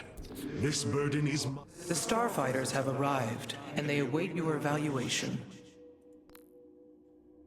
I actually don't remember my first reaction to it. It was live, Crazy Horse. You can see it during the lore run. The skies await. So, basic graviton thing, which is cool. I believe that's just the same as it always was. Or, It is a good day, Shudzai. Corsairs from Brood War, which have the same abilities they did back in Brood War. We're going with the Corsairs. Speaking of which, now that we have all 3, excuse me, well, the current 3. We are the blades of iron. The Spear of Adun's weaponry was designed to ensure our people's survival even in times of great strife. Fitted with these psi armaments, our highly trained zealots can cleave through their enemies with ease. The enemy shall be purified. Created to replace zealots on the front line, sentinels are both resilient and expendable. Automatic self-recovery systems reassemble their bodies upon destruction, and they are outfitted with basic AI instead of a Templar personality. The Shadow Guard waits. Once serving as backbone of the Nerozim Shadow Guard, the Centurions joined the Templar to retake Ire. In this dark time, their ability to phase through shadows and stun foes will surely be of use. We're going to switch to Sentinels for a bit, not that we're going to use them in this one. These purifiers have joined our army, Hierarch. It seems they are willing to serve you. For now. Where shall we march? Yeah, our purified version of the Stalker/Dragoon is the Adept. Creates a shade that increases damage to enemies it touches. Teleports it to its shade after 10 seconds. Bonus damage to light units. These are the micro option. I admit I'm not a big fan of adepts, especially because Dragoons are just so much better in this one. Several of our Templar have adopted the use of prototype purifier ordnance refined by Karax. These weapons amplify psionic potential, allowing their self-taught adepts to project their minds for teleportation while also weakening the enemies.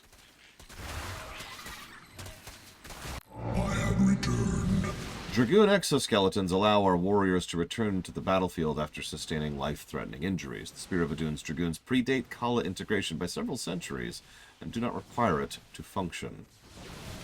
I am here in the shadows. Although unconventional by Templar standards, Stalkers have proven themselves useful addition to our forces. Now enhanced by the Spear of Adun's warp technology, their teleport capabilities have been greatly enhanced. I'm going to switch to Stalkers just to poke at them for a bit.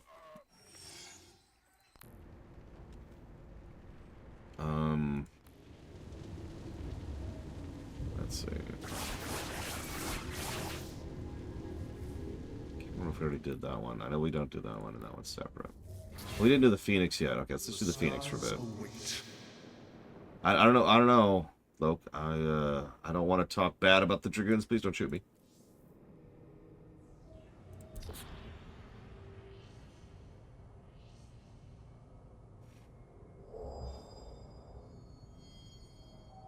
Ironically, I'm still just happy with my current setup.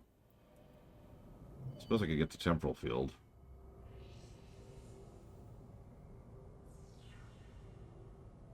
But I didn't get to hear their lines, Loke. Oh, we'll get to carriers, don't worry. And Colossi. Reavers. Let's at least play with the Temporal Field so you can at least see it in action. Since we arrived here, the Keystone has reacted strangely. It's as if it is attuned to the energies below. Energies below? Yes. Void energies exude from this place. I believe this world is a conduit between dimensions. And the Keystone? Acts as if siphoning these energies. This is entirely different from how the origin point information was stored. As if the Keystone was reconfigured for a second purpose. Let us hope that the Xel'Naga themselves can reveal the truths you're looking for.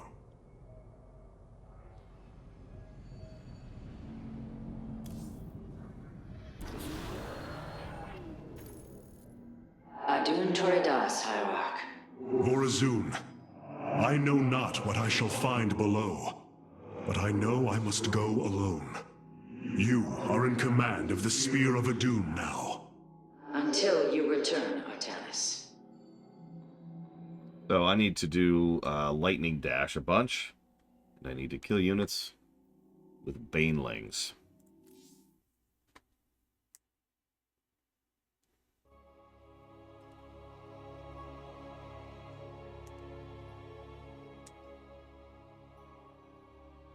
You must do this alone, X. I don't care. Good, bad, or in between. You know me.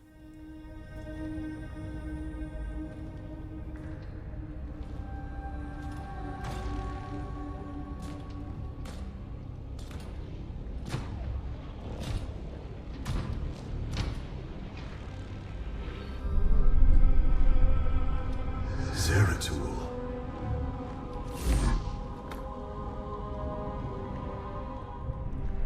Shakuras.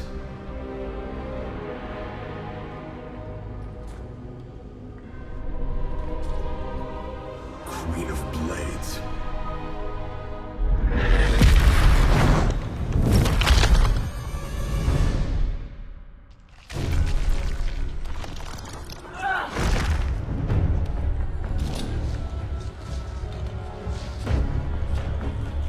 Speaking of,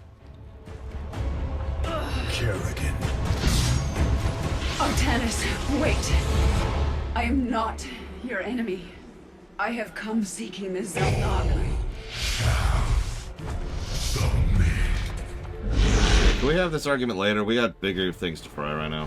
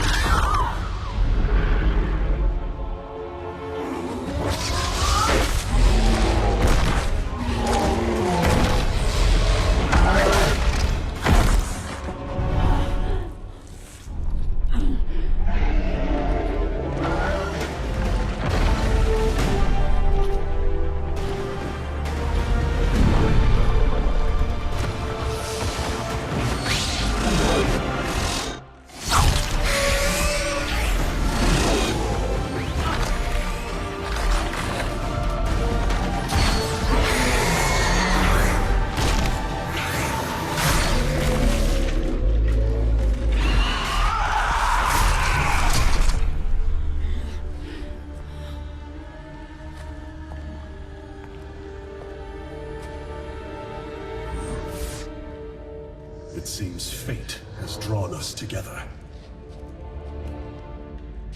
We should not tempt it further.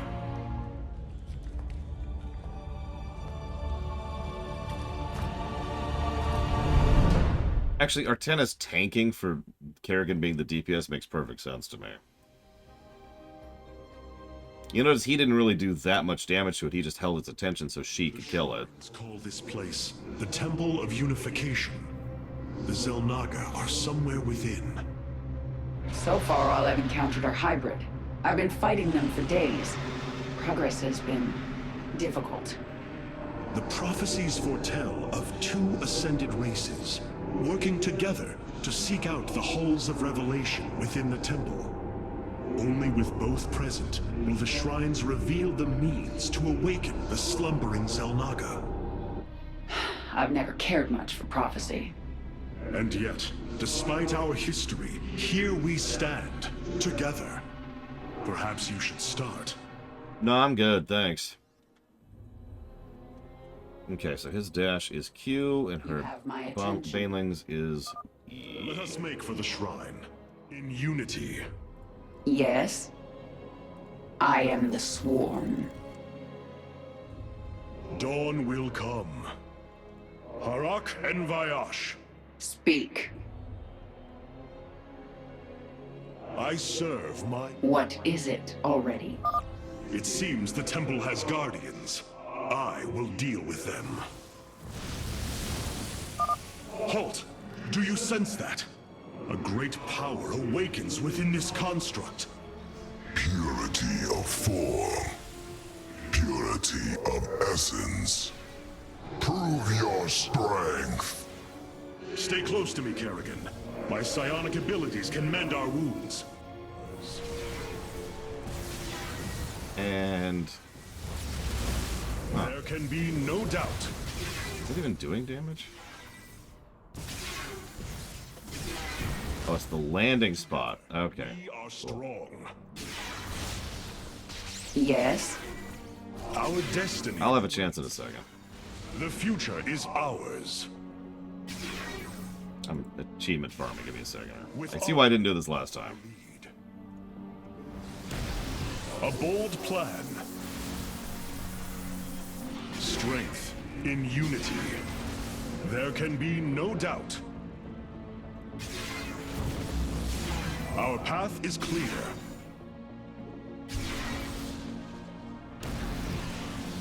Together, we are strong. The future is ours. With honor, I lead. A bold plan. I've always wondered why they made him a scout in Brood War. One of the weirdest and frankly dumbest choices they could have ever made. It makes no real sense the more you think about it. Together. So, like, why bother, you know? Change is upon us. With honor, I... So the Second. He's keeping track of that? Nope. constructs hold the keys. Good to know. Let us proceed. What's the other one? I need to kill 20 enemies, right? Yeah, kill 20 units with Banelings.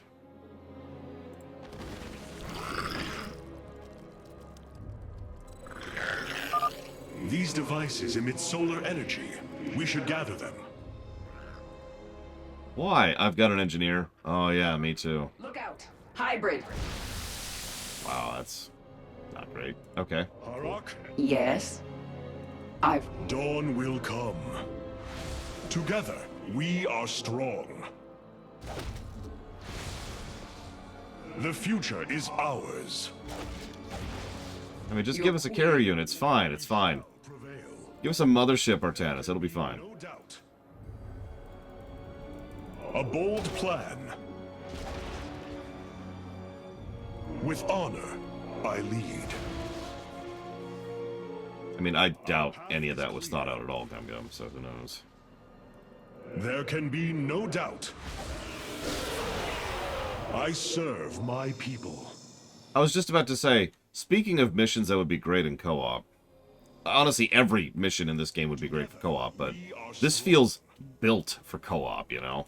Harak and Vayash. Our knowledge is your heritage. Sure thing, Michael Dorn. Our destiny awaits. With honor, I lead. A bold I feel like the kill 20 units is going to be the harder part of this, because everything so far has tons of health. Another Speaking of which, we'll have to destroy it to open the doorway. I'll do this for a minute again. I had a tracker for how much damage I've done so far. Thank God these are cooldown based and not mana based or resource based. This would just be irritating if it was the other way. The future is ours. Together, we are strong. A bold plan. Our path, we shall prevail.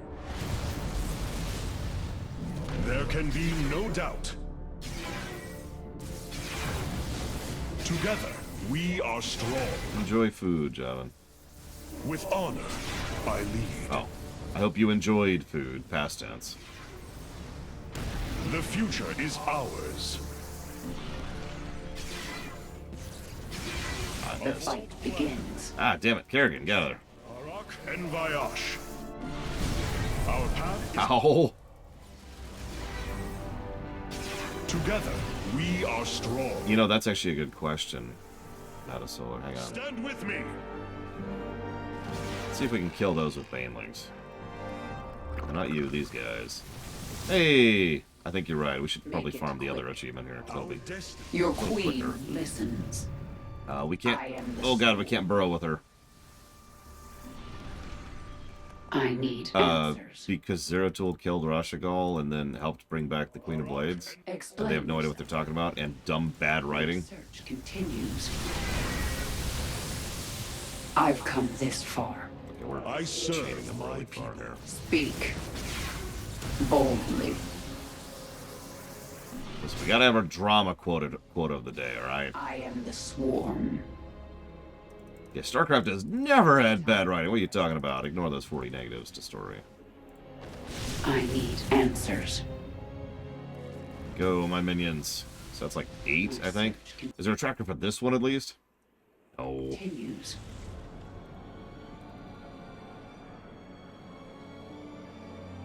I've come this far. Boldly. I am the sworn. It's gotta be like 10, at least. I need answers. No time like the present. She doesn't have a res mechanic, so we have to be a little bit more cautious of her. I've come this far. Hey! Alright, that's the Banelings. Begins. We shall prevail. Yeah, Artanis has an ability right there. Resurgence. Invulnerability for 3 seconds upon taking invulnerable damage. Replenishes shields and life. Also does knockback and damage cannot occur more than once per minute. Together, we are strong. He is the tank. Oh, hey. I believe that's the other one. Yep, okay, we're good. We're good. Dawn will come. With honor, I lead. There can be no doubt. The future is ours. A key is still missing. There is a powerful energy across this chasm. Kerrigan, remain here. We are strong. Kerrigan, the construct is coming for you. Explain it. Our destiny. Make it quick. You have my attention. We shall prevail. I serve my people. I can see that, Bregman, yeah. A bold plan. God, I'm glad I farmed the achievements if we're already at this point. Our path Oh, right. Sorry. So... Change is upon us. Strength in unity. Dawn will come. Harak and Vayash. Our destiny awaits. I will bring unity to the Firstborn. We shall forge a new peace. I might be Hierarch, yes, but that does not mean I enjoy speaking at great length. You are quite insistent, aren't you? Perhaps you are part Tal'Darim. When I was a Templar, I could solve problems with a Psyblade, if you take my meaning. Adun, Tassadar, Zeratul. All of my mentors met an early end. Perhaps the cost of greatness is too high. Have you ever said my name backwards? There is a strange music to it. Get it? Dawn will come. Your queen listens. Yeah, Artanis is only like 200 years old, but it's worth noting that Adun was only 800 years ago, I want to say, something like that. I forget the timeline right now. It wasn't that long ago, though. Our path? Yeah, Sinatra. Yeah. Fate is with us. The shrine still functions.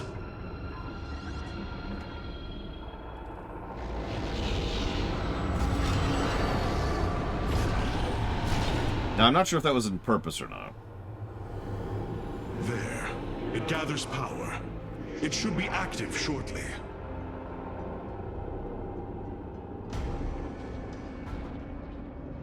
Friends of yours? Not quite. It appears Amon's forces have found a way into the temple. We must slay them all. I think I'm starting to like you, Artanis. Dawn will come. You have my attention. Change is upon us.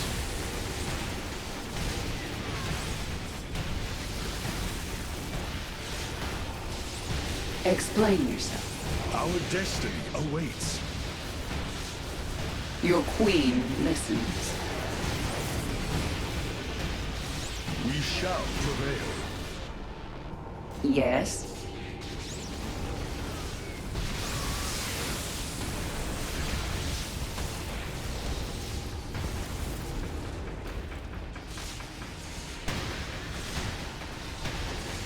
Boldly. Let's finish this. Then we can see what your shrine has to say.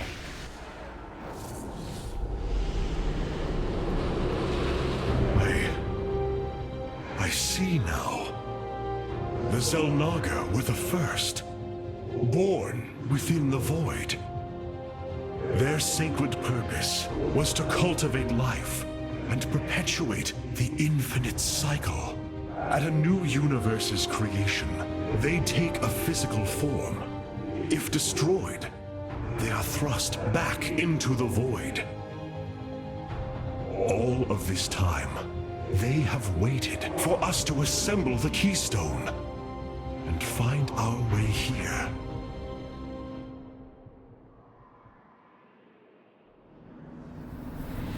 Amon indwells my people, possessing them through the Kala. But he has no physical form. If he were separated from the Templar, he could be forced back into the void. Come on, Artanis. We've still got a long way to go. Yeah, by the way, the Mass Effect 3 parallels continue. With honor, I lead. Our path is clear. It seems you were correct. Well then, shall we? No time like the present. No, this game came out like... Hang on. Making the Alt-Tab here. I mean, it is low. That's what I've said for quite a while. With honor, I lead. Hang on. The passage has caved in. We must find another way forward.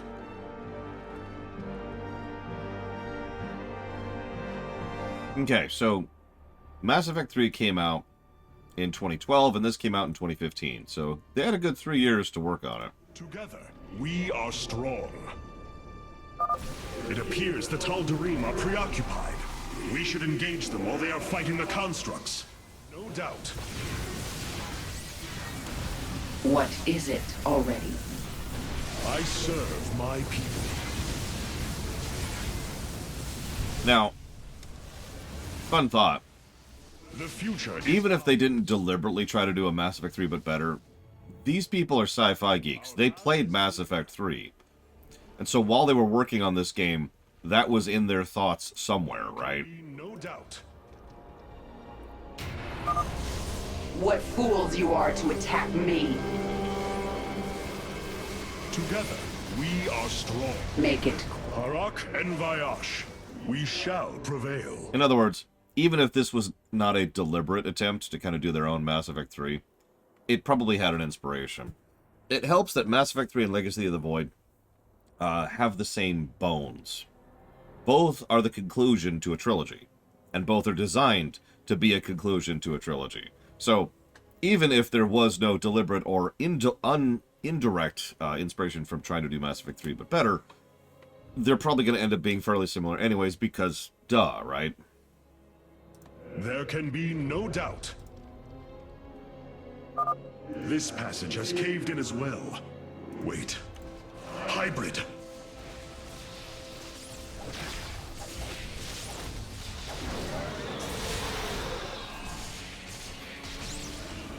Boldly. Ulnar shall serve as your tomb. Your queen. We shall prevail. Make it. Strength. I serve my people. Our heritage is your future. Exactly. The future is ours. They're fighting another construct. Together, we are strong.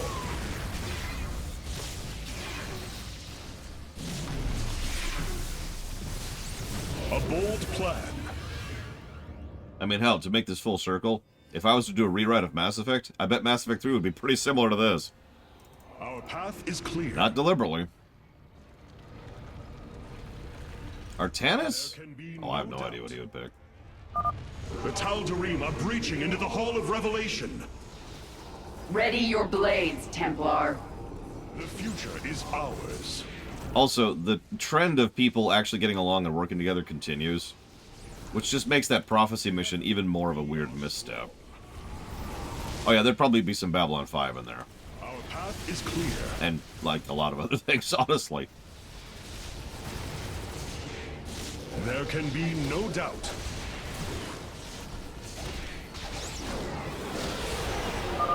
Looks like we've earned a breather. You're up, Artanis. Hang on. I don't want to miss one of the bonus objectives. Try to miss anything here. Maybe? I already got that one, though.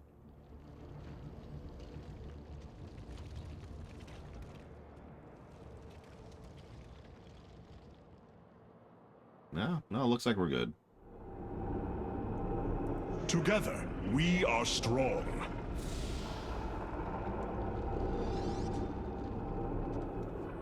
The shrines look like they're covered with pictograms. How do you know what they say? Communing with the shrine is more than reading carvings. Each atom of the stone has been placed with meaning, purpose.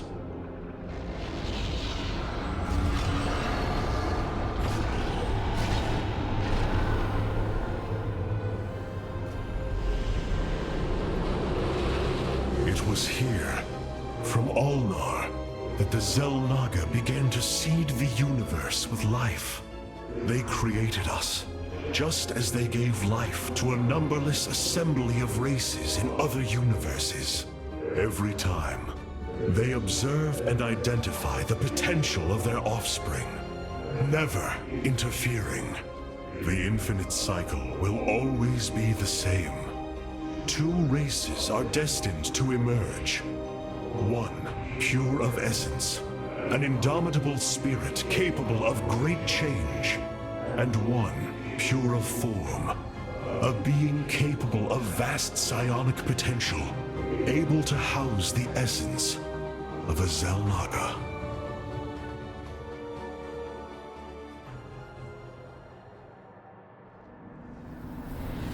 Purity of essence and form, the Zerg and the Protoss. But if the Xel'Naga do not interfere, then it was Amon who uplifted my people. All we thought was the Xel'Naga was a lie. Come on, Artanis. We're not far from having some answers. I believe this must be the final hall. Wait. The doors are open. The construct's destroyed. The shrine is under attack. This can only be the work of Amon. We delay no longer. Our salvation will not be stolen from us. But yeah, continuing the Mass Effect 3 parallel, this one's probably deliberate. My people. The fact that the cycle is how the Xel'Naga propagate and build new Xel'Naga, well... Path is clear.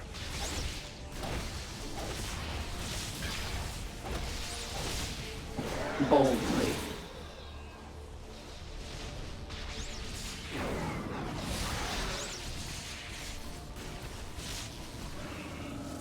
I need answers. The Dark God has foreseen your death, Kerrigan. We shall deliver you to it. Okay. Let me know when you get to that. I'll be here. Together, we are strong.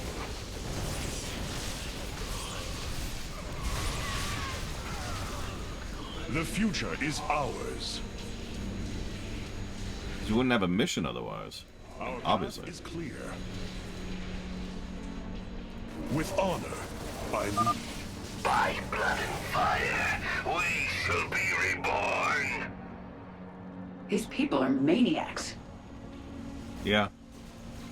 There can be I mean, that's pretty standard for this setting, if we're being honest. With honor, I lead. The future is ours. Our path is clear.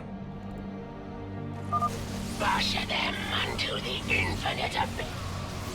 With honor, I lead. Together, we are strong. There can be no doubt. A bold plan. I was gonna say, even Kerrigan's not exactly what we'd call super awesome on that front. The future is ours. With honor, I lead. A bold plan. Our future is as one in the void. Sure thing, Worf. There can be no doubt. Our destiny awaits us. For Zeratul! For Ire! Only darkness awaits. I am the Swarm. Arak and Vayash. Strength in unity. Your queen listens. I've come. We shall. It's done. Do your shrine thing, Artanis. These gods of yours have a lot to answer for. I've always thought that the deliberate, I shouldn't say deliberate, that the visual style of the hybrids being like the xenomorphs is a deliberate callback to the original inspiration for the Zerg, the xenomorphs. I could be wrong. The future is That's what I've always assumed.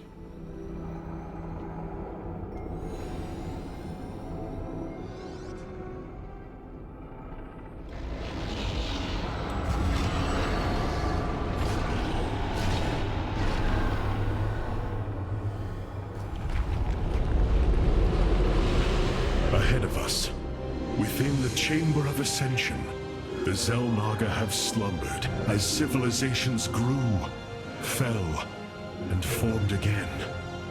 They will awaken when the two destined races arrive. Then, the elders among them will give their lives to bestow their essence. And pure of form and pure of essence will be reborn as Xel'Naga, shepherds of the infinite cycle. I don't know if reborn is accurate there, but whatever. So, what do you say? Ready to meet your maker? Indeed. Come. The Chamber of Ascension lies ahead, and our salvation within.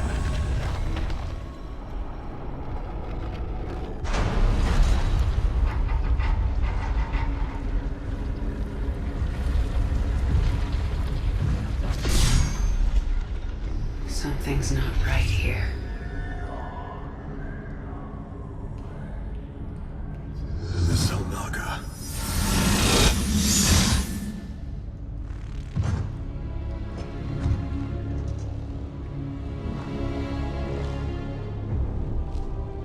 No.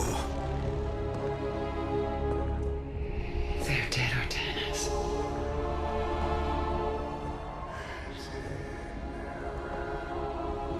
Probably for the best, actually. Amon.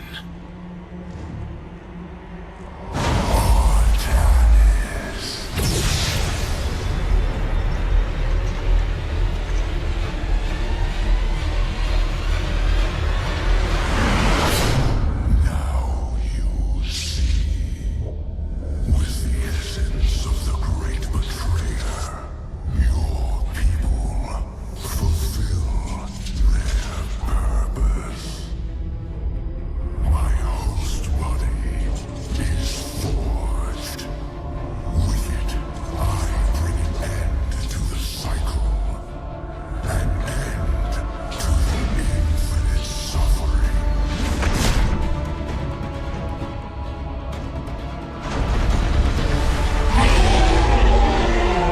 My will is not so easily broken, Amon. The Firstborn shall fear you no longer!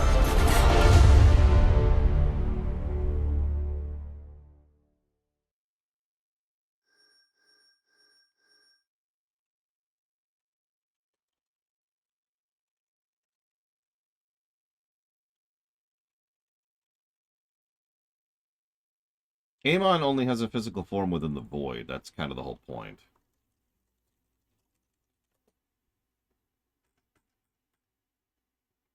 He can project his thoughts and his voice and his commands and all that stuff, but yeah, he can't actually do physically.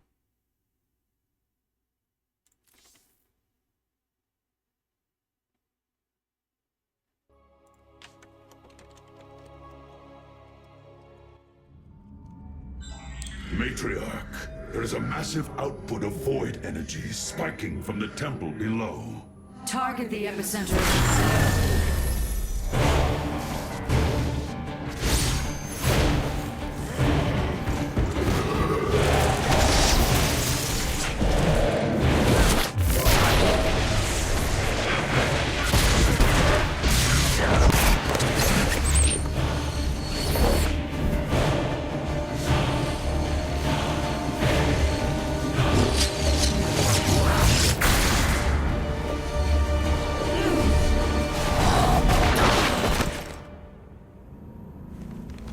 I do not come as your enemy, Dark Templar.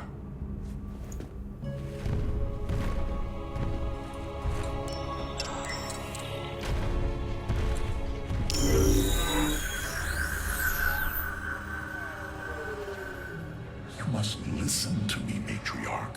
Amon's trap is sprung. Your leader is in grave danger. You think us fools? Yes, but that is irrelevant. What is relevant is that Amon has opened a gateway to the void.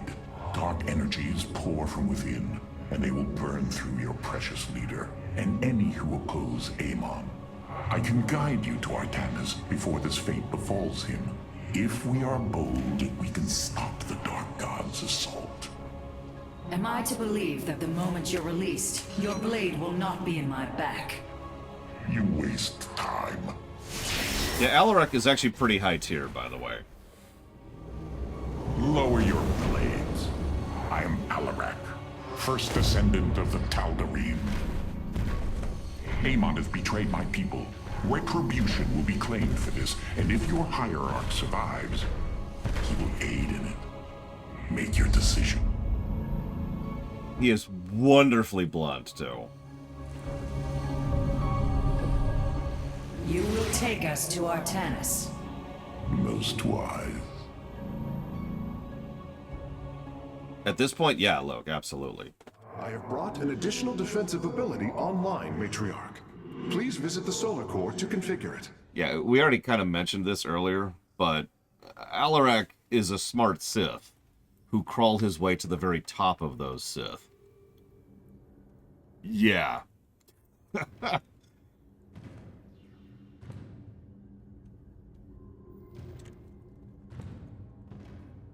I love that line. I really do. Do you think we are fools?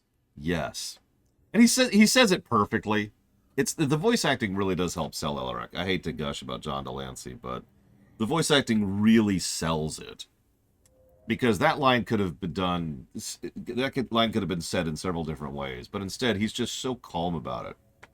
It's not even like an insult. He's not saying it because you are pathetic and weak. Instead he's just like, no, yeah, you're pretty stupid. Can we get on with this? I'm exaggerating a little bit, but I mean, come on. You just saw the scene. Yeah, he's just stating fact. It reminds me, this is going to sound like a strange comparison. It reminds me of how the Overmind was voice directed back in Starcraft 1. So, yeah, let's just go ahead and jot down a plus for that.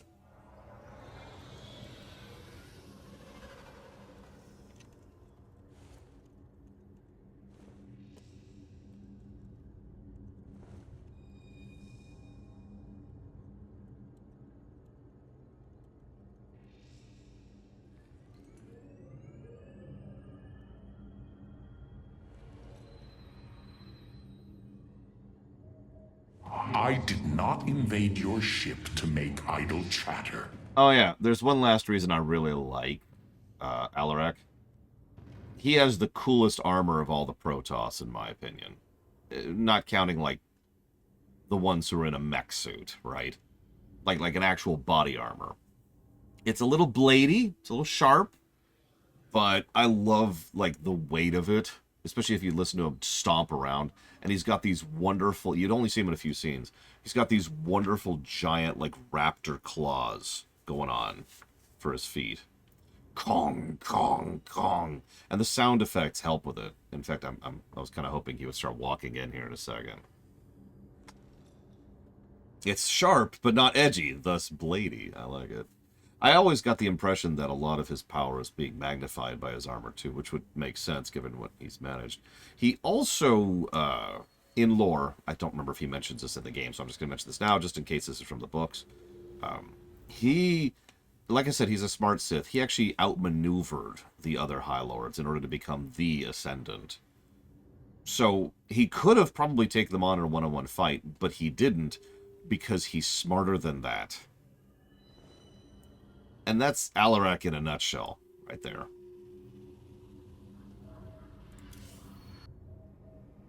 Rahana. Rahana. Rohana. Rohana! You sought honor, and now you have found it. The cradle of life, both your beginning and your end. Release her, Amon. Do you seek deliverance within these empty halls? You will find none here. Only the truth of the Xel'Naga's failure. Let her go! I offer a gift. Release in oblivion.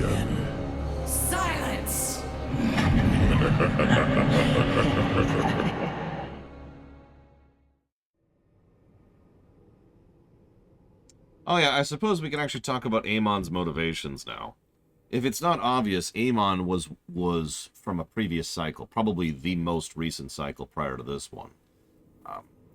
After everything that happened, you know, all the history of his people, he was a merger of the whatever their Zerg was and whatever their Protoss was. He merged up, he became a new Xel'Naga, and here he is. Cool. And he hated it. He was pissed at that idea. And so he wants he kills all the other Xel'Naga. He wants the cycle to end, and he wants to wipe out everything, everywhere, forever, so that all this nonsense can quit. Because he really hated the idea that this was his reward. That having managed all that, he now has to be a Xel'Naga and shepherd universes, well, galaxies more likely, till the end of time.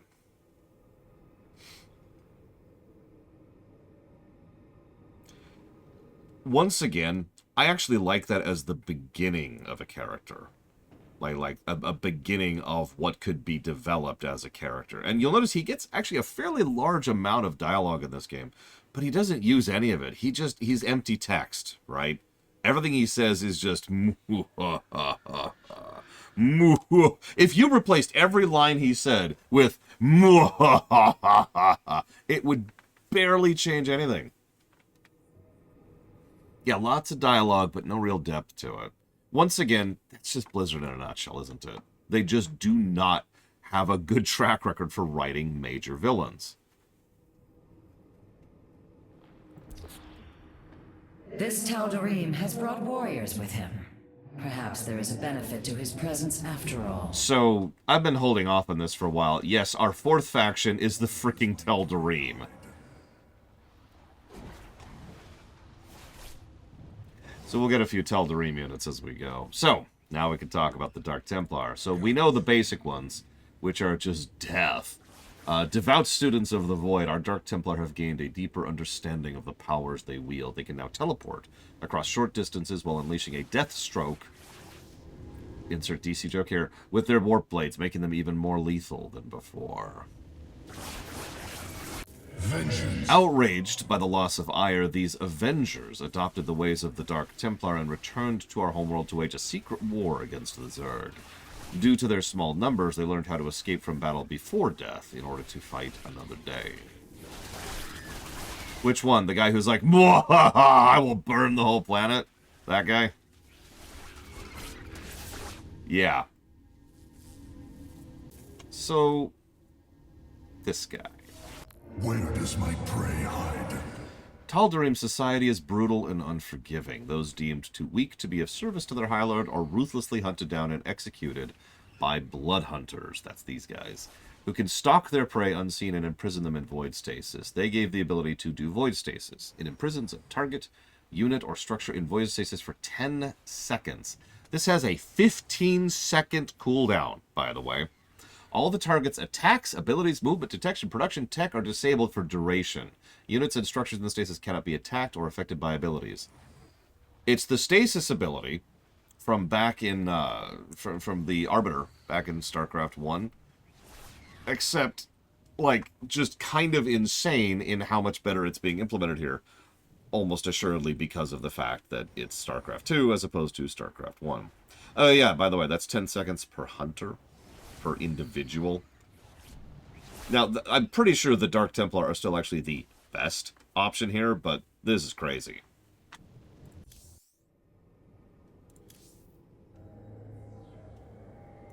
Matriarch, the Keystone has begun absorbing void energies at an unprecedented rate. Then this Tal'Darim speaks the truth.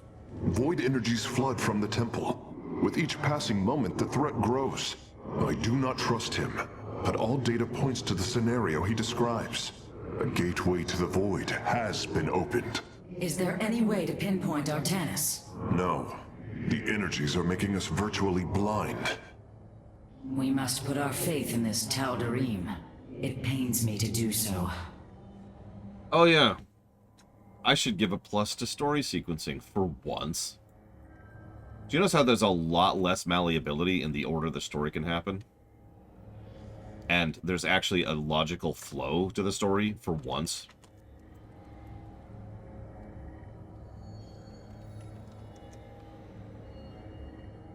See you around, Saffron.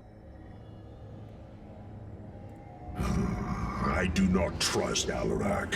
His sense of honor is lacking.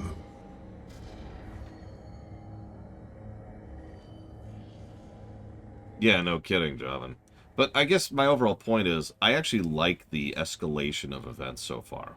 We start off with the big win. Smash our way through Ire.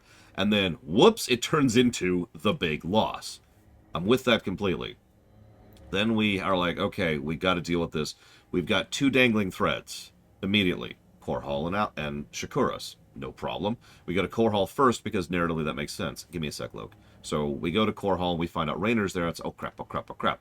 We're going to learn a little bit more about how Amon's forces are propagating. We gain access to the Keystone. Cool. We go back to Shakuras. Oh crap. Shakuras is being completely overrun by the forces from Ire, which actually makes sense. Shut up. Which actually makes sense.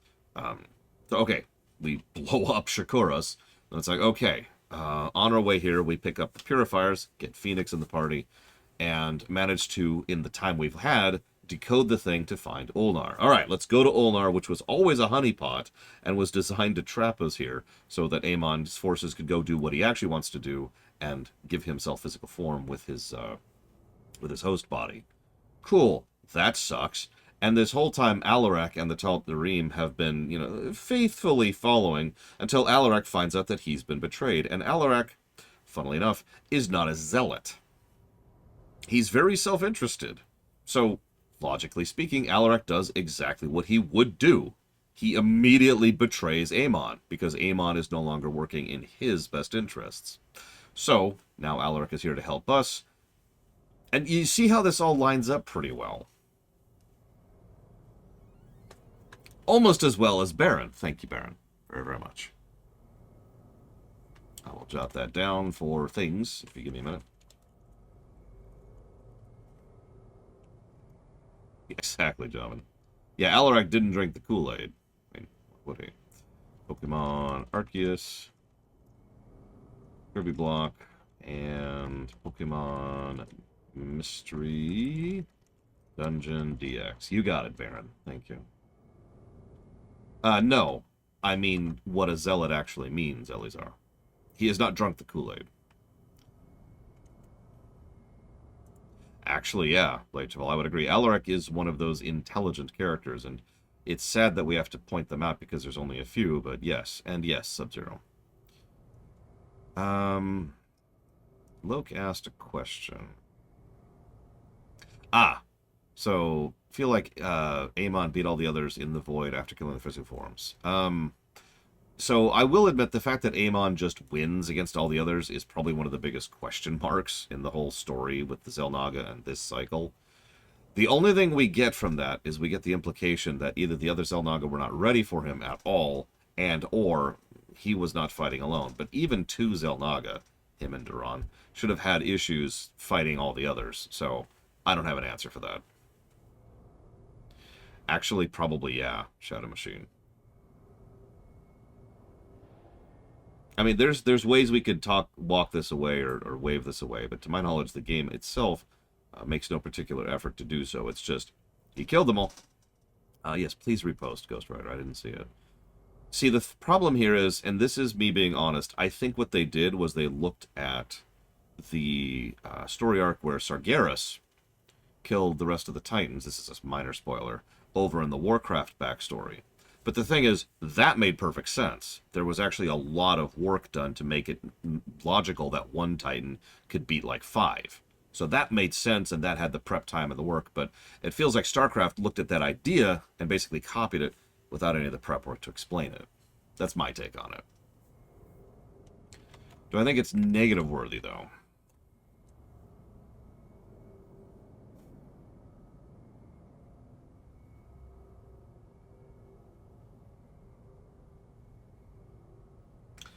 Let's bake that into a second Amon negative.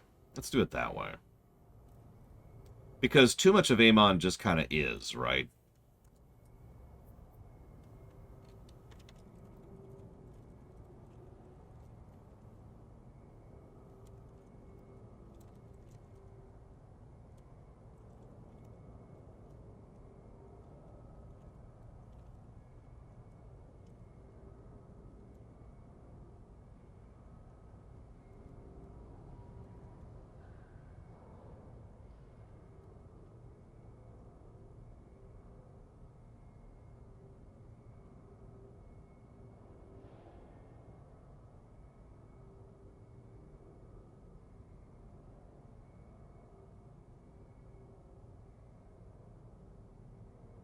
That's why I'm going to bake it into one overall negative, essentially an aggregate.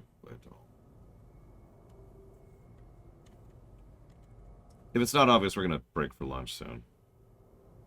Honestly, I'm kind of with you, Dark Day, on that point. Just lean into it.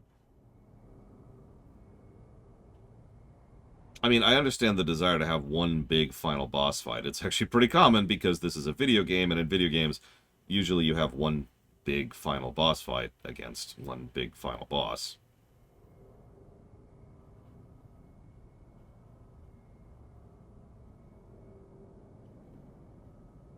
The funny thing is, Duran, I don't see it, Ghost Rider. In fact, it didn't show up here either. It might be more than 500 characters, which means Twitch is not actually showcasing it.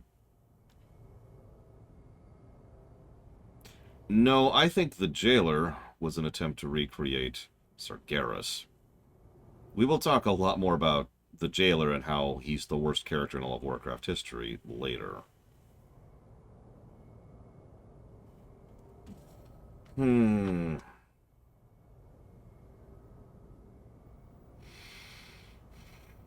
I saw it that time. You can see it right here. If I see it here, or if you see it here, I see it too.